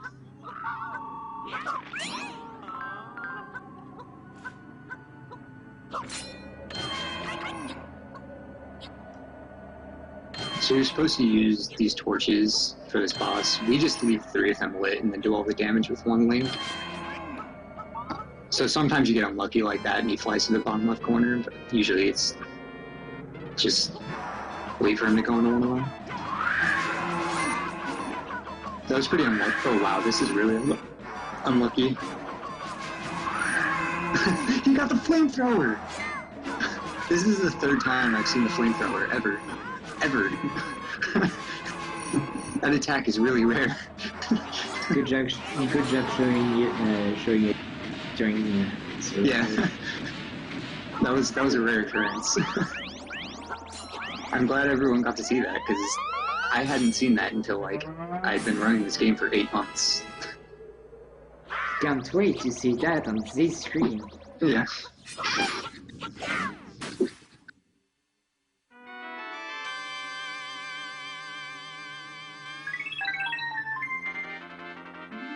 Oh boy. 4-3. Like, lots of people don't even know that attack exists. I never saw it either. That was surprising. I was like, hey, wait, I never saw that before. So that's new. And now we're going to infiltrate the castle. Yay! There's a fun little joke in this level among the community that if you get caught, that's an automatic world record. Just because there was one time where, back when the world record was a lot less optimized, I think Z got caught and still got world record. So it's kind of a running joke, but so for this section, if you get caught by any of these lamps, it sends you into a dungeon area where you have to do a little puzzle to get out, and you have to be careful not to break any pots, because if you break a pot, they'll shoot you immediately. Like, as you saw with that Shadow Link.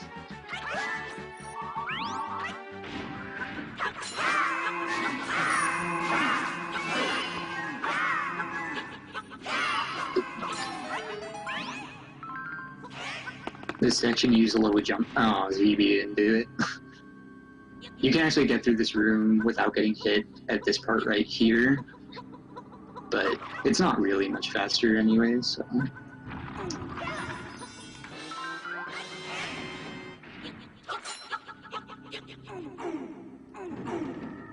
So he's going to get a pearl here, which allows him to go to the shadow area.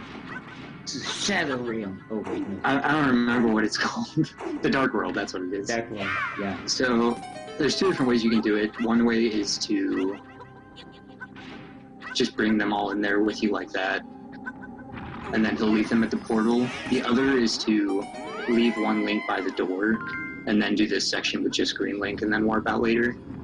So there's lots of different decisions you have to do with where to leave links in this game, so that you can optimize moving through rooms without having to actually move, so switching between links. What is Yu-Gi-Oh? I only know Duel Masters.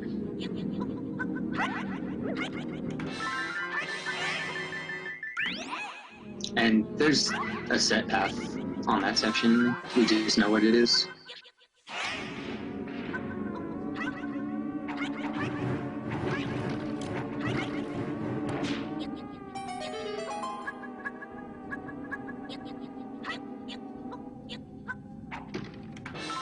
So he uses a trick right here to just drop those blue and purple links right there while getting the key all the way to the door. Again, just saving time without having to roll around and just switching links instead.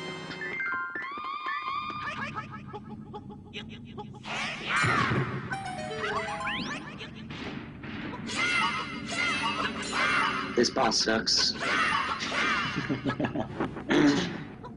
I think it also blows. Yeah.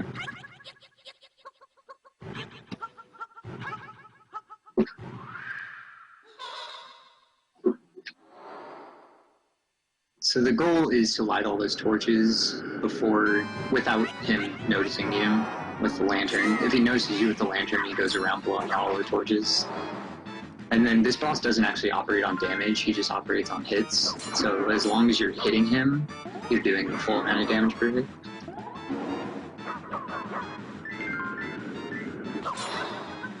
Alright, let's go. Show us the Legend of Zelda. See? Oh, that's so bad. Okay, he just beat it. That was lucky. So before any of the lanterns got blown out, he lit the fourth lantern. So if you don't, and he starts blowing them out, you have to wait for him to finish, basically. Okay.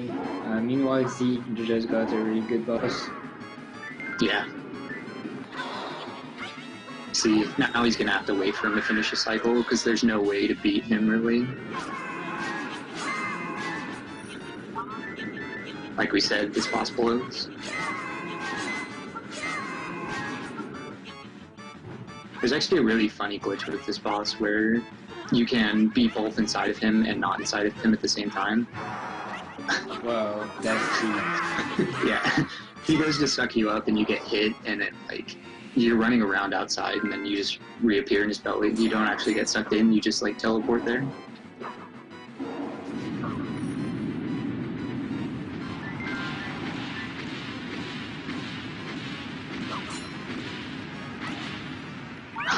As you can see, this level is really, really tight on gems. He didn't get great luck. There's a lot of levels that are pretty tight on gems. This one specifically, like, the way we do it, unless you get really lucky, you end up with around 20 gems over.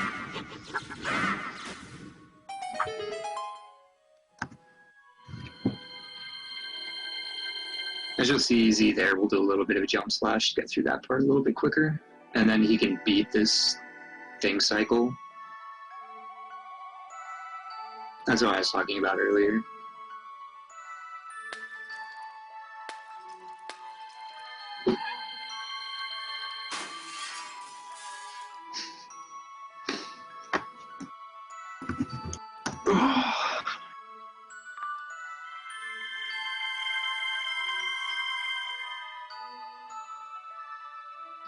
Dude, nice formation menu to waste time. For a second, I thought this was formation menu clipping. in the main room. Yeah, I was like, what's happening? We actually do formation menu clipping in the menu room in the tasks. In a couple of them, actually. Good game. Oh, talking about tight gem levels. This level is Yeah, the has swamp. pretty weird gem management. This level probably has the worst gem RNG out of any of the tight levels. Looks like he's probably going to grab the forbidden gem here. We call that the forbidden gem because it's not in the player's guide. So it's actually not allowed in our glitchless category, which is a joke. No way! Oh my god! Those are really lucky spawns. Sometimes the Wizrobes will all spawn in different places. You forgot to throw the key? Okay. Yeah, it's good. These switches are kind of hard to hit. So there's going to be a different type of gap skip here. By using formations against a wall, you can sort of get stuck on a wall. So what he's going to do is he's going to put him some C down against the wall and then throw him and do rolls. It's useful in a couple of places. Yeah, we're going to see that with them later.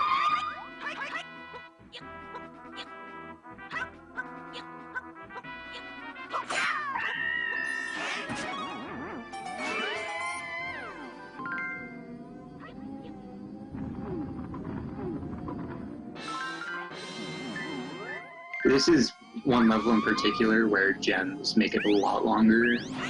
You can go straight to the ending in this game with the glitches we have, but there's just no gems along the way, so you have to go around the outside to go grab gems everywhere. That's why you're going to see a lot of 5 gems catch all the way through. Like, every gem counts. This gem rock is specifically really important. So he's going to bunch them all up so that he gets more hits on the rock, but you only have a certain amount of time to hit it, and which color gems spawn are pretty random, so you got pretty lucky there. That's a lot of reds. I don't know. Oh yeah, there's a new gem route here. I'm done. I was like, what is he doing? And then I realized that I'm the only one that does the old gem route. You used to go dig around for gems, but I don't think anyone except for me does it anymore. That feel when you are the only one doing strat. Yeah.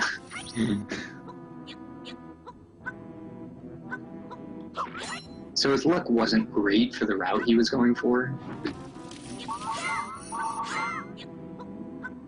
But it's whatever.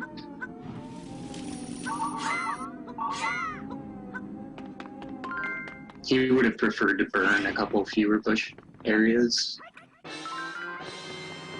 And now he has to go to this hole anyways. This is where you normally go dig up the gems, and since you have to get to 1850 to skip this. Oh wait, never mind, he did it right. I'm thinking something different. There's one later that you go and dig up that they don't do anymore. I'm still out of date on this level. I never learned any of the new stuff. Because I didn't like it. That's a good way to work down strat. Yeah. And most of the other stuff I keep up on, but this just doesn't interest me. So normally there's a hole in the top right that has some gems that you would go get. And then you have to wait for the second bomb cycle, but this allows you to make it in one. Titan in there. Holy crap. Like I said, though, he did get pretty bad luck, so he went to go burn a few extra bush patches compared to what you would hope for.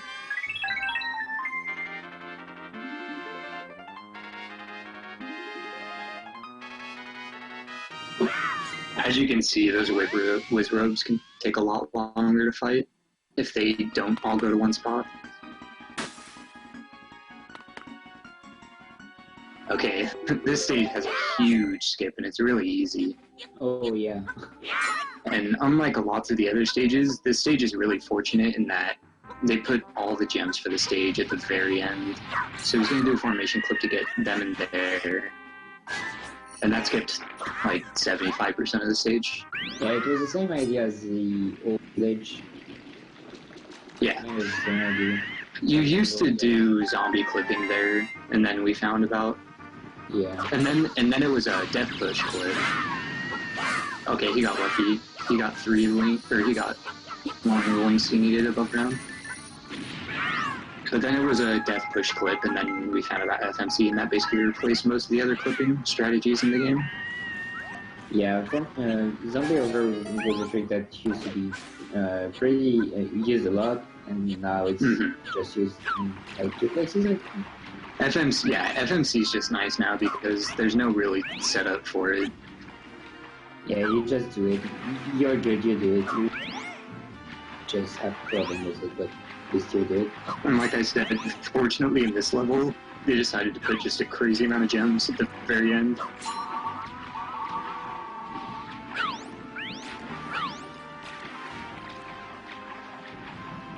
So while we skip most of the level, it's still really easy to get 2,000 gems. Oh man, these people posting force gems in chat. We need to make an FSA mod that people can give you bits and it gives you force gems in the chat. And then we can have chat percent speedruns. Literally pay to win.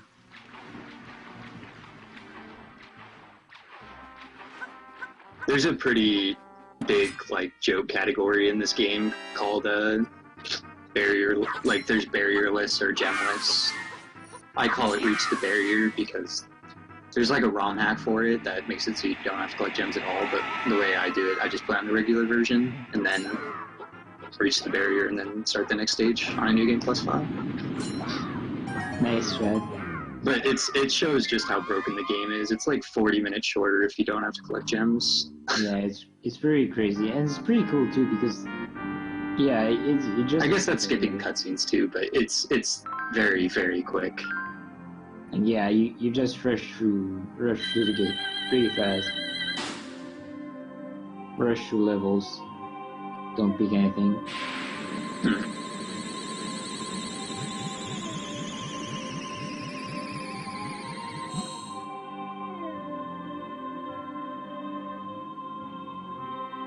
Again, there's no way to skip this element, but there will be ways to skip them later.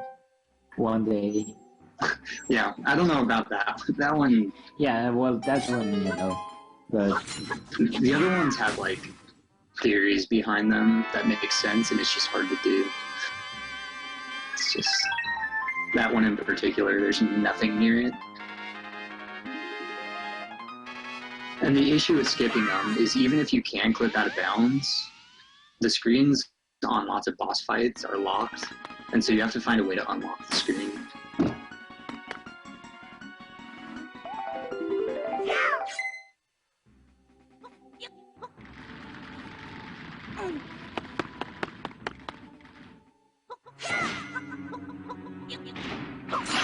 Cool little strategy, he switches fast. Oh.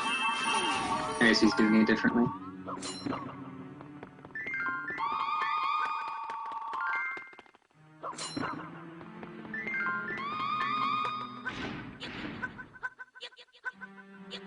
In this game, something that might not be super obvious from watching it, but movement in this game is just crazy important. Like, it may look like a lot of it's really easy, but optimizing just individual movement between the rooms and combat is the difference between like people getting 240s in the game and people getting 210, 215.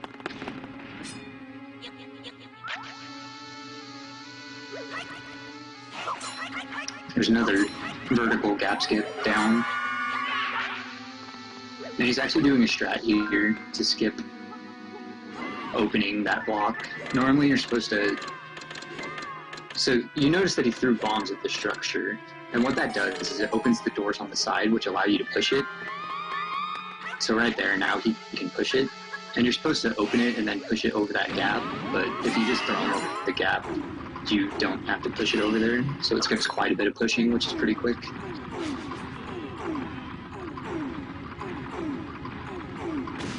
And then from there, you just have to pull it to break these spike structures.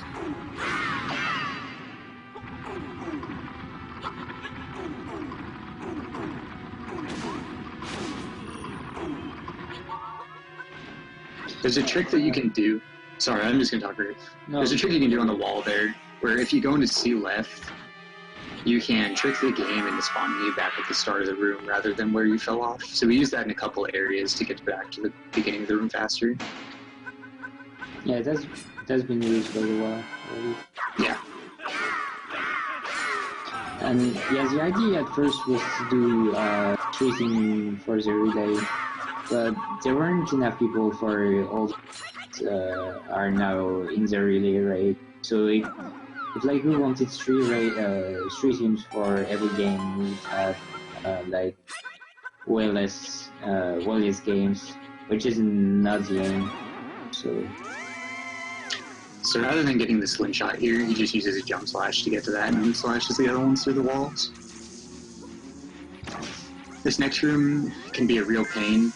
You have to lure these guys that are in the dark world over to an area where you can hit them when you go down, and then you have to dodge these guys, and then you have to do a C right with a hammer and cancel, and it allows you to hit that block early, which will let us save a small key for later in the stage.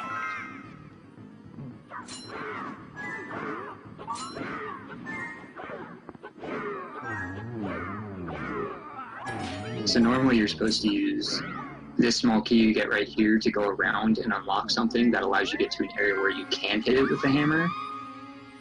But through formation mechanic stuff, you can just barely hit it, and then you can just throw the link and save the key. And luckily that pot is used to line it up. If you're like me, you go YOLO strats and just try to throw it without lining up against the pot. What, boss? Just that throw there.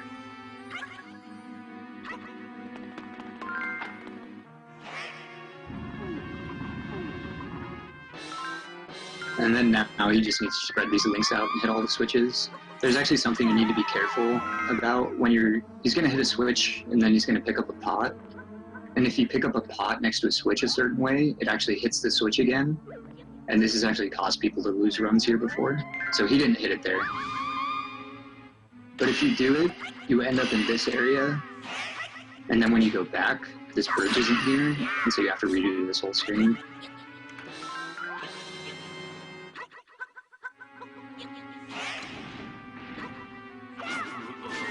And that's the key that we saved for later. It saves quite a bit of time.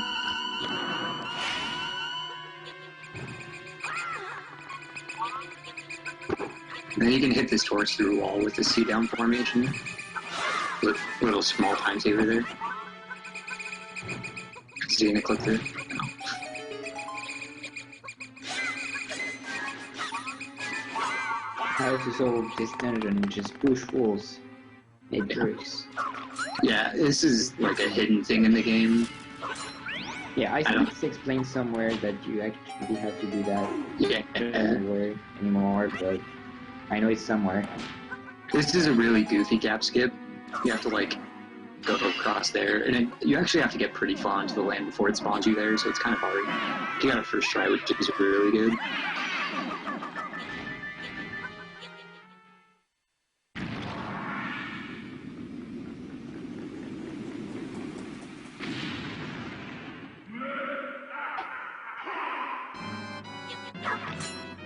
There we go. Nice one, Cycle. Yeah, this one's actually pretty free.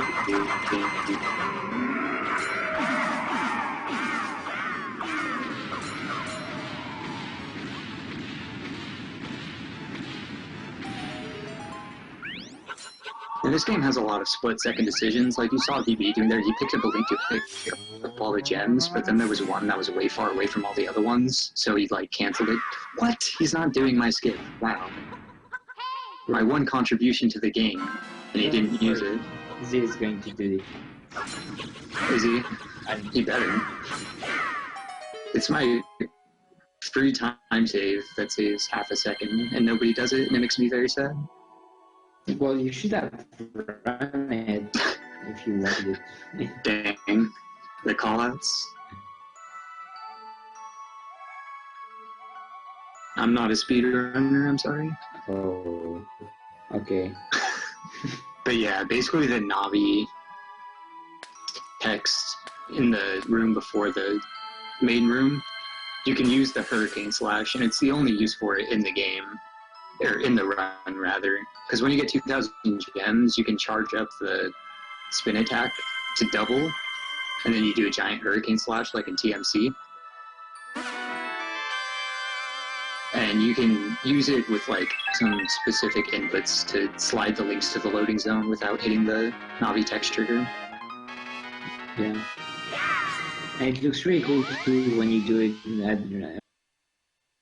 Again, watch the dash. And it's nice because it's like actually the only point where you use the Hurricane Spin, which is a really cool thing. You just the gem routing is generally so optimized that you don't get it till the end. Yeah, you usually get it for the after. So, and even if you get it for the boss, it's generally better to just use jump slashes. He's going to do a trick here to push this pyramid a little quicker. It's just a sort of a block flip.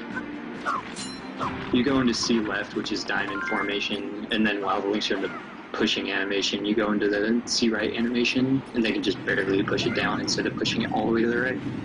Same idea as in 1-2, Yeah, 1-2. Right, with those sideways block pushes. That is the longest angle though. The time when it was not super slippy. Yeah.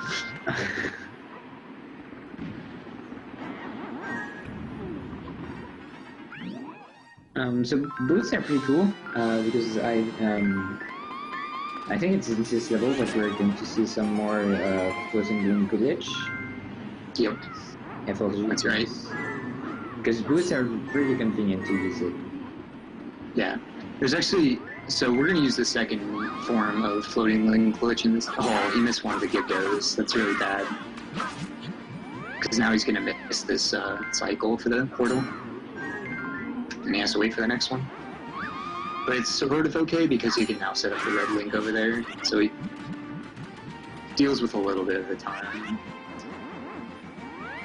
But yeah, so one of the more kind of funny ways to get FLG in this game is with jump slash recoil. There are certain things that you jump slash in this game that you recoil off of. And if you just hold a direction after you recoil, you just keep floating and glitching and can walk over stuff. So basically just jump slash on a cactus. Okay, Z's doing my share. He messed it up. Both on it. See, he just slides the red and then right into the loading zone. Although he lost time doing it. But I'm glad he did it anyways. I appreciate it. And then there's another way right there where you use the boots while Link is holding. It's basically the same idea as the jump, but you just use the recoil from running into a wall. Huh. VB did the old strat through the fish room. There's a way to get both of the gems in that fish room, which is good for how sort of thin the gem route is in this level. And yeah, another jump slash FLG. You can actually jump slash over that. I don't know why. Yeah, because you can do that in the earlier level where you have like kind of the same mechanic. You can't do it with Green Link either, which is like, or I think you can't do it with Green Link. I might be wrong on that. I don't know. That was a double bonk. It's kind of an interesting strat that not many people use. Yeah, Is you can, yeah, if you like bonk and then start a charge in the other direction. I don't know exactly how it works because I've never done it, but you can get a second bonk that like chains off the first one. Why does it look so perfect? Normally we just use a roll strat to get around the edge and grab a nut, but some people have started doing the double bonk strat. There's so many approaches in this level. Right, time for another jump storage. Yep. And it's pretty convenient because most of the places where you can use jump storage, it puts you in the top left. It always puts you in the top left, I think. And that's generally where you need to go, so it works out.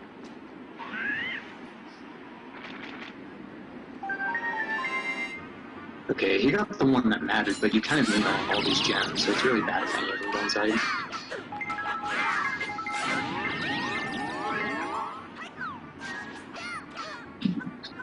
Stupid jelly.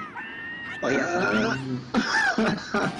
So he has to get lucky now on gem drops. Need 101. Yeah, so these guys can drop gems, but they don't always drop gems. And since you have low health, they're probably going to drop hearts. Yep. And then this gem guardian, or this swordsman, I don't remember what they're called. They're like the guys that guard the 4 elements. Knight? Yeah, something like that. It's And- Knight, I'm pretty sure. Hyrule Knight, that sounds right. They can drop either 100 or 150, and since he only got 100, he's gonna have to do a back in time, Yeah. which unfortunately in this game is not useful. It's actually really bad. So when he goes to hit the gem barrier, since he's short on gems, it's just gonna send him back to a certain point at the level until he gets 2,000 gems. Just in house, he's literally 1 gem. Nice, Hope. Nice backup. Oh, dude, it's just that 1 gem. That's funny. Something I wanted to that you likely don't see right now. Jump slashes are actually a pretty tight window. I think it's 2 frames. I don't know for sure, but it can be annoying to do them. Yeah, like last time I tried, I found it pretty hard to get the timing right. Yeah, because in this game, a jump slash is analog stick in a direction and B at the same time. Yeah. And I think Z was saying that like I think Z was saying that doing it would like messed up his Super Smash Brothers smash attack timing, which I thought was funny. Okay, here's the other strat where you just roll across and get the nut that Z's doing right now. I think this one's faster, but I'm not sure on that. Well, double jump is fancier. So yeah, It is fancier.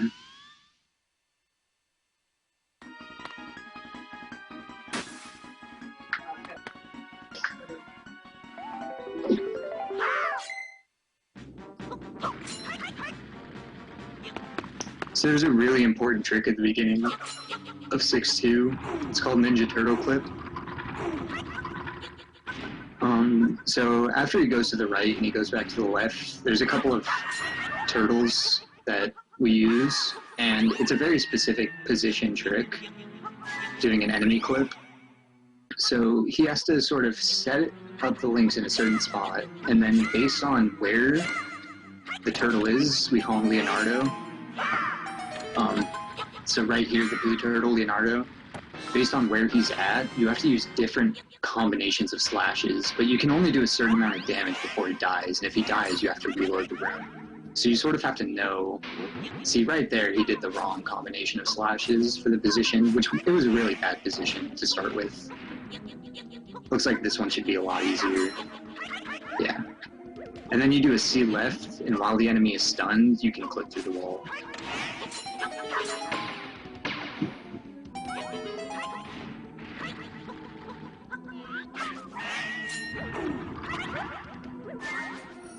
And like that's a trick that is really hard when you start, and then as you get more experience in it, it's a lot nicer because you know all the different like distances that you hit them with. Because they go different distances based on which attack you're hitting them, which side of the sword you're hitting them with, where on them you're hitting them, and whether or not they're against a wall sometimes. So it's just something that you have to practice a lot before you start getting it pretty consistent.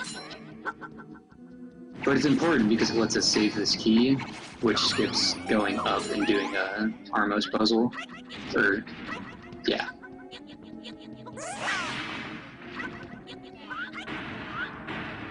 And this next room is really frustrating because there's just a bunch of guys that get in your way, and you like, oh, I've never seen that torch shot before. But yeah, these guys bounce and their hitboxes are really weird. And so if you do it right, it's really quick, but if you mess up, it can waste a lot of time. So you have to sneak to the right of this guy and then shoot it before that guy gets there. Looks like he decided to wait instead.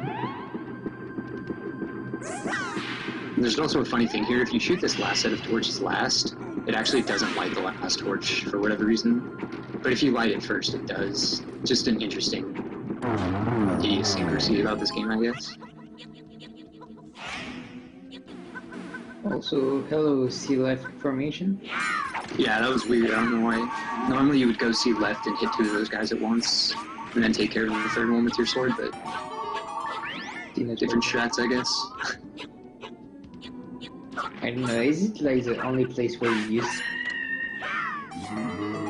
I can't remember any other... You use it for the clip in Ninja Turtle Clip, and then a couple other places. This is a really interesting lesson from Four Swords Adventures. The best thing to do when you're faced with a difficult situation is to throw your friends. For some reason, those Gomas are really, really weak to Link throws. They take 3 arrow shots, and they have like invincibility sections, and like you can only hit them when their eyes are open. But if you just throw Links, they die in 2 hits, and you can hit them whenever. Yeah, just... Oh man, hide and seek time. Moral of the story, always throw your friends when you're in trouble. Always throw your friends. So this is the worst Shadow Link fight because there's actually 3 different areas in the Dark World divided by walls, and you can only really kill 2 of them before they jump. Okay, at least he jumped in the right section.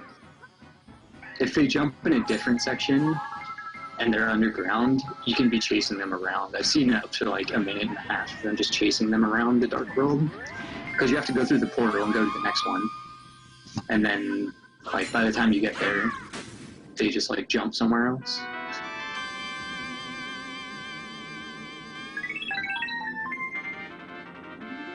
So we call that hide and seek.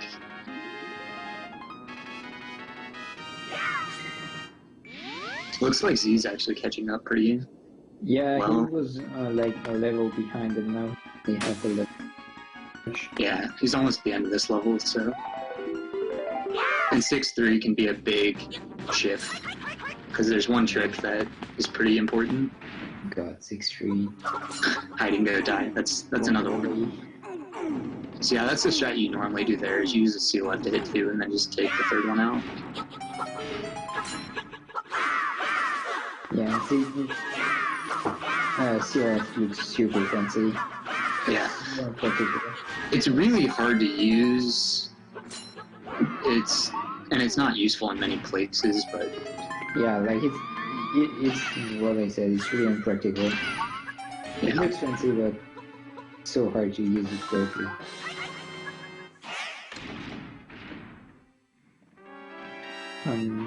Again, throw your friends.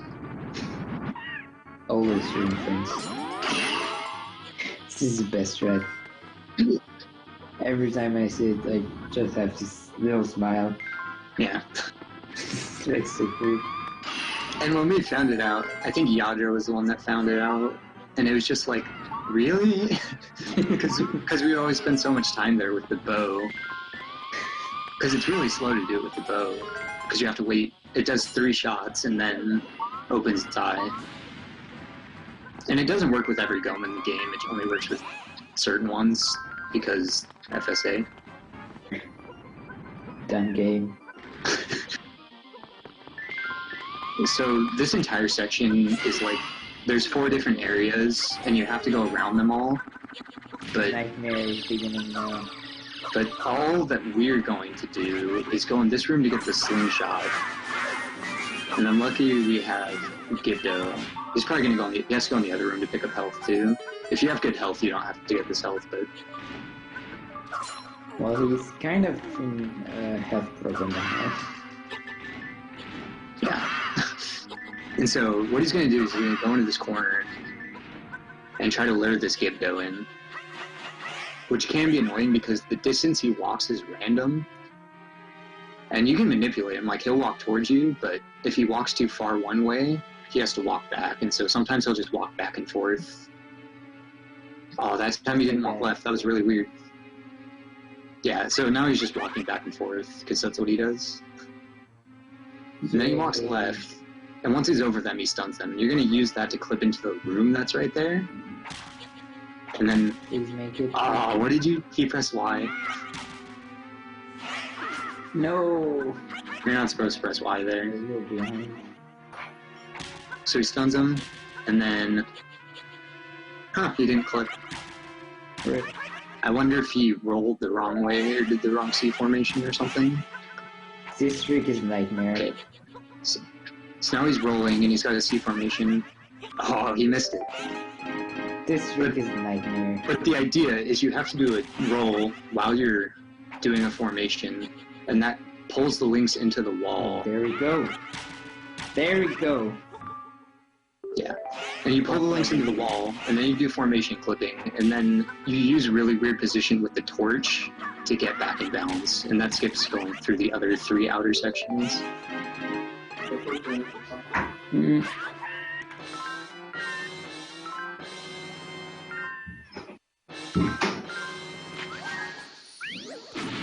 Yeah, I think everyone has a hate relationship with this kid, though, that runs the game.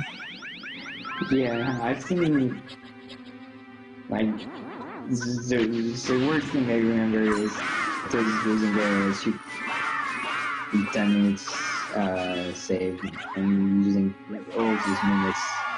There's another gap skip. Because And the old way was even worse, because there was an older version that used out of bounds, again, before we really knew about formation clipping and how to use it well. Although right there, it's not really formation clipping, but we use formations to set up the trick. But like, there used to be an old out-of-bounds method, and you had to do it in between the torches, and sometimes the Gibdo would just walk back and forth between the torches for, like, minutes. And there's nothing you can do about it, because he walks at random distance. And this is the best Moldorm fight in any Zelda game, yeah. because we use floating link glitch, and it makes it very, very trivial. The only thing with FLG is that you have to stay moving. Yes, it's actually, there's 2 parts to this. You have to keep moving to stay off the ground, and then you have to hit the head with the spin slash. If you don't hit the head, you'll drop. But if you hit the head, you'll keep the floating link glitch while you're recoiling, and you'll stay in the air. Well, doesn't hitting the head is what makes you recoil, basically? Yeah.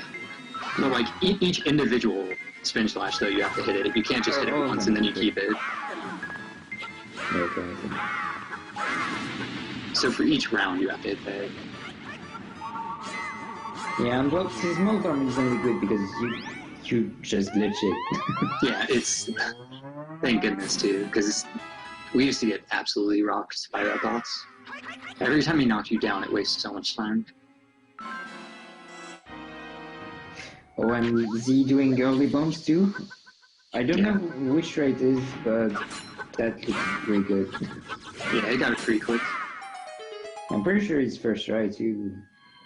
This gap skip is actually really hard. This is a max distance gap skip. The other one we did earlier was like a 4-tile gap skip, and this is a 5-tile gap skip. And I don't believe it's possible to do it any further than 5 tiles. Yeah, Draper probably knows the answer.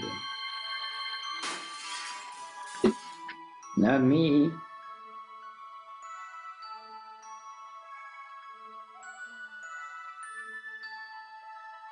Is there low percentage to the game? Naturally, there is a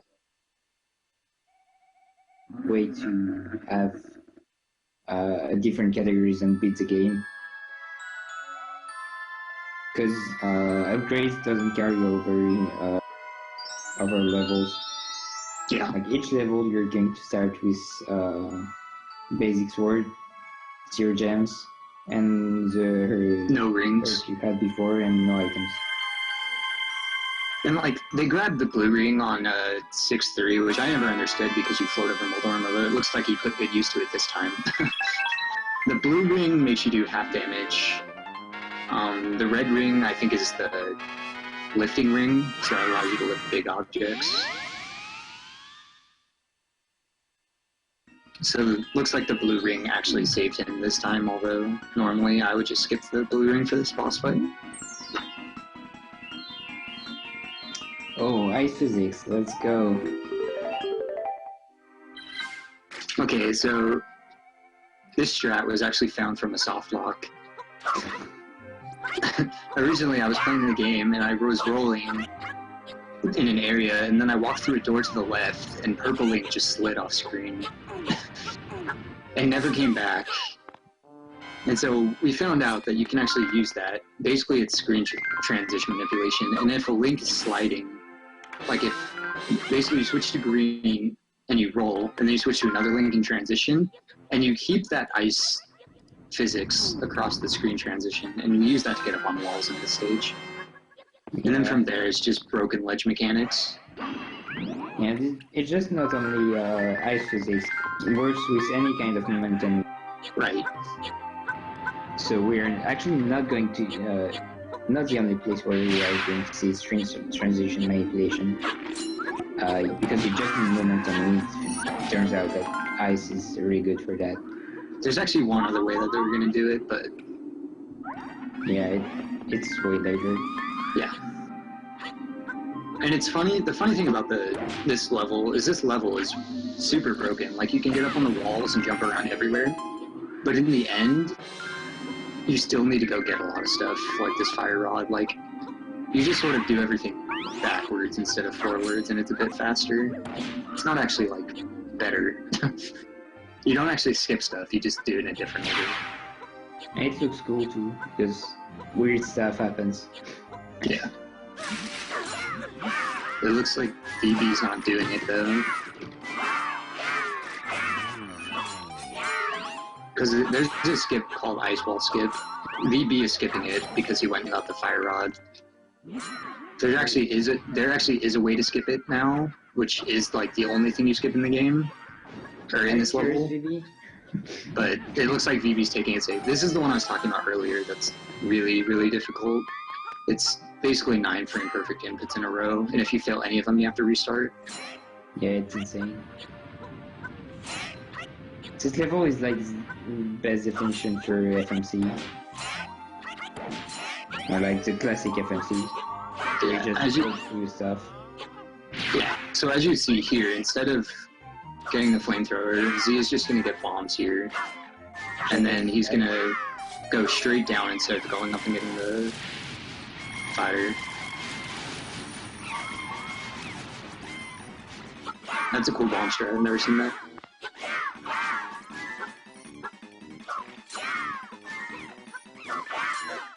And the thing about these guard fights is after you kill the big guards, the little ones only have a certain amount of time left to live anyways, but you still want to kill them because it's quicker to kill them than to wait for them to all die off.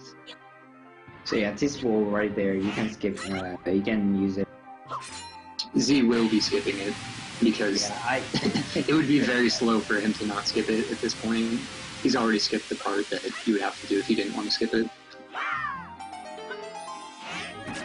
And like I said, Z is very good at FMC, so he'll probably get it very quickly.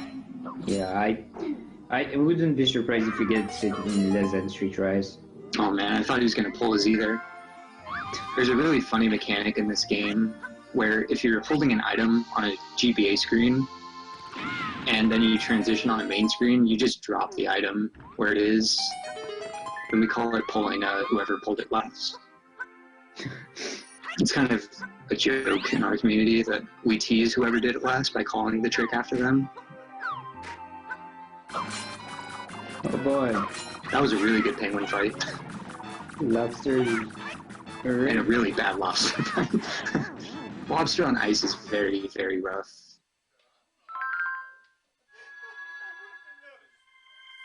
So now you'll see Z go for the snow wall skip, and he just has to do a bunch of very precise ones. And as you see, if you fail it, you get voided out to the beginning. Second try is very good. Very, very good. Now he just has to not drop the emblem. And we carry this gold emblem to the end of the stage because there are a few ways to unlock a screen. So like I said, these screens are locked. Fucking try. Yeah, second try, it's so good. So like I said, the screen is locked. But if you throw a medallion and it plays a medallion cutscene, it actually unlocks the screen. So now instead of getting this fourth element, we just go straight to the end.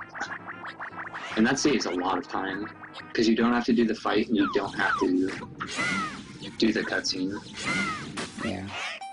And luckily for us, the game doesn't actually check for the 4 elements. Good job, game. Then I guess we actually need it, while we actually don't need it. Yeah.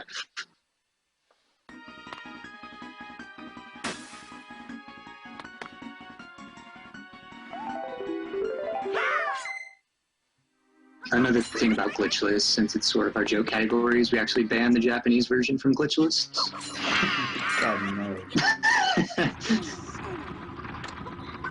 Nobody actually runs this, by the way. It's just, there was like a race once ever.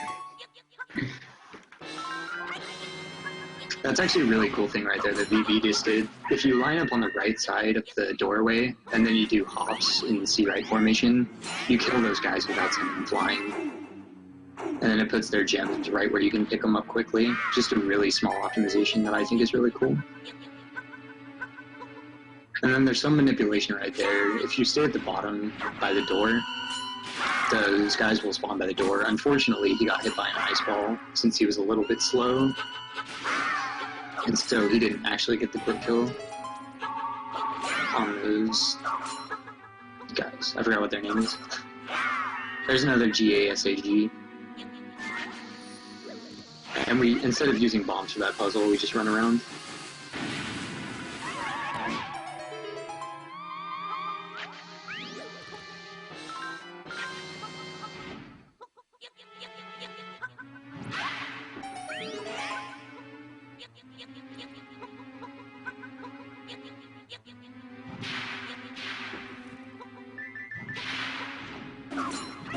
This room is like a giant middle finger from the developers. There's ice, bumpers, and bomb shoes, and it's a nightmare. Yeah, it's just like, have fun with friends. And every time you get hit, you lose 100 gems, so you just get absolutely rocked by everything, and there's nothing you can do about it. The worst room I've ever seen in any Zelda game ever. Yeah, I don't know, there's probably worse stuff out there, but yeah. There probably is, but Well, there is. No, this one is very stupid. One small thing that BB did is he held the fire rod going into the... Oh, he did. Normally you hold the fire rod going into the cutscene, and that just gives you an instant hit on all the links, instead of if you don't, sometimes one of them will jump or whatever. Oh, he missed a gem. That's really bad. I'm trying to think if his gems are okay, but this level's pretty tight. He might have to waste some time on the gem fountain. Hopefully his gems have been decent throughout, because if he had bad gems, then that was a bad gem. That's a cool bomb strat that I think Yadra found, is that you can, since throwing the bombs is faster than the fire rod, you can just use the fire rod and then throw the bomb into it. who's reading right now? Head. So it's Team Wisdom, but Courage is really close. It's very close right now. So that was another gap skip using the wall.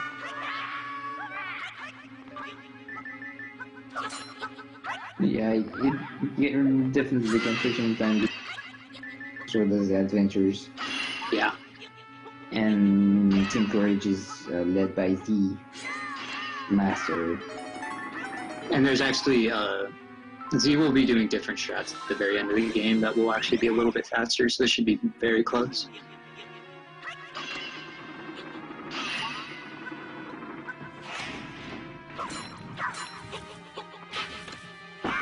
Yeah, TMC changed today. Just had like they went from -7 to +4, something like that. Yeah. Really good because Blue. Okay, he should be good on. He's good on gems. He did miss 100, but it looks like he got good luck throughout. So missing 100 can be devastating on the stage because, if I remember correctly, the stage sends you to a really bad spot for getting gems. So it takes a while to get even the first gem. I'm getting This is FSA math. So in FSA, 4 equals 5. Normally you're supposed to have the level 2 fire rod, which you use to press down at least one of the switches, and then you press down all the other ones. But there's a weird thing with Green Link where if you walk back and forth between 2 switches, you can press both of them. And there was also a small Navi cutscene trigger. Skip there, just by grabbing the Link and throwing him over to the tree.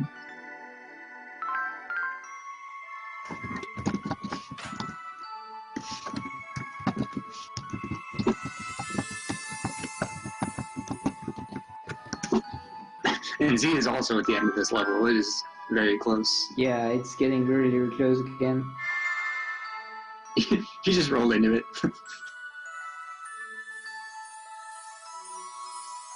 Well, then- It's really not much faster to skip it. Come on, I'm getting so many free streams. This is really annoying to try to. Mine are fine right now, so. Stupid bugs.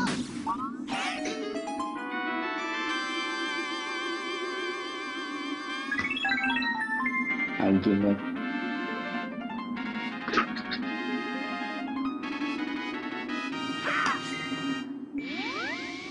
This is so close. It's incredibly close. 7-3 is the worst stage in this game because it's actually a really cool idea where like the entire level is like a side-scrolling screen and it's like a giant vertical puzzle. But the issue is that on these vertical screens, there's not really much you can do to skip anything, and there's just a lot of doors in this level. So mostly he's just going to be walking through doors the whole level.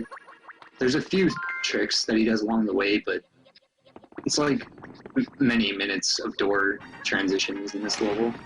Here he skips the slingshot with a wild time jump slash.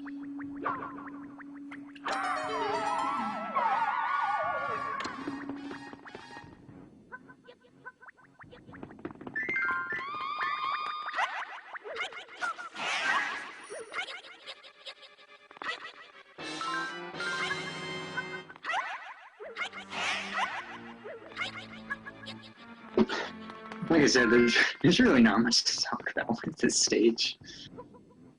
There are some things you can do with the fire rod. So there's some sections where there are ice blocks you have to melt. And if you have certain positions, they actually melt faster for FSA reasons, I guess. But most of this level is just running around getting different items, going through doors and collecting gems.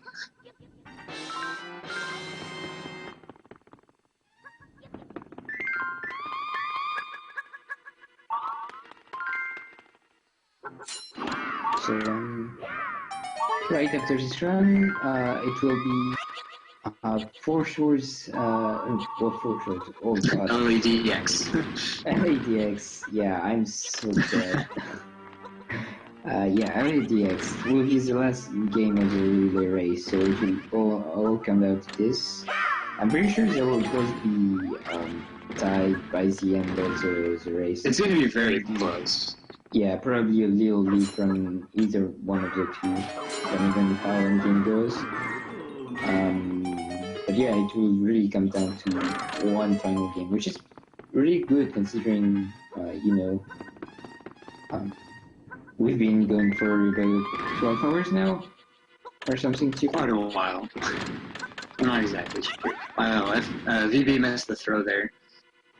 So we try to use that third womp, and then when it reaches the peak to throw it across that gap, but it looks like he just missed it, and it's actually kind of bad because then you land on the other side of the womp, and you just sort of slide. You have to wait until you get above the wall, and you're just stuck until it is.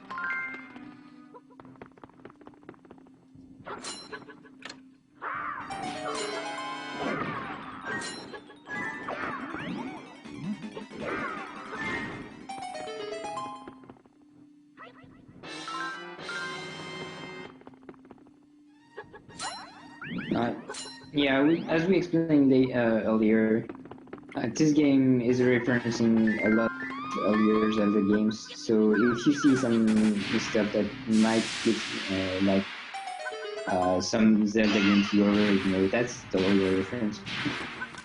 Although, despite common misconception, lots of people talk about how this game was inspired by TMC, and this game actually came out before TMC, so yeah. Just a little thing that lots of people don't know. I'm pretty sure even Force Words came out before Force Words Adventures, but yes, it did. Yeah, it did. But yeah, like lots of people talk about how they see a lot of TMC in this, and it's actually this came out before TMC.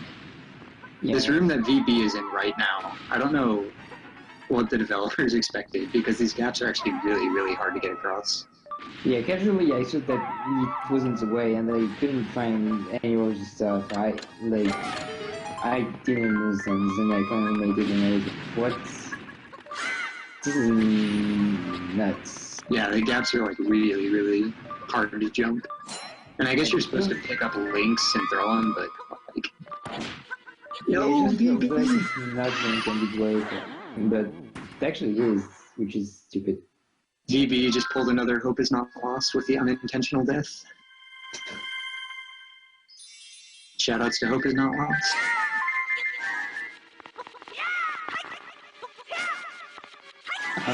Is that stream dead? Both of mine are working.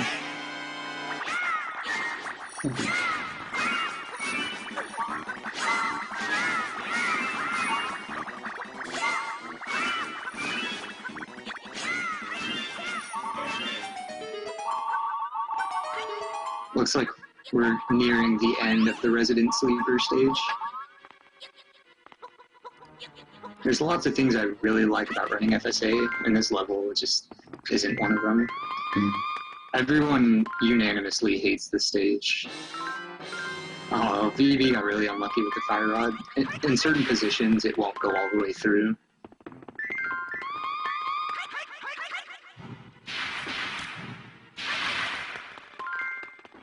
And Z is actually ahead now, so... Ooh.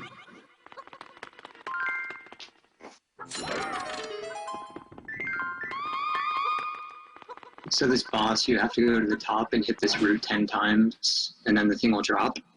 And then from there, it's pretty random. It flies around the stage, and you can either get really good or really, really bad luck.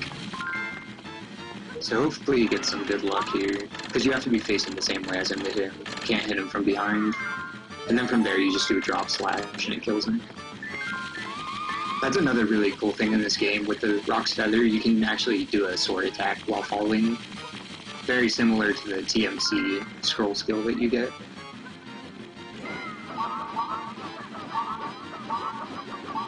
Come on.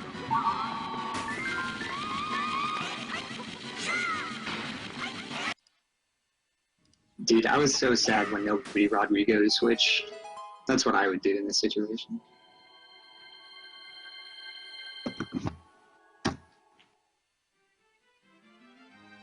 Oh man, Vivi got so unlucky there.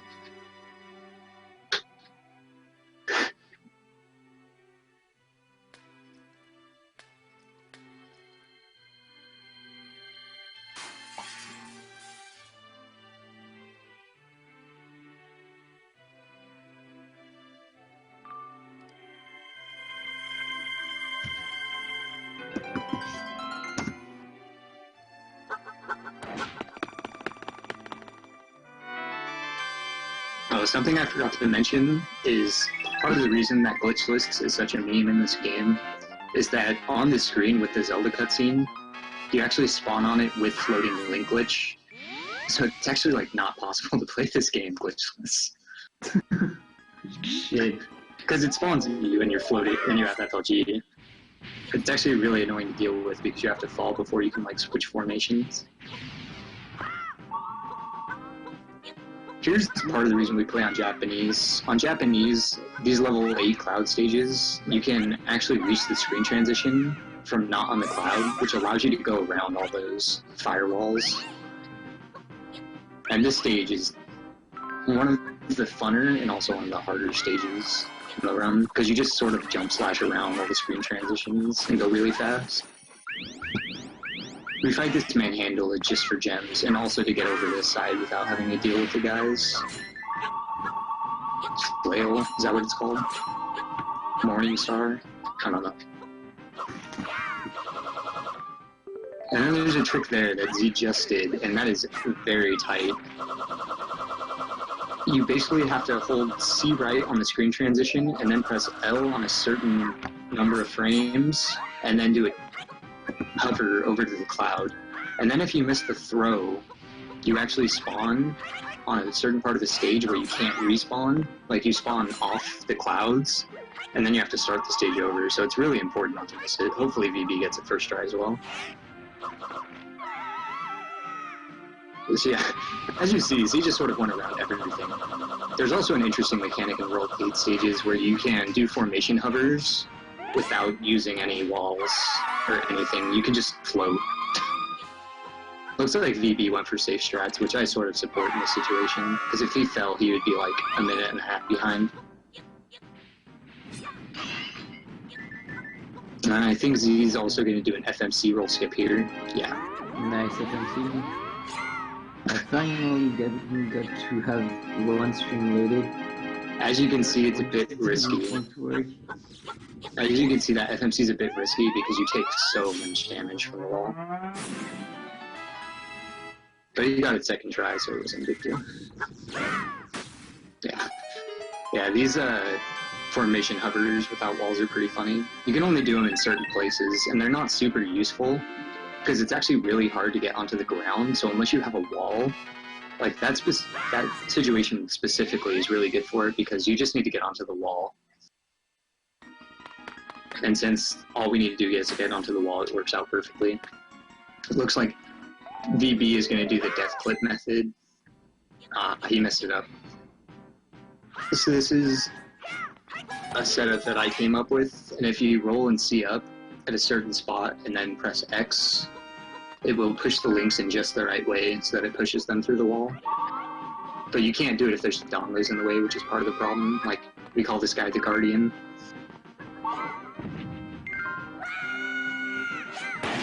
Or we call it the dongo defense, mainly. Oh man, VB keeps missing. Alright, so coming up on Z's other transition manipulation. Transition manipulation. It's on the next screen.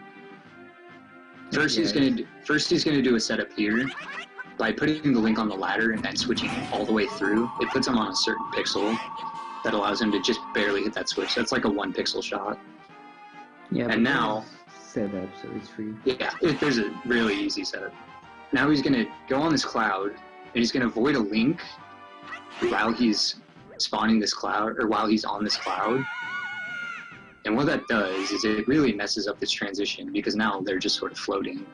And then you'll see a link spawn, not exactly where they're supposed to be. And then from there, you just sort of float up to the top. Oh no, you missed it. Okay, there it is. I don't know how that works. It's magic. It's just magic. It's screen transition manipulation, but beyond that, I have no idea. A reminder that red link is objectively the worst link in this game. Shuts. It's true, though. Like...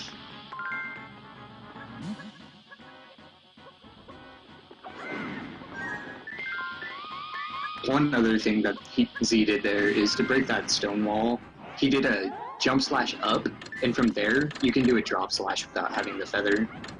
So that's actually a really good thing to break some of those rock walls, although it doesn't work on every rock wall.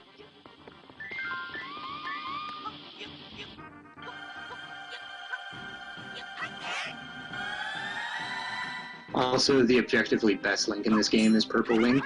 May he rest in peace. F in chat to pay respect.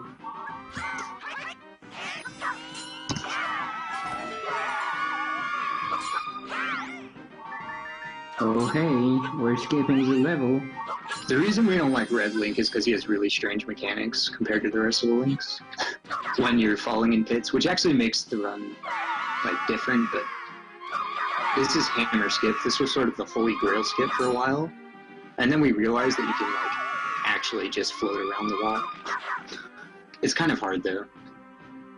You have to do a very specific switch there, and then you just sort of hop up. That skips 2 fights, or 1 fight. And then he's going to do another wall-less formation hover with a screen transition to skip this spike maze, get to the very end of it.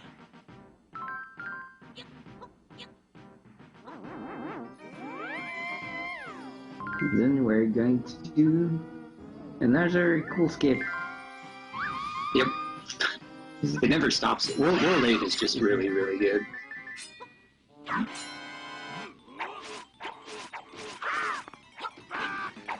So this fight's a little bit harder than if you don't do hammer skip, but it works out. It's just really, really easy fight if you have bombs. Because normally, with the other strats, you would have bombs here, and you can kill those giant knights with 1 hit. So now he's going to do a wall formation hover, but with like this side of the screen. So he's going to sort of go to the right side, and then he's going to do the roll one that he did earlier, but on the right side. So he holds C right, he rolls, and then at the last roll, he goes diagonally up left, and that gets him to spawn on the part of the stage. There we go, we skipped the mirror. Yes, there's a big fight there that we entirely skipped. That's probably the biggest time-saving skip, I would think. It's up there at least, because there's a very long fight where you have to fight like 20 Shadow Links, and then there's a long Zelda cutscene. But like we said, the game doesn't actually check to see if you have the mirror. It doesn't You just sort of have to advance. Yeah, it doesn't really check for anything because you shouldn't be able to skip anything, since it's level-based. Hey, you're at this level. Okay, let's go. Okay, so here, Z is where it's going to differ a little bit. Z is going to go back to the controller select screen, and what he's going to do is he's going to plug in a Game Boy player and a Game Boy Advance SP. Boys. Yeah, he's going to plug in a Game Boy player for one Game Boy Advance, and then a Game Boy Advance SP, I believe, for the other one. And the reason why is because since he doesn't have to watch the bonus cutscene, 2-player is really good since this level has a boomerang, and you will see in just a second just how broken the boomerang is. Yeah, I like the explanation because it's on the serial. It's actually not a good stuff. So yeah.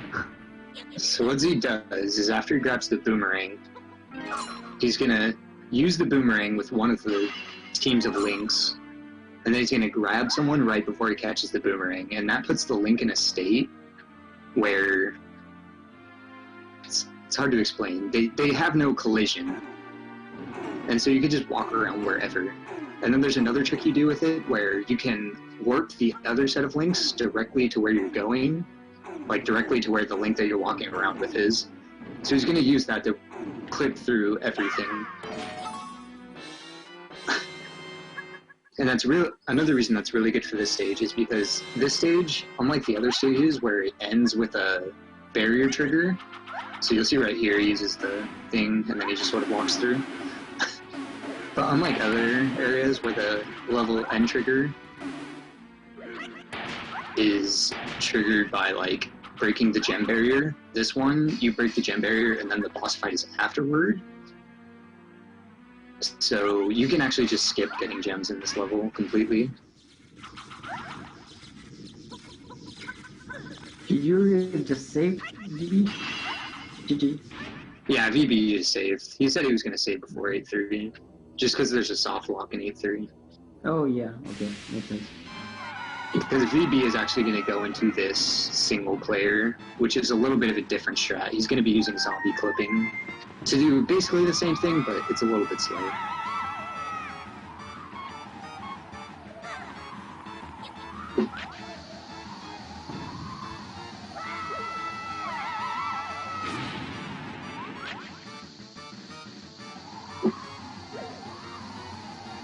Although the one thing about two-player strats that are really bad is this body fight is much worse.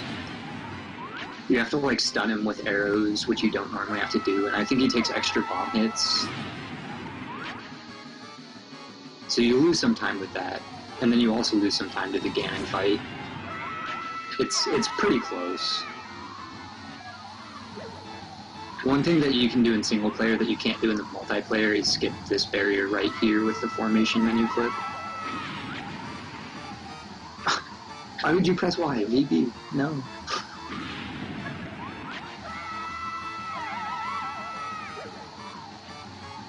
So, and yeah, something to that all the GBA screen that we saw on screen on stream is now on the GBA that Sead is using. So basically, we're not exactly seeing what's happening. Yeah. So when you're playing single player, oh, I guess you can skip that barrier. Shows what I know about co-op, but yeah. What was I saying? I forgot.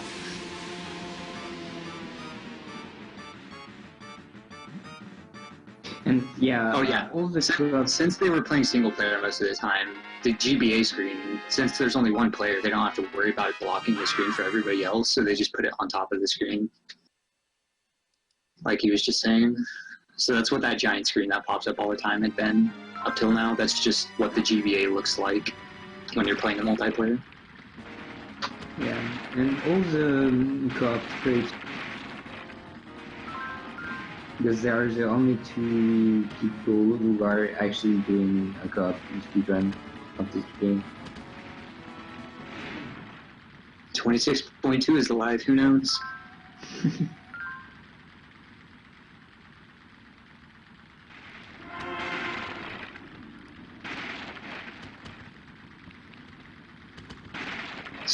So now VB's gonna die, and then he's gonna push his zombie links into the bomb. And this is the easiest way to clip out of bounds with zombie storage, is to use a bomb flower thing. Oh, why didn't you take damage from the bomb? Scrub. And then he's just gonna push him along the outer edge like he did with 2-3 zombies clipping. Oh man, two-player can't do collapse swag either. Although they will do other cool stuff, I believe. Well, there's already the cool stuff of playing with two controllers at the same time. Yeah. Because while you can't do most skips in most 2D sections like this, in this area, since you can get a boomerang, you actually can.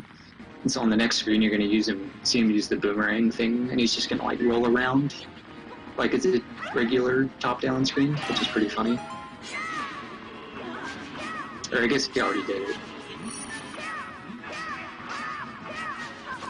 Oh wait, next one? I don't know, my brain doesn't work sometimes.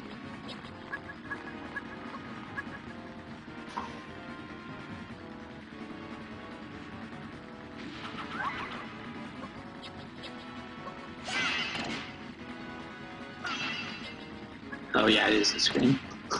So yeah, now he's just rolling around, hitting all the switches.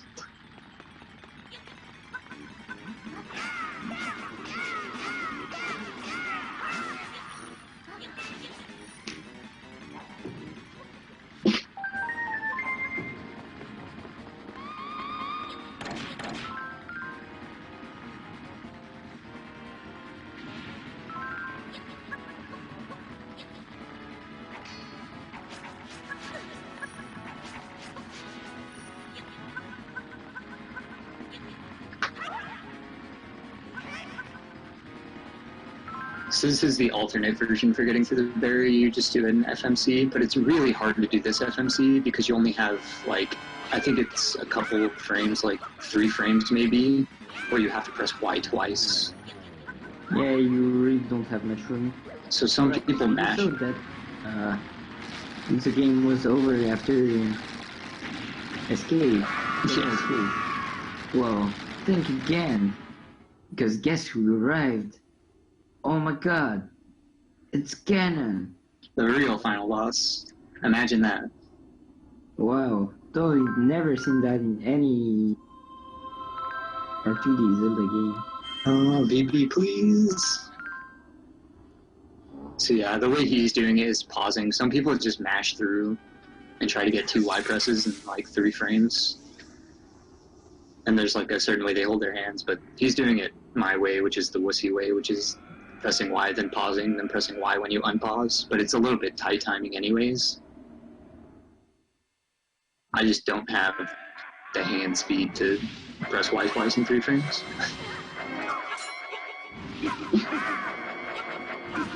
So Ganon fight is a bit slower with 2. As you see, he's just going to pick up the 3rd Link and use formations and then just leave the other Link laying around and hope he doesn't die. Or hope they don't both die at the same time at least.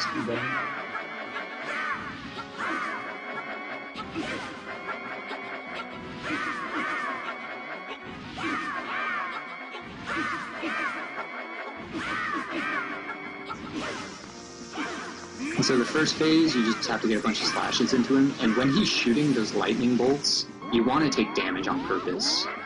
And the reason for that is, normally, he will knock you into the Dark World, and you have to fight a bunch of skeleton knights, but if you're taking damage, it won't actually do that. So on the first phase, it's best to just do as much damage as you can, and then when he starts shooting lightning, you just keep slashing into him and taking damage. And then when he gets to this throwing phase, you don't have to do that anymore, so you just try to hit them over and over again. And again, he leaves the green link aside, so that when the links die, he can just go pick them up real quick and get right back to damaging them. And another important thing that you might not have noticed is that he wants to make sure green link has the most gems, because the link that dies with the most gems, so green or red, if you have more gems and you die, it takes 10 seconds for you to respawn, as opposed to the person with less gems where it takes only 3. Although, ideally, it's not an issue because he can just go pick them up, but sometimes it matters.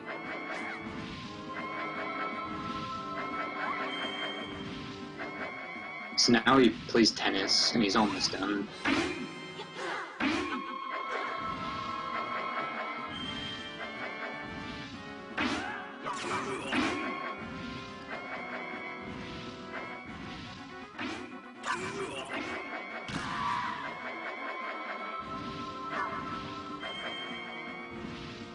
And if Zelda dies, she only has 1 heart, and if she dies, it uses a Force Fairy, so it's really slow. Everybody dies if Zelda takes a heart of damage.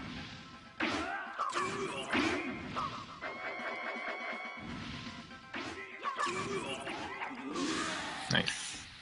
Hello, everybody! My name is Seabass, and the fact that I'm in here and talking, that means we're ready for the final race, or rather the final leg of the race. We've got Link's Awakening DX for the Game Boy Color, any percent, no save and quit, no wrong warp, no out of bounds. It's a mouthful. I'm joined here by Sicky. Yo. And we're going to be commentating for you guys today. Category, again, any percent, no save and quit, no wrong warp, no out of bounds. That's the main category for LADX. What that means, any percent. You're going to be beating the game as fast as possible.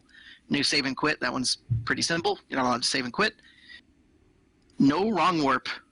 It's a little trickier. We're not going to be abusing the doghouse in this one.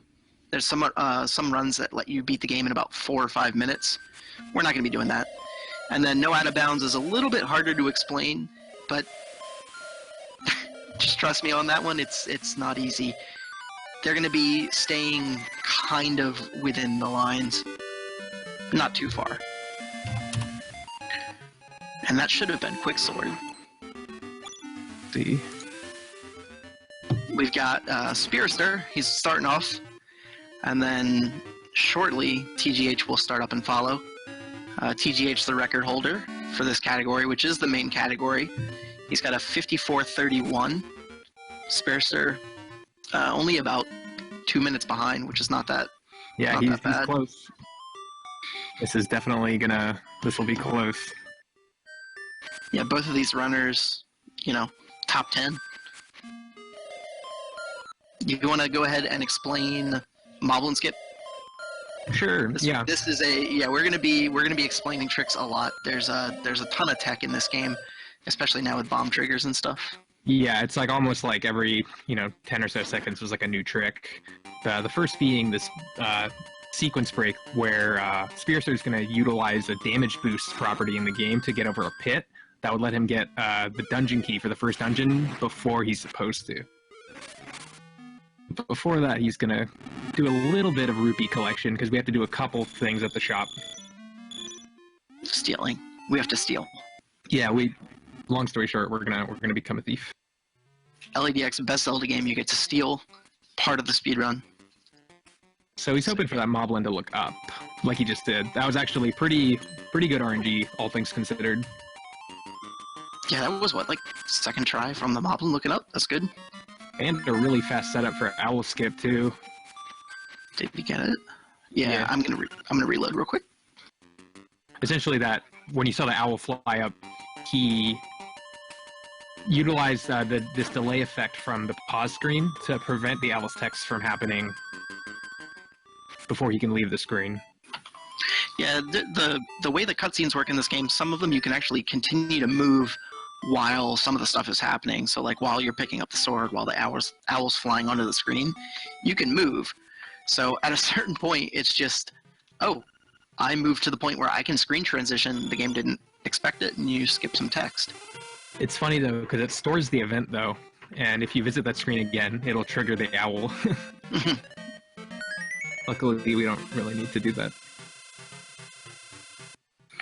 So yeah, first up is going to be going to the trendy game here. You need the magic powder for Dungeon 2, and for a little bit later in the run. Then we get to go to the shop. We're going to steal the bow and arrow, after the shovel, of course. And then we're going to end up buying some bombs. In this category, for a while, there was a debate, should you be able to steal? Is it something where that is it's a death? But it was one of those things where collecting the rupees to get the bow and arrow or to get the shovel, it's just no fun. Yeah, it's just a bunch of arbitrary going around to chests and what have you, and just getting the necessary funds. And I mean, it's in the game. Like, stealing is not a glitch in the game. You actually, when the shopkeeper kills you, in the English version, they rename your save game to Thief, which is pretty cool.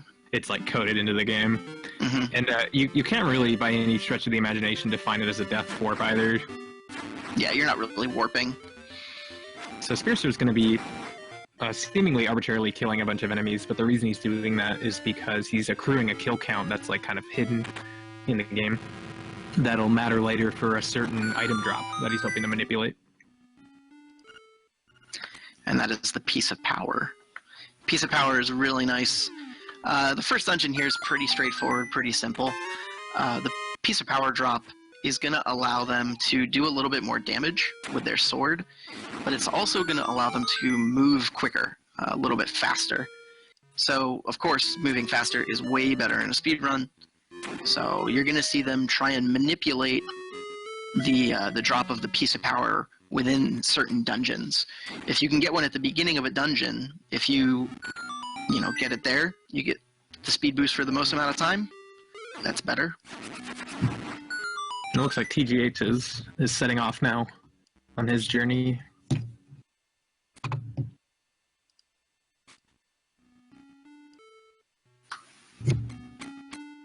So you can see a nice little damage boost here to get the feather. And that is the first dungeon item of the game, which is actually one of the more game-breaking ones. It's basically going to let him jump. And combining that with a couple other pieces of tech, like clipping into walls, he can do a lot of pretty interesting tricks. So while Spiraster's heading over to the mini boss and then to the first boss. If you look at TGH's screen, he's gonna be. You'll see him move a little bit while the owl starts to fly in and talk. That's a good example of what we were talking about for the owl skip. Just so happens that this one you're in the middle of the screen, so you can't really, transition. So you saw Spiraster, he did that thing called a super jump. He kind of slides into the wall, and then he does like a hop over those boundaries. And that's actually exploiting the way the game interprets Link's position in terms of like height. Yeah, it's also the way that the programmers use the tile set. So if you look where they use those, it's going to be mainly in the underground sections and in the dungeons. That's because the way that the map tiles were set up, those are treated as like ledges. So when in some of the later ones, like in that instrument room, if you were to walk to the right ledge there between those two statues and just walk off, you would naturally jump. So just by having those tiles be used everywhere, that code is still kind of there. So by clipping into it, we trick the X or Y position, and then you can kind of trick the game into saying, okay, yeah, I'm jumping off of this ledge, even though you're not really there. It doesn't really take into account, you being above something, which is kind of nice. I feel like that's like the most concise definition of super jumping that I've ever heard in my life. Like, you're blowing my mind right now. That also kind of explains why it's not really a property in the overworld, because I imagine they didn't really design the boundaries in terms of ledges. No, if you look at it, there's almost no places in the overworld that you can actually jump down. And the places that you can't actually get a wall clip into. So we haven't really found any places in the overworld where it would be, doable. I think the one areas I can think of are like cliff edges, which Up makes near sense. D7, D8 area. Mm-hmm. All right, so here comes the hard piece of shame. See if Spiraster, Nice. avoids it the first time. There's going to be 2 instances where he has to dodge it, so... So Spiraster is going to get Bow Wow. Originally, in the run, we would take Bow Wow home and return Bow Wow.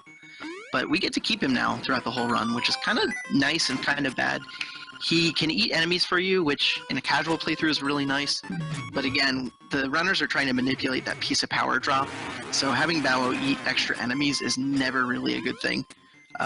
So that randomness is what makes piece of power a little bit harder to deal with in some of the later dungeons.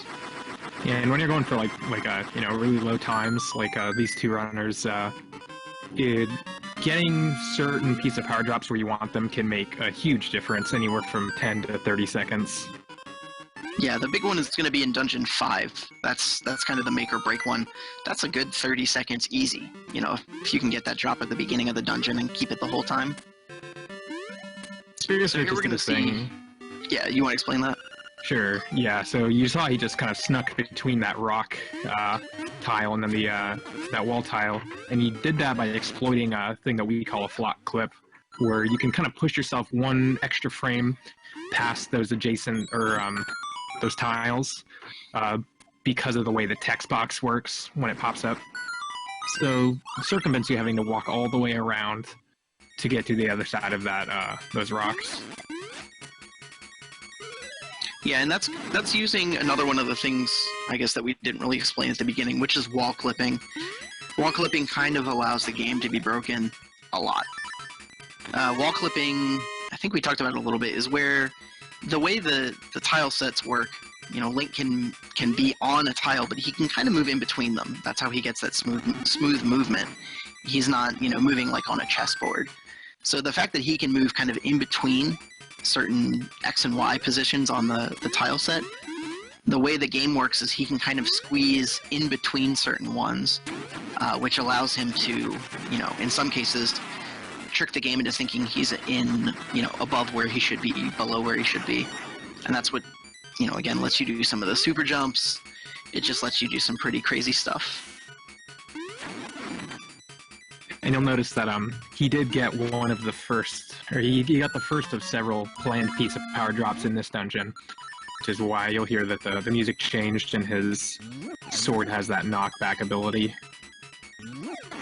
Yeah, again, the extra damage doesn't really come into play. It helps a little bit. There's like some mini bosses that it helps. The thing that is going to be the worst on... Oh. So he had to kill them in a specific order, so he actually has to reset that room now. That bunny is being a huge troll. No. So yeah, that room can be a bit of a troll. You need to kill the Pole's voice, and then the bat, the Keese, and then last the Stalfos. It's bad for a couple reasons. One, if you take, I think it's 2 hearts of damage to lose piece of power. Three total. 3 hits. Yeah. Then you actually lose that ability. But luckily in this fight, this boss fight isn't really reliant on piece of power. You want to explain this one? The genie fight? Fun. Yeah, this is a pretty complex quick kill here. Essentially, again, using wall clips, you're going to see him pick up that pot, and he's supposed to throw it naturally 3 times to deal increment 1 damage to the genie's pot. But when you throw the pot when you're clipped into a wall, every frame counts as like an attack on it, so it just insta smashes it. And that kind of does phase 1, and then phase 2 is just a matter of timing bomb explosions in a certain manner to he has to be really careful. Going into that fight with 1 heart is really, really scary sometimes. Yeah, I don't know if I don't think it does 1 whole heart of damage though. So he could have tanked at least 1 hit. Yeah, but I mean the problem is the fire too. You know, taking the hit from the guy flying around and then the fire. Luckily, that's not the issue. That's one of those bosses where, you know, dying on it is kind of a long way back. Yeah, because the most dungeons have like a portal after you fight the mid-boss that lets you get back there, but that one actually isn't placed in a particularly convenient spot to get back there. And that is second heart piece of shame done. Complete. Yep. No more. Goodbye, heart piece. No shame today for Spiraster, which is good. We see TGH coming up to the Moblin Cave, where he's going to be picking up Bow Wow and then heading into Dungeon 2. So we got maybe a 1 dungeon lead or so. More or less. Spiraster did have some trouble there in Dungeon 2, some bad RNG in the boss key room, so that'll give TGH a chance to catch up if he gets some good RNG. I'd say that was the first major kind of hiccup though in that run. Everything up until that final room was pretty tight. This trick right now, this trick. Yeah, so we call it Villa Skip. Pit physics in this game are really, really weird and kind of broken. So he's timing those pause buffers until he hits a certain frame that lets him screen transition down. And that saves a ton of time, because otherwise you'd have to do the side quests and enter it from, like, this underground path. Yeah, you have to do a whole, like, fetch quest kind of thing. It's not fun. It's a lot of time. So that allows you to skip it. And again, that's manipulating the pit physics, which are really, really weird. We'll run into those a little bit later for another skip. And it's also using kind of the way that the clipping works. You know, when you fall in a hole, it kind of pushes Link's position down, which in that case is right at a screen transition, which triggers that. Yeah, this game, it treats screen transitions in a really peculiar way. And there's more than one exploit of that. You'll see one coming up. He's getting a little bit of a late POP drop. It should drop in this Stalfos, though. Yep. Man, I think I'm behind a couple seconds, it seems. Bummer. Yeah, I had to refresh TGH's when it started.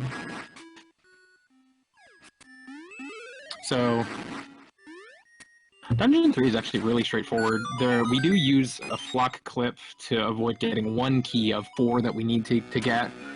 That's kind of the only worst major key. Yeah, like easily the worst key. It's kind of a godsend that there is a flock clip right there.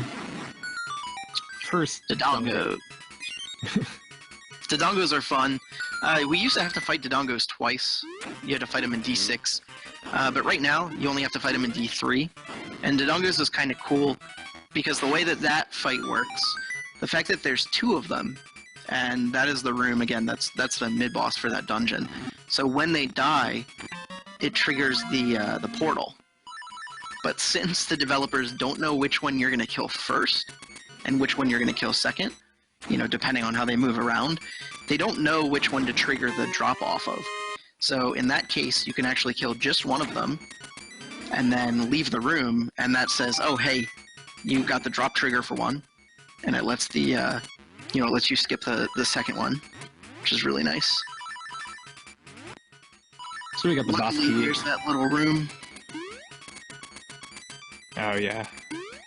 The D6 one, there was not a place where you can manipulate that, which kind of sucked. You had to actually deal with fighting both of them. And that room was infamous because there really isn't a strat for it. It's so RNG. But I guess it's not really a thing anymore.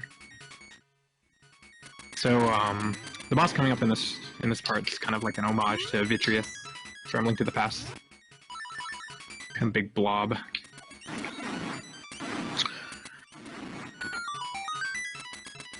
I think that's the first real instance of, doing the pause in the dungeon where you're not actually switching items.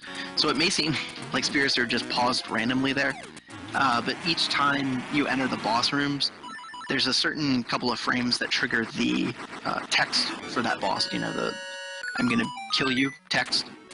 So by opening up your menu and changing items, normally we use that to figure out whatever items we need for the boss, but in this case you've already got boots and sword, which is what you need.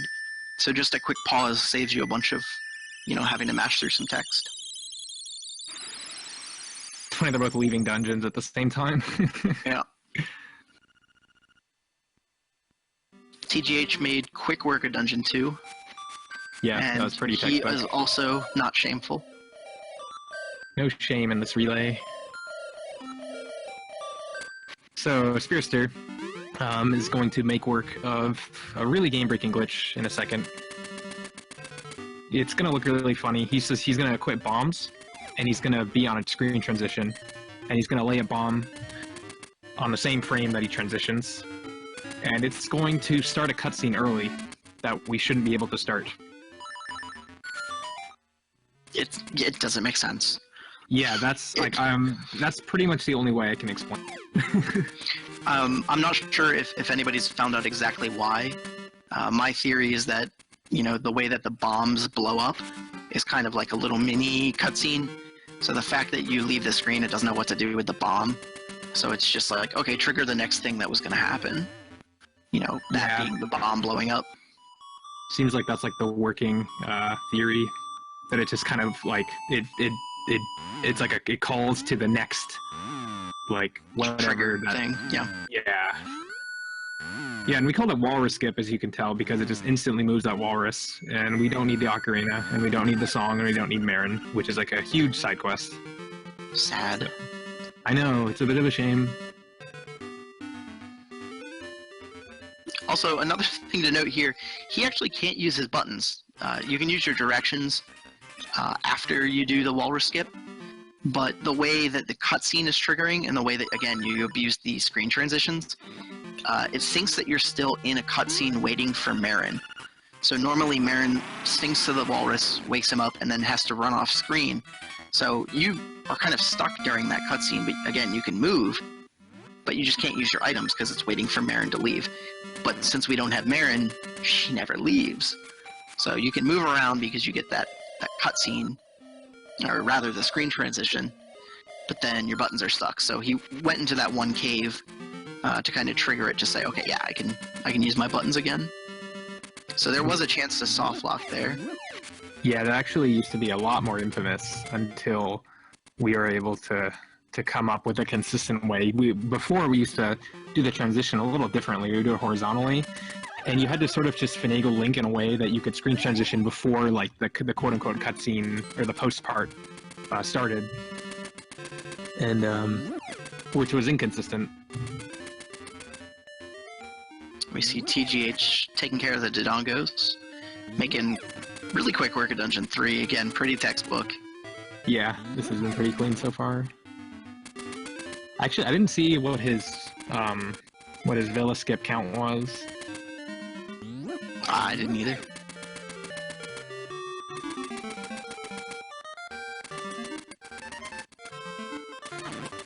So, Spiraster, before going to Dungeon 4, he has to actually open Dungeon 4, which is kind of its own little sidetrack. It's hidden behind a waterfall. And Dungeon 4 is interesting in this route because we are going to do half of it right now.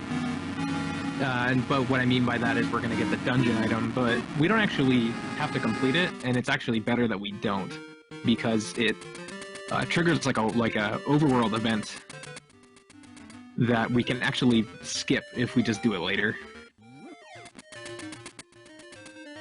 Yeah, it's another one of those little mini quests you have to do.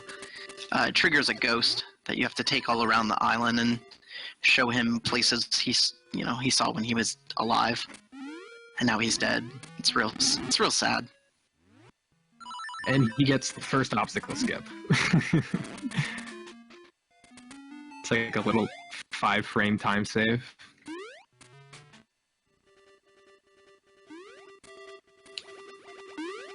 Alright, so again, going into D4, only doing the first part of the dungeon, we're going to be getting the item here, which is the flippers. That allows us to kind of continue on going to Dungeon 5 and then onward. This, even though we only have half of it, I think all of like the really, really intense tech in this dungeon is in the first half. The second half is pretty simple, but a couple really precise jumps that he's going to do in quick sequence. The first being getting around this little break block here without having that tech tyke troll him and push him in the water, and that was perfect actually. Yeah, can't ask for a better that room. I don't know if we have a name for that room. Everybody hates that room though. Yeah, I think it's just the room that everybody hates. That tech tyke is one of the biggest trolls. He's the real MVP. Again, while they're doing all this, they're constantly trying to keep track of their piece of power. So it's one of those things where having to do that a little bit slower by killing the tech type sometimes can put you off of your piece of power the way you need it. So it's a big room. And that's always the scary room right there when you get the flippers. Having piece of power drop in that room is like the worst feeling in the world. Because that's kind of the last real mob that you kill intentionally before getting to D5. So that's one of those ones. As soon as you hit that spin slash, you're like, okay, is Pop gonna drop? And then Spiraster seems to be good. And you can kind of do a minor amount of manipulation to keep him from eating that tech tyke. He ate it there, luckily. No piece of power drop though. So every time I see him, every time Bow Wow goes right before D5, it's just you hold your breath a little bit. Yeah, it's never a good feeling. That cucumber, I've lost runs by having that cucumber drop the piece of power. Mm-hmm. That's probably worse. So he's gonna enter D5, which is why we needed the flippers, because you actually have to swim there. I mean, you can. It's yeah. We'll leave it at that. You need to swim there. For all intents and purposes, yeah. The way the water works in this game, it treats it almost like a pit if you don't have the flippers. And again, pit physics in this game are really weird. Yes, yeah, it seems like a lot of surfaces have really peculiar properties. He got his POP pretty much. You couldn't have a more optimal piece of power drop. Yeah, that's the spot you want it, is in that first room. You'll notice that he's being really, really careful about that stall throwing bones. That's because this is a long dungeon, there's a lot of enemies, and you can only get hit twice before you lose your piece of power. Or I should say 3 times. So you want to... And there's actually one planned damage boost, which I believe he'll be taking. So...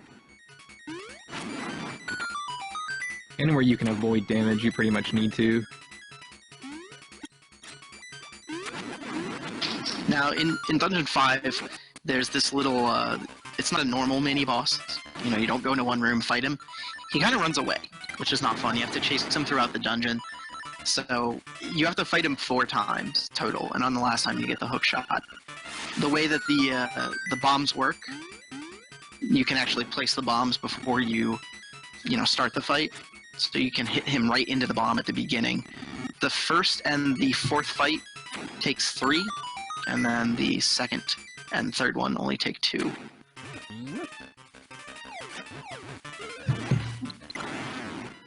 You can actually deal too much damage to him, and it'll actually like glitch out his item drop and give you an extra dungeon key. Which is bad. Yeah, and it's funny because I used to think it was bad because it overwrote the hookshot, but it's not. It's pretty much just because you have to watch his death sequence twice, which is unnecessary.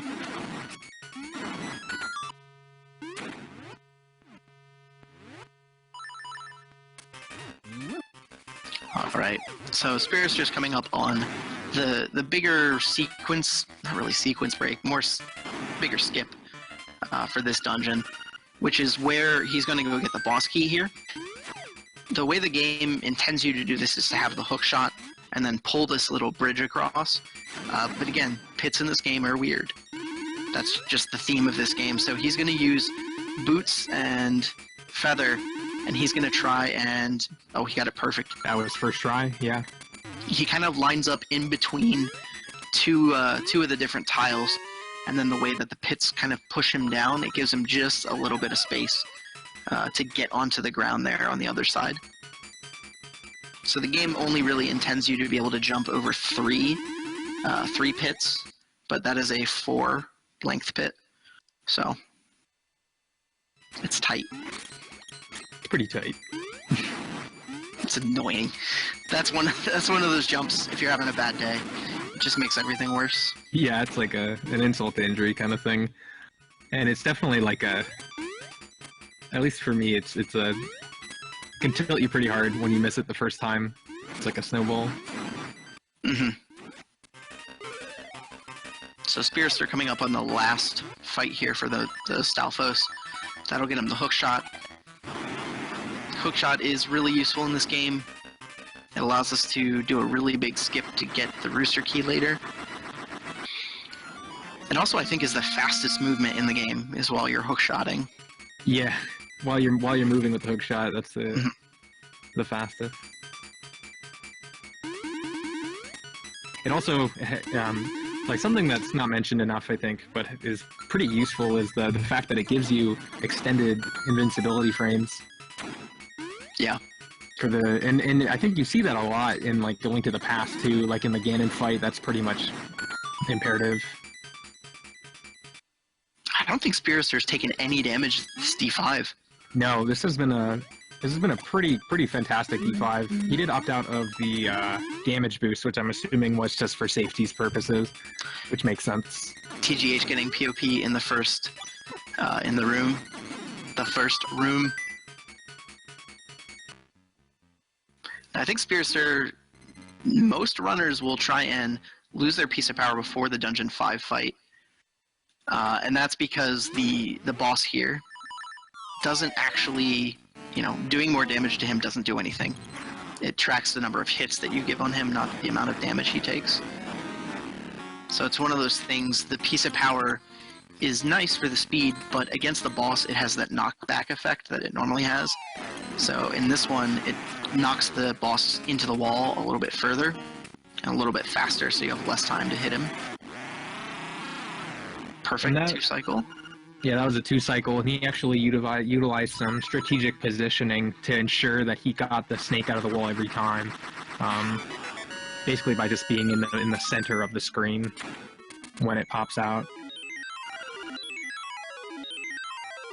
So Dungeon 5 down for Spiraster. TGH making his way through. I don't think he's taken any damage either, which is looking good for his POP. Mm-hmm.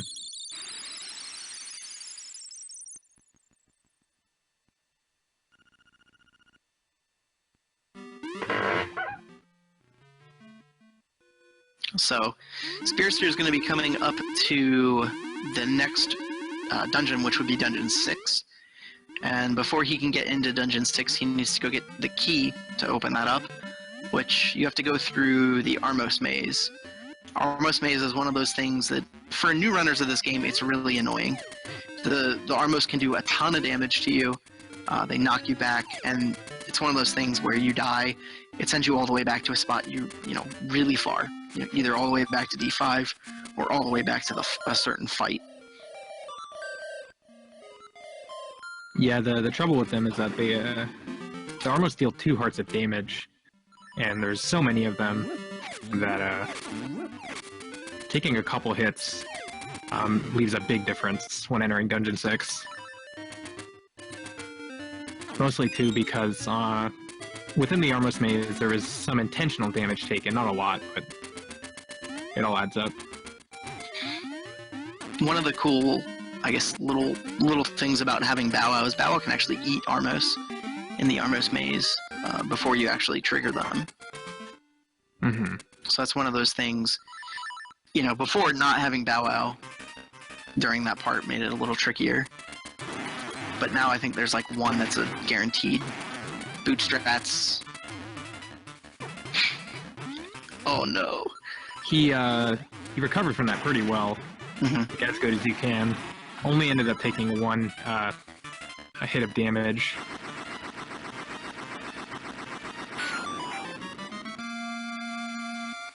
So that's something, when that fight goes south, you have to be pretty on top of things as far as your equips and adapting to his movement, because he can stun lock you, which he did once there.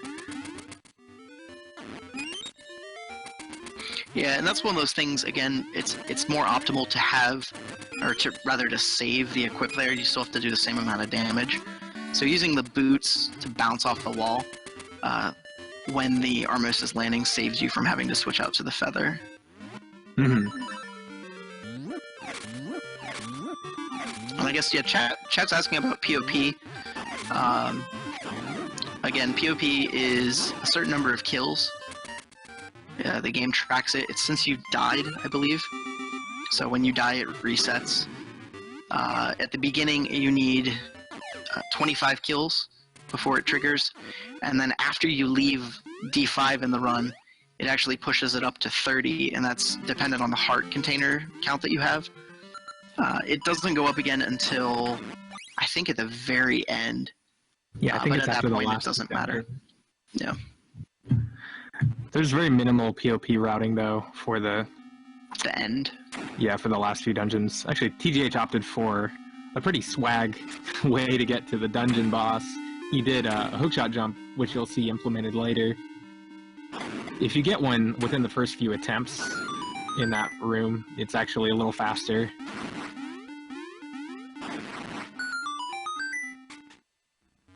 Something that probably, if you, like one of those you blink you miss it things, is there was supposed to be a cutscene at the beginning of this dungeon, but Bow Wow ate it. And we'll see another example of it later, and it's actually a pretty amusing little glitch. And that's again some of the way that the game is programmed. It allows things to be, manipulated in weird ways just by some of the ways the speedrunners break the game.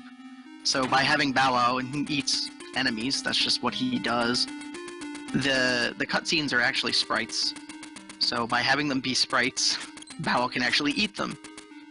So it's used there in D6, and then it'll be used again right at D7.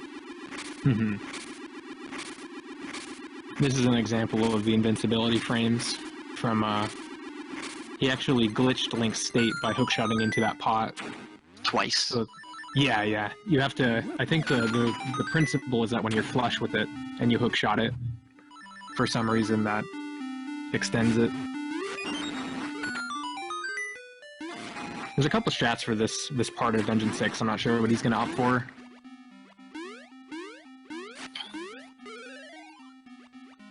So it looks like he'll be doing the flat clip.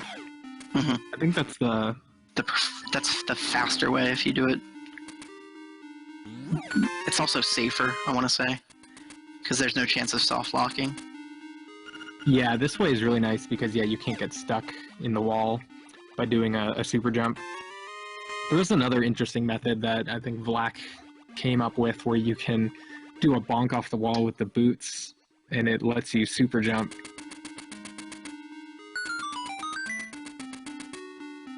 So Spiraster is going to be coming up on the mini boss fight here for D6, while TGH is making his way through the Armos Maze. He's catching up. You know, he's making really good time. This is going to be a really close one coming down to the wire. Yeah, Spiraster not really giving TGH a lot of time to catch up. There are only a couple, like some bad RNG in D2. His D5 was really strong, though. And that's actually one of the more fluctuant parts of the run. And TGH got bootstraps, so if you were watching his stream, that's how that's supposed to look. Not having to switch over to the feather.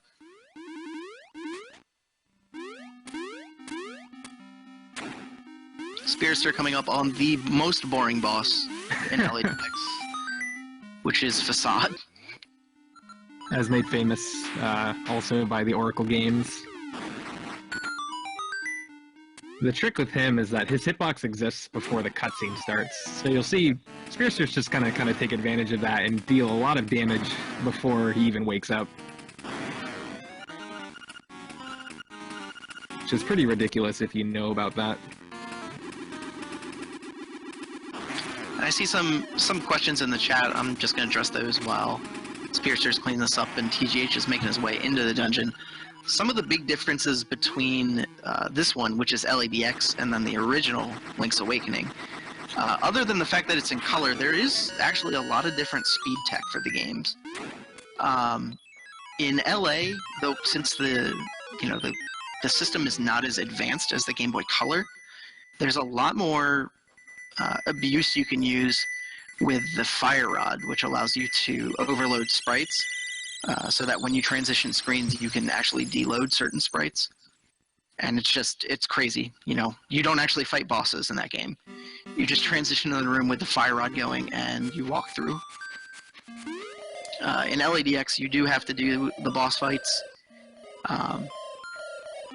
but we abuse the super jumps a little bit more. And also, since the bomb triggers are the main way to skip stuff instead of having to use the Fire Rod to do the sprite deload. Something worth noting about the second half of this run is that the route that Spiraster and TGH will be using is actually only maybe a handful of months old.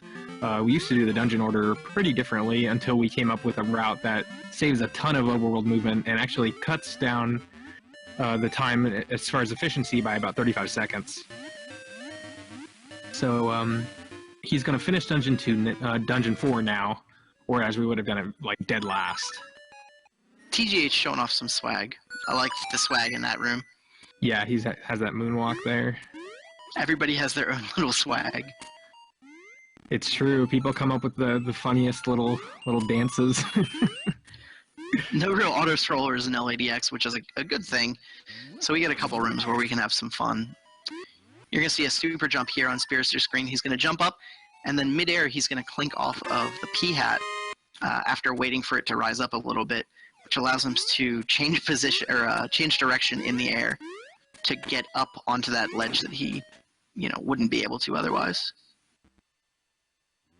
And this is the hardest boss. Here's a boss. And there it goes. You blink, you missed it. You shoot it 3 times with bomb arrows, and it's dead.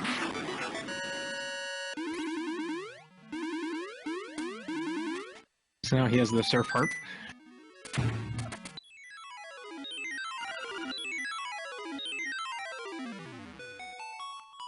TGH coming up on the mini-boss fight. He's a little low on hearts, which is always scary for this mini-boss fight. If he can make it through it alive, there's 2 fairy drops from the mini-boss. One from the boss itself, and actually one from the ball, which is funny. The ball actually counts as a sprite, so in that fight, the ball counts towards your piece of power count, which is fun. That's so funny, I didn't realize. I never thought about it like that. It actually, you kill the little orb. Yep, it explodes.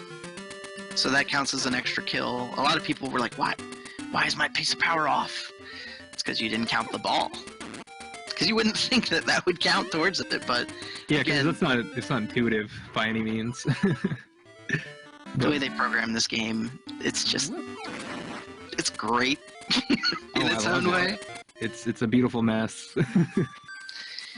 Again, with Spiraster, he doesn't want to go. Now that he's actually cleared Dungeon 4, if he goes a certain amount south, he will trigger the ghost.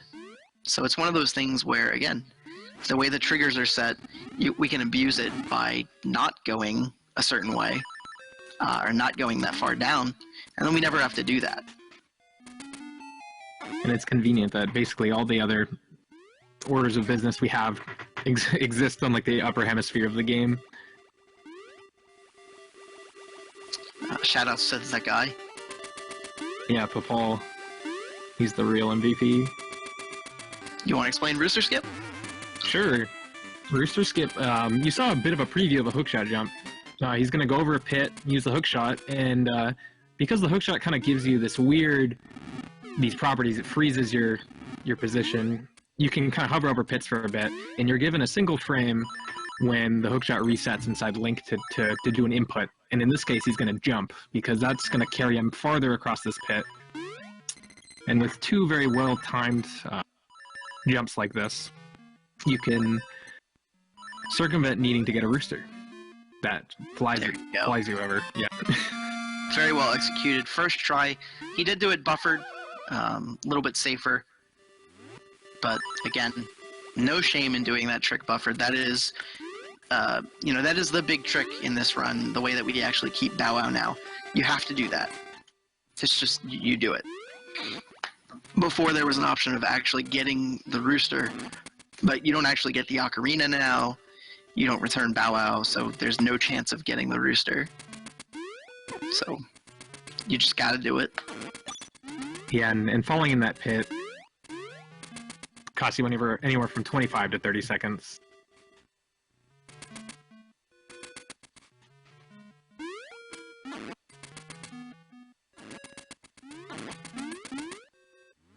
TGH is going to be doing the super jump in D4 here. The jump and then the clink off the P-hat. Then he'll grab the boss key, make his way to, again, the anglerfish, 3 bomb arrows, and it's gone. So if you missed it the first time, be sure to check TGH's stream real quick, because it'll be gone real quick again. And that was the cutscene. You'll notice that Spiraster kind of left that screen and came back, and suddenly the door was open, and that's because there was supposed to be a little animation that was eaten by Bow Wow. Around. So some more super jumps in this dungeon, as well as some more bomb triggers. D7 actually used to be one of the worst dungeons in this speedrun, but then bomb triggers and super jumps kind of killed it to where it's like super easy now. Yeah, we used to need like an orb to knock down those pillars. Yeah, you had to carry a metal ball throughout the dungeon to knock the pillars down. And if at any point the ball fell down one of those pits, you had to go and get it, and it's just a huge, huge time loss.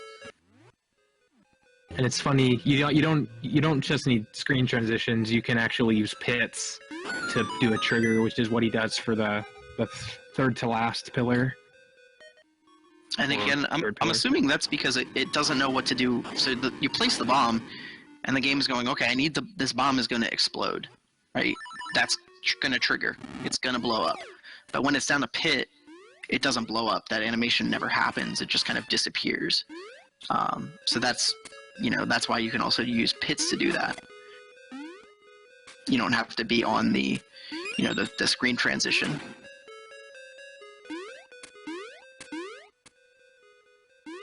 Spiraster coming up on one of the more tricky super jumps. Again, first try. That's going to be where he's changing direction by clinking off a P-hat midair. So this fight used to be different when we used to do this dungeon after Dungeon 8. So we could use the dungeon item from 8, which was this magic rod, which pretty much just makes waste of the eagle.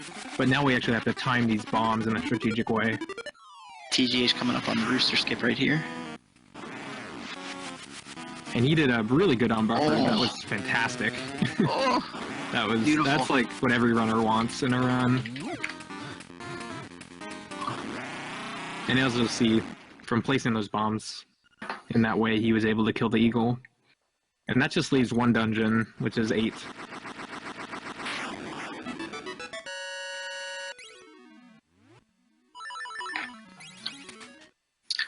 And again, with that rooster ship, just to kind of reiterate, when the hookshot comes back, you have one frame to do it, and you have to do it 2 times in a row. So that is two in a row frame perfect tricks. And LEDX, I believe, runs at 60 frames a second. Mm-hmm. So that's one of those fun ones.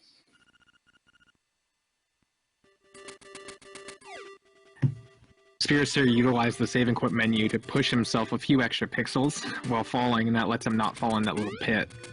And that way he can just go straight to the other side of the mountain.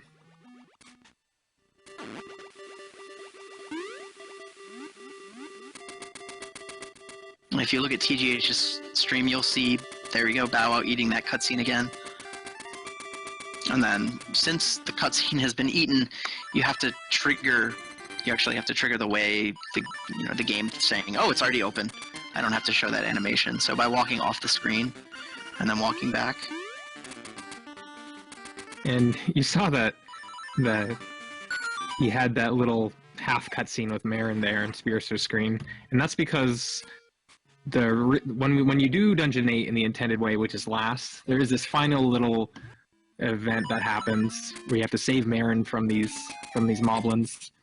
But if you don't actually physically touch her sprite, you can just bypass her, and it just doesn't happen, and it doesn't penalize you. Like, you don't have to see that cutscene. I'm thinking that might have to do with clearing D4. Probably the way that the ghost works with that. Yeah, actually, that would make sense. Spiraster, real quick, going through Flame Skip, that's another one of the big examples of using the wall clipping to kind of cheat his way in between 2 tiles and then get past that fire. Normally you would need the shield upgrade from D7, which we can actually get now, which is kind of cool. But in doing that, you can just, boots right through it. Normally, if you just kind of walk into those without being clipped, you would get knocked back from those, so that allows us to just kind of run through it. So, Spiraster is going to be doing one version of the Dungeon 8 route.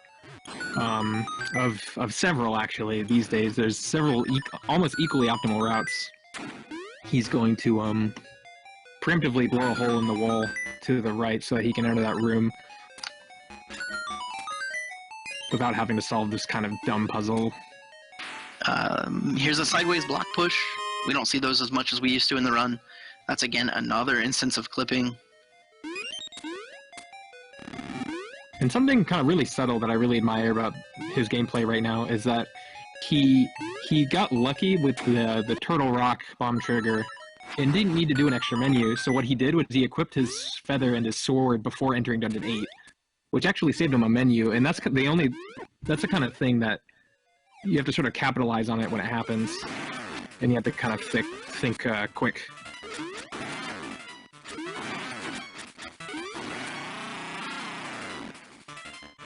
TGH clearing out D7.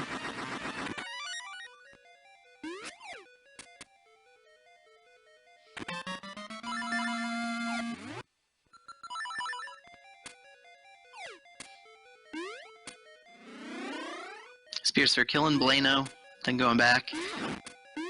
We used to skip Blano. A lot of people liked skipping Blano. Shout outs to me. Feelings about Blano. That fight is so easy anyway. It takes almost no time to fight him.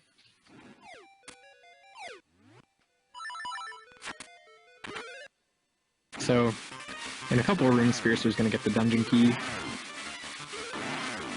It's a pretty silly puzzle that you actually have to be pretty conscientious of. It's not hard, but if you're not careful.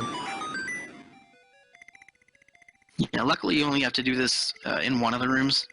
in D8 now, which is where, you know,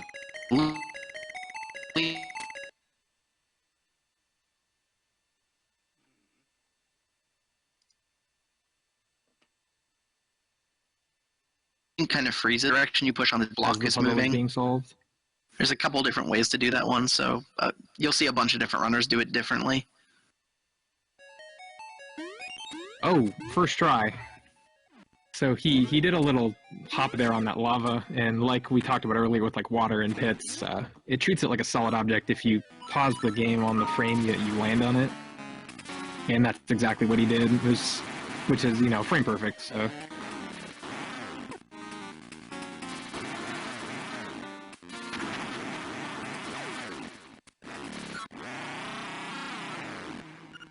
Spiraster using Fire Rod real quick to kill Hothead. TGH just entering the dungeon.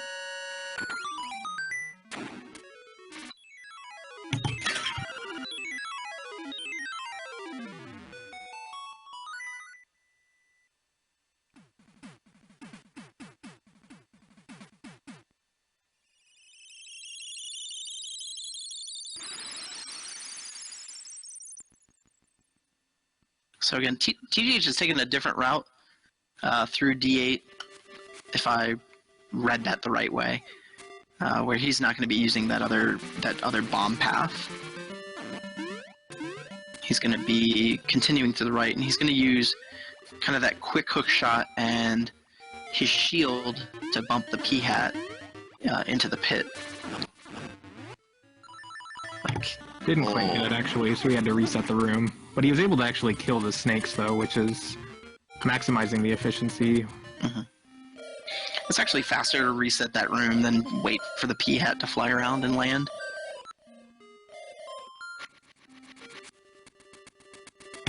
Spiraster using one last bomb trigger to enter the egg, which is, instead of actually playing the same song that you would to wake up the walrus, again, he can just do another bomb trigger. Which is nice, because we don't have the ocarina. Not having the ocarina makes this, like, you don't think about it that much, but there's a lot of stuff in the game that you should be doing, you know, the way the game intended. But bomb triggers just completely break everything. Yeah, bomb triggers take the place of so many things, like items and events and...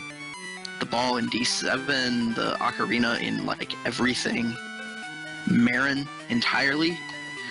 Mm-hmm.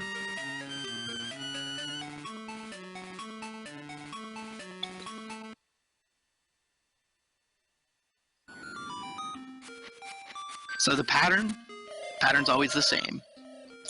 The way that Spiraster is going to move through the maze here, if you don't read the book in the library, the way that the game works is it kind of locks it in at the beginning. So it's going to be the same route every time.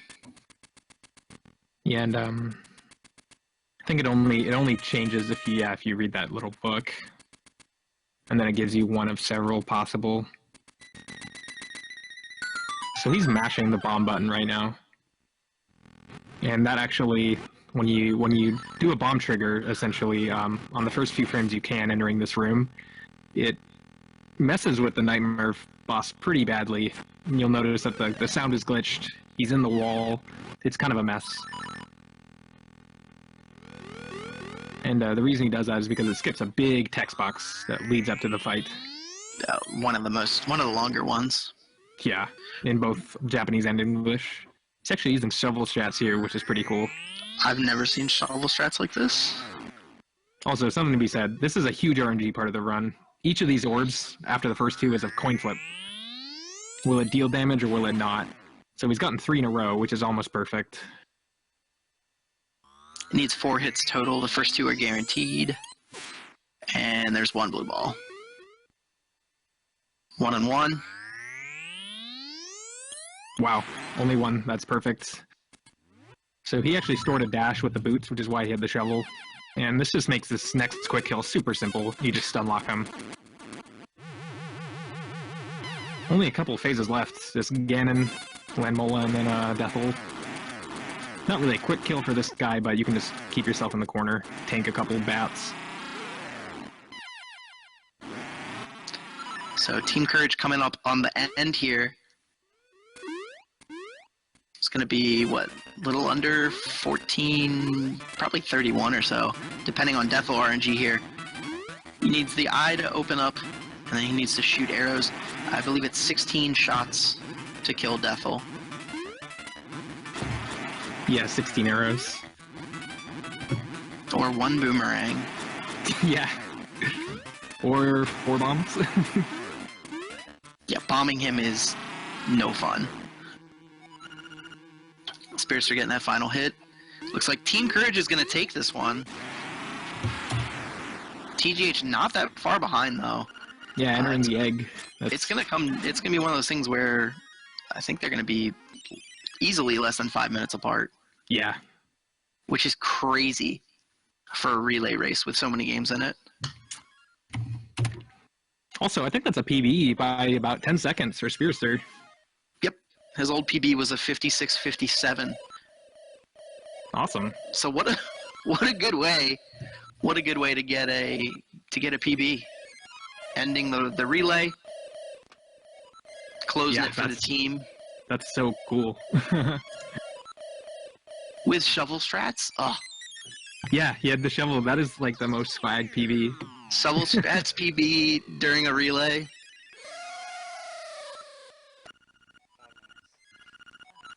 And here we see TGH just kind of doing the same thing. He's going to be running his way through the maze. He's going to try and do the bomb trigger by mashing as soon as he falls into that hole. See if he gets the... and he does. This skips a bunch of text.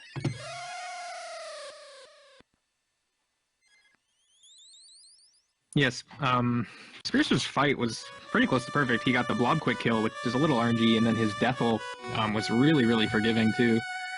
That you need his eye to open, you know, a handful of times to shoot arrows, and sometimes it'll just stay closed.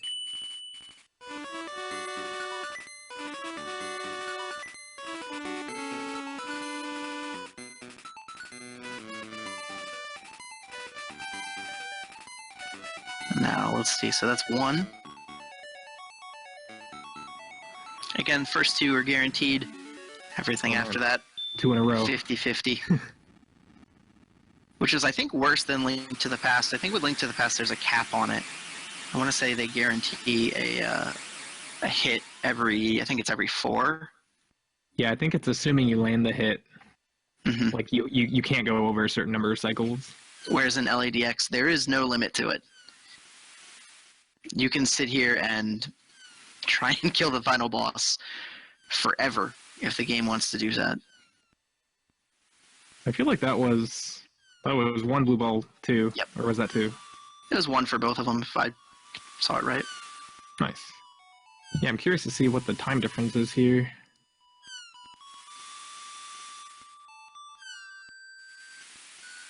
Does anyone recall the final time in the global timer for Spiraster?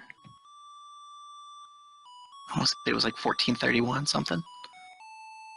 Yeah, dang. So over the course of 14 hours, the difference was no more than like 2 or 3 minutes. 2 or 3 minutes. That's amazing. It probably comes down to what, like 30 seconds per game? Yeah, if you divide it evenly, yeah, something like that.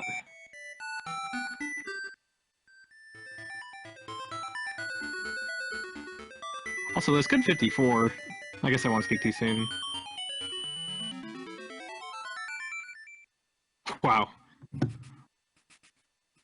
I think it's gonna. Yeah, that will. So, that was still an incredible run from PGH. Yeah, that is. Wow, that is the I think 3rd fastest time. Yeah, it's 2 seconds off of 2nd place. It's a good, I want to say 17, 18 seconds off of his world record. Yeah. Wow. Nothing to laugh about, yeah. So the final time, 14 hours, 33 minutes, 41 seconds for Team Wisdom. Team Courage pulling it out and winning by about 2 minutes. So congrats to Team Courage and everybody on that team. Congrats to everybody on Team Wisdom. It's a great relay. Team Courage again is Spiraster, Z-Master, Sickynar, Yep. Z-Master, a Ham Plan, Drenthu, Dark Omega Magic, WQ, Air 72, and Eno. So again, congrats to Team Courage. Thanks everybody for sticking around. Thanks for letting LADX kind of be the last one. It's always a fun one. Thanks, Sicky, for helping me save my voice a little bit. No problem. Yeah, always a pleasure. Yeah, dang, I can't, I don't think this could have gone off better. It was really well coordinated. So many cool people, putting together, like Stanner, Manchester, Speed Gaming, the channel. So I would like to say a few things. Thank you everyone for coming out.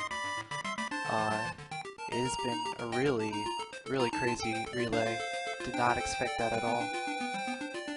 That was really close for 14 and a half hours. Thank you to all the runners, all the commentators. Thank you to all the viewers, everyone that came out and watched, supported the stream. I would like to do another one eventually, at some point, but we'll see.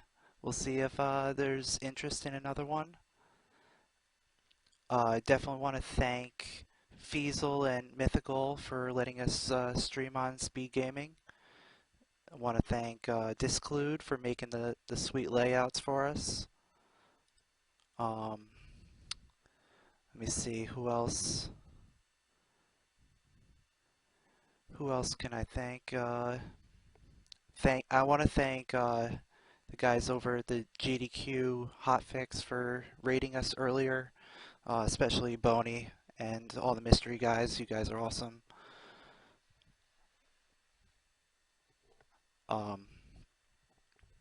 Yeah, this was really something. Such a close ending too. Yeah, I'm still amazed at how close of an ending. Yeah, I'm still shocked at how close everything was. Especially how back and forth the last couple games ended up being.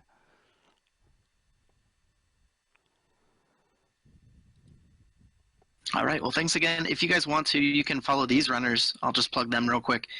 Spiraster, again, for Team Courage, ended up winning. And then TGH Plays didn't win the relay, but did get a faster time in the one-on-one race.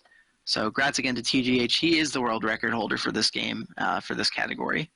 And if you guys liked Zelda racing, there is a Zelda race happening in March. It's not quite a relay race, but it's going to be a race through multiple games.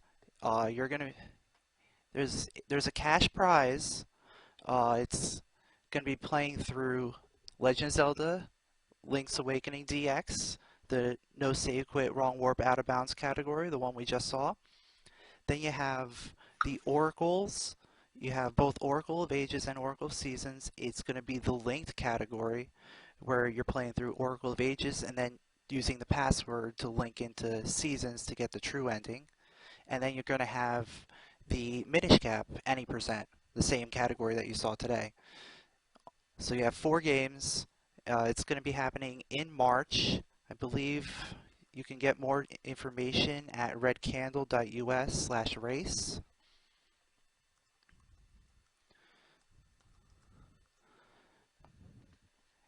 So if you're interested in that, make sure to sign up and make sure to watch. And with that, I think we're going to start wrapping this up, and I'm going to check with our Feasel and see if we're good to go and cut stream. All right, I'm going to bounce out. Thanks again for having me, Mashy. Thanks for all the viewers. Have a good night, everybody.